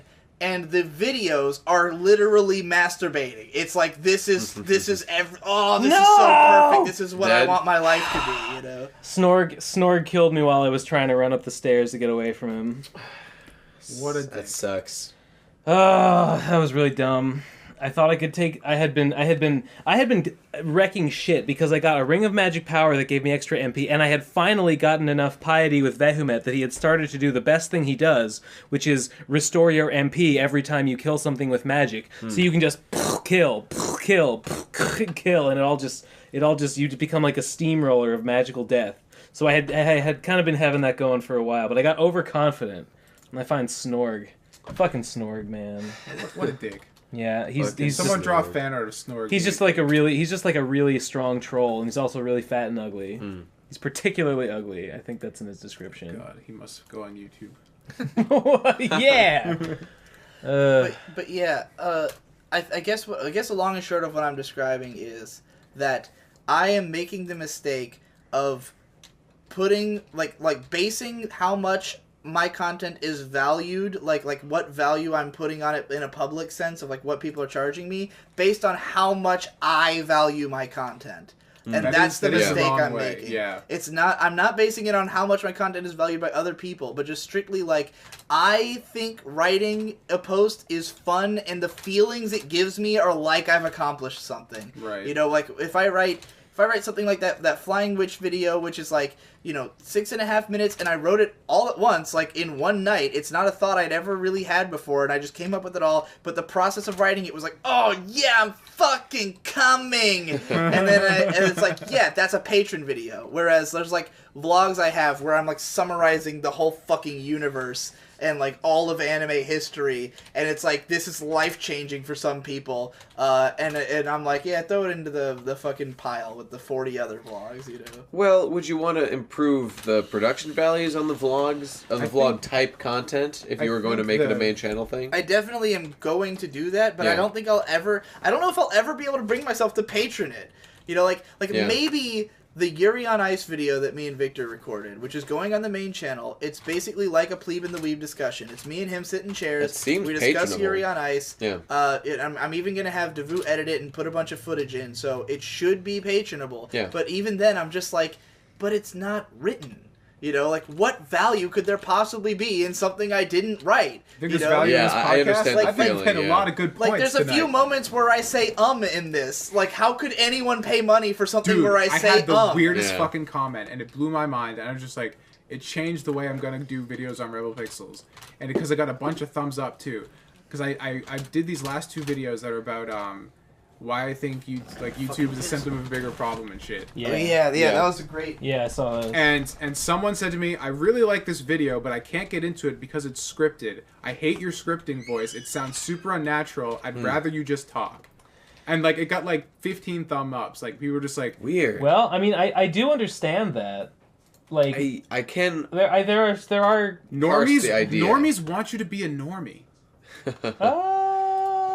Yeah. And sometimes you have to appease them, I guess. It's so weird. Like all the videos that get the best responses in terms of engagement, not in views, but engagement, are always the ones where I'm just like, I mean, fucking, I guess, like, dick sucking, sure. Like that's the kind of language that people seem to really resonate with. The dick I mean, if they knew what my dick looked like, they'd want to suck it for sure. If that's the truth, then I guess it makes sense to go for that kind of content. Because like I think on Rebel Pixels this year, I'm not gonna script anything. Real quick, can we all appreciate that for like, how long has this been going? 3 hours. Three and a half hours now. Tom has been non-stop shitting on his appearance and abilities, but when it came to his dick, he was like, I mean, if they saw my dick, they would definitely want to suck it. So I think this man must be a monster. I think we can say that Tom has something to be confident about. I just have the opinions of other people who have made it very clear. Yeah, see, that's exactly the kind of thing you'd say if you had a fucking 9-inch dick. I don't know. Put your hand up to mine for a second. Oh no. He's a tall guy. Yeah, oh my god. That's a pretty big hand. That's a pretty big hand. It's a huge hand. I don't know. Well, that was a diversion. It sure was. Sorry, what were you saying, Tom? Before I got all over your dick. I was saying. Did you hear what I said when you left? Yeah, the YouTube. Sucks. Something about YouTube. I got that people want your something about the voice. Something about the I've gotten the same thing. I've gotten the same thing that people tell me all the time, like, I really need your unscripted content because it feels like I'm having a conversation with somebody, you know? But dude, you think about that. That's the entire fucking reason YouTube took off in the first place, because it wasn't all like this fucking production value shit. And like we kind of are forgetting that because we want to be cool. All the big guys are vloggers. All the biggest YouTubers are fucking vloggers. That doesn't mean. Well, I mean, what about guys like PewDiePie? Vlogger now. I'm not talking about Doesn't PewDiePie. play video games anymore. Just vlogs. That's true. I meant guys like best fucking, guy ever. God damn it! I can't remember the fucking name of these guys. What's the guy who made the thing about the politics videos about the animal kingdom? That guy. Oh, CGP Grey. Like CGP Grey's content, I think is really good. Yes. Generally, and it's scripted, and I'm just saying that there is a market for that. No, there's absolutely a market. Yeah. But I think there are lots of people out there who appreciate shit like we're doing right now. I guess so. I think, here's the thing about CGP Grey, though. Yeah. Like, his main channel content, which is phenomenal, and is very successful, but, like, I don't think he'd have a Patreon that's as successful as he did if not for the Hello Internet podcast. Because people know him. Damn. Like, that's a good point. Yeah, like I don't know the history of that, but you could be right. Well, it's hard to put dates on this without looking into it. But like, you know, he was running that channel for a long time, and I always just thought of it as like a guy who makes really informative videos. Yeah. And then I listened to Hello Internet, and he's a fascinating character. Like, he has a really interesting personality, and I love him. And it's him and Brady from Numberphile, and they have great chemistry, and it's a good podcast. It's the first podcast I ever really listened to, actually. Like, was never big into podcasts until recently. I'm getting big into podcasts now too. Yeah, and that's the thing. Like, the PCP kind of came about. Like, none of us were into podcasts. Yeah, no. Like, when the PCP came about, well, that's not I have true. way more that's fun. That's not true. I'm not gonna lie. I have way more fun doing PCP than I do making my videos. I was hugely into. This is the most fun I've had making anything like in the last like 3 months. I was hugely into the Ricky Gervais show, which is is based on the Ricky Gervais podcast. So that was I was actually a huge influence on TBAP and like the way that TBAP was presented. TBAP is pretty much a podcast. In like the later episodes, the reason I drew them sitting at a table is because that's how they are in the Ricky Gervais show. Really? Even I didn't know that. Well, I feel like I definitely mentioned it at some point. Maybe I just forgot. But yeah, fair enough. I mean, like, back when me and Tom and Jesse first started talking, we were all, like, pretty harsh on the idea of, podcasts and unedited content. Like, we all thought it was total bullshit and that, like, no one would care about it. And, like when fucking poor Neil X, who, like, at the time that he made Elements of Brony, like, we all thought this will never take off unless it's a super highly edited thing because they're so long. Yeah. And so we put so much fucking effort into it. And, like, if that came out now, it could just be, like, and I told him this over time, like, you should, like, once it got to the point where, like, this is now what kind of content's popular on YouTube, and his series was canceled. He was just a visionary. I've told him a bunch of times, like, dude, just put out parts 5 and 6 as podcasts, because in the current state of YouTube, it will be exactly as successful. Are they not out yet? It might be more successful, because then you can just put that on behind something else. Yeah, as opposed to having to look at it for 2 fucking hours. Exactly. Yeah, and, like, it's such a shame, but, like, we were all super anti-podcast until, like, literally up until we started, like, Biggest Problem in the Universe convinced me and Jesse, like, oh my god, podcasts are cool. I could have fucking escaped that last life if I'd remembered that I had fucking Pass Wall. I always forget about Pass Wall. The best spell in the universe. Sucks, man. It just sends you through a wall and nothing can fucking follow you. Didn't it fail the one time you tried to use it? Well, it failed because I used it in the. It's because I used it on the wrong spot. You can only go through like the wall. The wall can't extend into infinity. Yeah. Okay. Like you can only move through relatively thin. You move through one square essentially. There's some limit. I forget how it's determined. Anyway, seems like something you might want to figure out. Anyway, we were all like, oh no, we were all pretty. I mean, even before that, like. We were fairly anti-Let's Play until we got into Game Grumps. And then we were fairly anti-podcast. And then we got anti-Let's Play again. I'm still kind of anti-Let's Play. We're doing a Let's Play right now. Oh, no, Ben's doing a Let's Play. You know what? I guess that's technically true. It feels more like a podcast. If I was playing the game, I would be really mad. That's why we got, like, because I had this perception that Let's Play meant, like, you know, something shit. Yeah. Until I found... Actually, you know, it wasn't... Okay, I was into Game Grumps for a long time, but what got me into the idea of doing Let's Plays and podcasts was Yahtzee's one. Let's Drown Out. Oh, yes. And, like, like, realizing that you could just have a video game just be there while you just talk about whatever was like, oh, this can be a Let's Play or podcast? Let's do that. I guess that's a And Let's that's where Play. Digibros came from. You know, maybe I'm still just in, like, 2010 definition. I mean, have you ever watched Digibros? It's just a podcast. We don't even talk about the game. I've never watched Digibros. Never? Really? I don't think I have. Well, maybe I watched like 1 or 2, but like, again, my stigma for Let's Plays runs deep. Yeah, a lot of people's does, and I think that's the only reason that channel's never gotten bigger, because we were talking about this on a lot of the episodes lately. I bet if you changed the name to something that said it was just like, this really doesn't have anything to do with Let's Plays. Well, I've been meaning to, like, we've been talking a lot about this because for the longest time we were putting no effort into it deliberately because it was just for fun. But, like, it started to really baffle me that... for money. Well, like Digibros was started before I had, like, before After Dark became a vlogging channel that's posting all the time. Right. And then it slowly became really weird to me that, like, my vlogging channel has, like, people who watch all these fucking videos. Like, they'll get, like, 10,000 views per video, you know? And it could be the most inane, weird, random shit.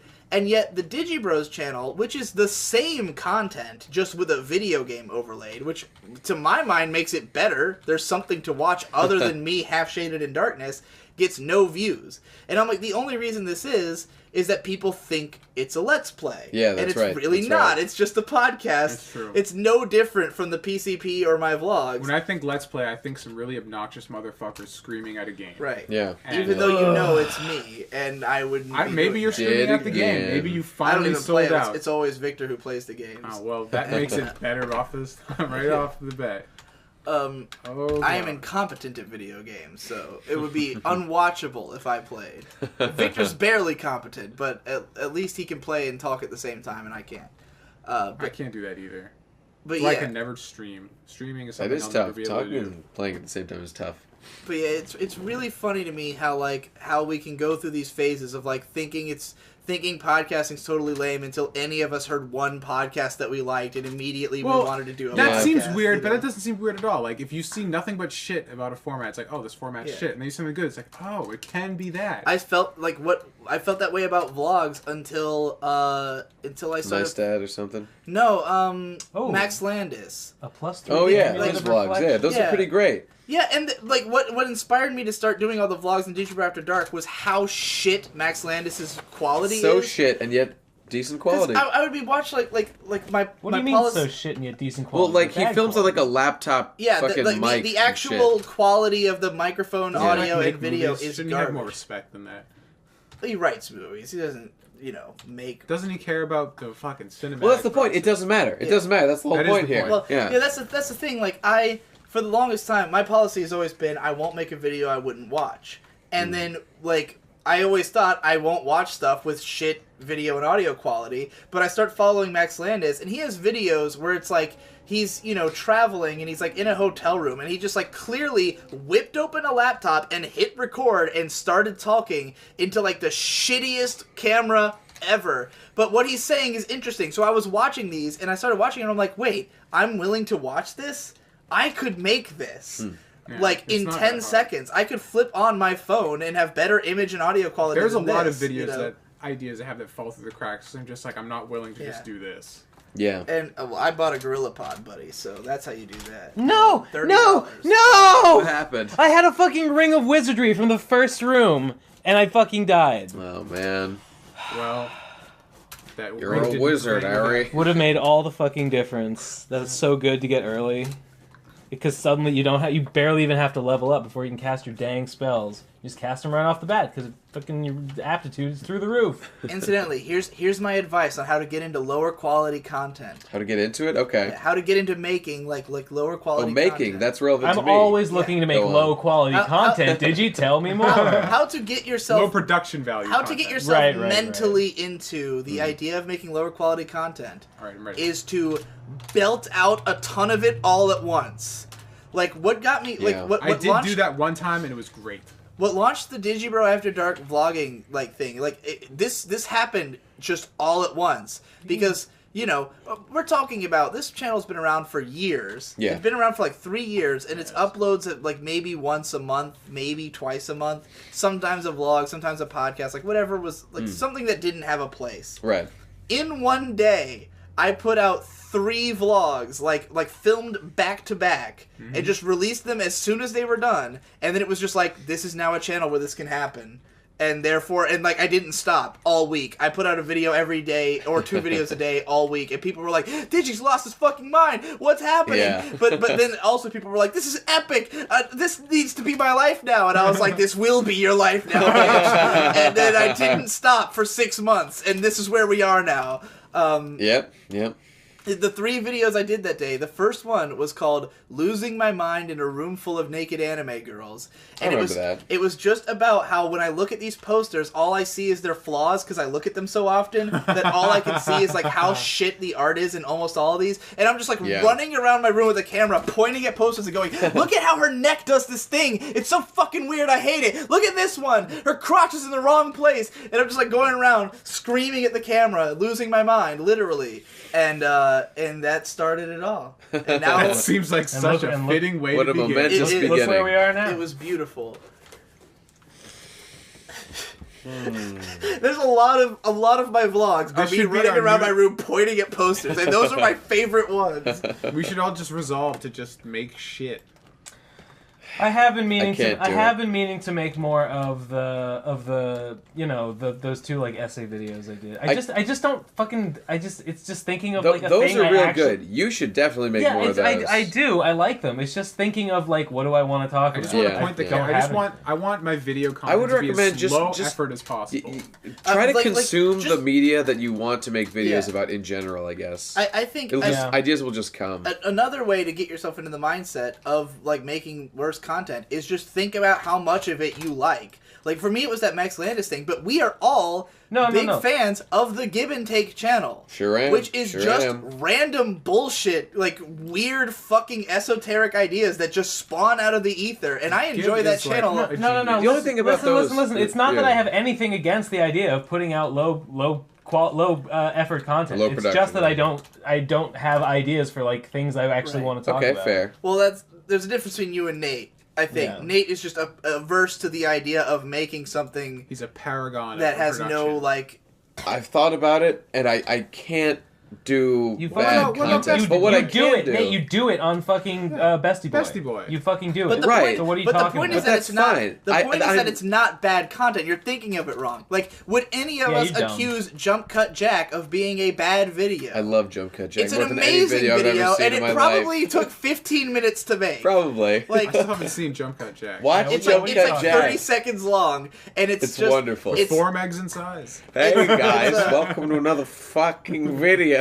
Yeah, that's it. That's it. It's just Given saying, "Hey guys, welcome to another fucking video," but it's through constant. Like every letter is him in a different position in the room. It's magical. He just turned on a camera and stood somewhere in the room and said the whole line, then stood somewhere else and said the whole line, and then he just edited it together so that he's teleporting everywhere constantly while saying this one line. Look, I've thought 15 minutes. Gib is such a low-key genius. I'm trying to fix my problem, and I've already got it started. While I was making the Lucifer one, I had another one that was being edited by this other guy that's like a similar scope to the One Punch Man one, which only took a long time to get done because the editor guy's a fucking incompetent piece of shit. That is the problem when you outsource these videos. Yeah, outsourcing is rough. Fuck you, buddy! You piece of shit! I had 2 rings! You gotta find yourself a Devu. I do so need we a all Devu. need a Devu. This guy is not my Devu. The key to having a Devu is to have somebody who's just so in love with your content that they would die for it. You know? I get people who tell me that they love it, and some of them are content creators. The problem is you need to find someone who's actually good. This fucking The guy I work with is good, but he's a little bit unreliable, and he's got other things going on in his life. So. It's a cardinal sin. Yeah. When is the Devu Collective actually going to be a collective so we all get one? That'd be nice. This is an important question. It's such a shame.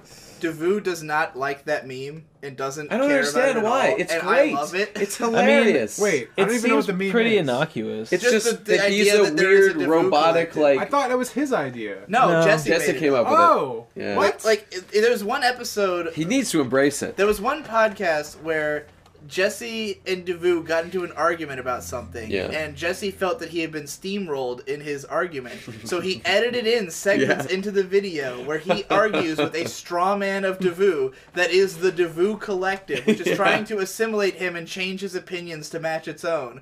And it was fucking hilarious. About that origin. It was amazing, and we all, everyone immediately wanted it to be a meme, and, Devu was like, I'm not, he was like, he said, he was like, I don't get it, and I don't think it's funny, and, I don't care for it, but I'm not going to stop it because, you can't control these things. It's just it's a thing revolving around me now. And I think he just doesn't like the association he has with someone. He didn't even like at the time the fact that Jesse kind of, went behind his back and edited in, an argument, but, it's... Well, Devu should just strike back. He should strike back in a new video or so, in the next PCP. He should argue with Jesse about something. Right, he should just become the Devu Collective. We already have our own horrible Jesse meme he doesn't approve of. That's true, that's true. Everybody gets one. We all need to drive a stake through Jesse's heart in some way. Only then will he hate us all equally. You know about his revenge plan? Have you heard about that? I did hear about that. Yeah, that he has a really elaborate... he as he put it, because he was like, this isn't...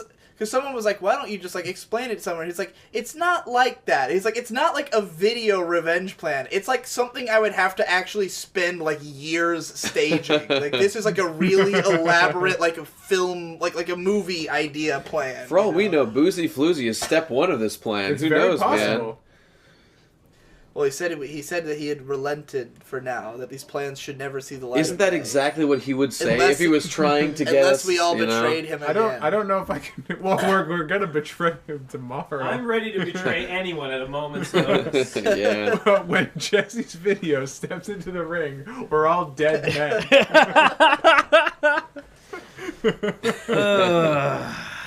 Speaking of, when should we wrap this up? Oh, I don't know. I guess I don't think I can play any more of this fucking game. All right. Well, we've got 4 hours recorded. I don't have a lot of space left. I don't think we have enough. I don't think it's enough. And we should all go to sleep so we can actually make things. There are things to be done tomorrow. It's true. I'm kind of awake now, though. That's okay. I hope you all enjoyed the Ultimate Procrastinator's Decompression Chamber. Yeah. It was It was a doozy. This has been your host, Ben Saint, and my friends who are the other guys signing off. I don't know them. I don't want to know them. And neither do you. I was just playing video games. If you were smart, that was you did too.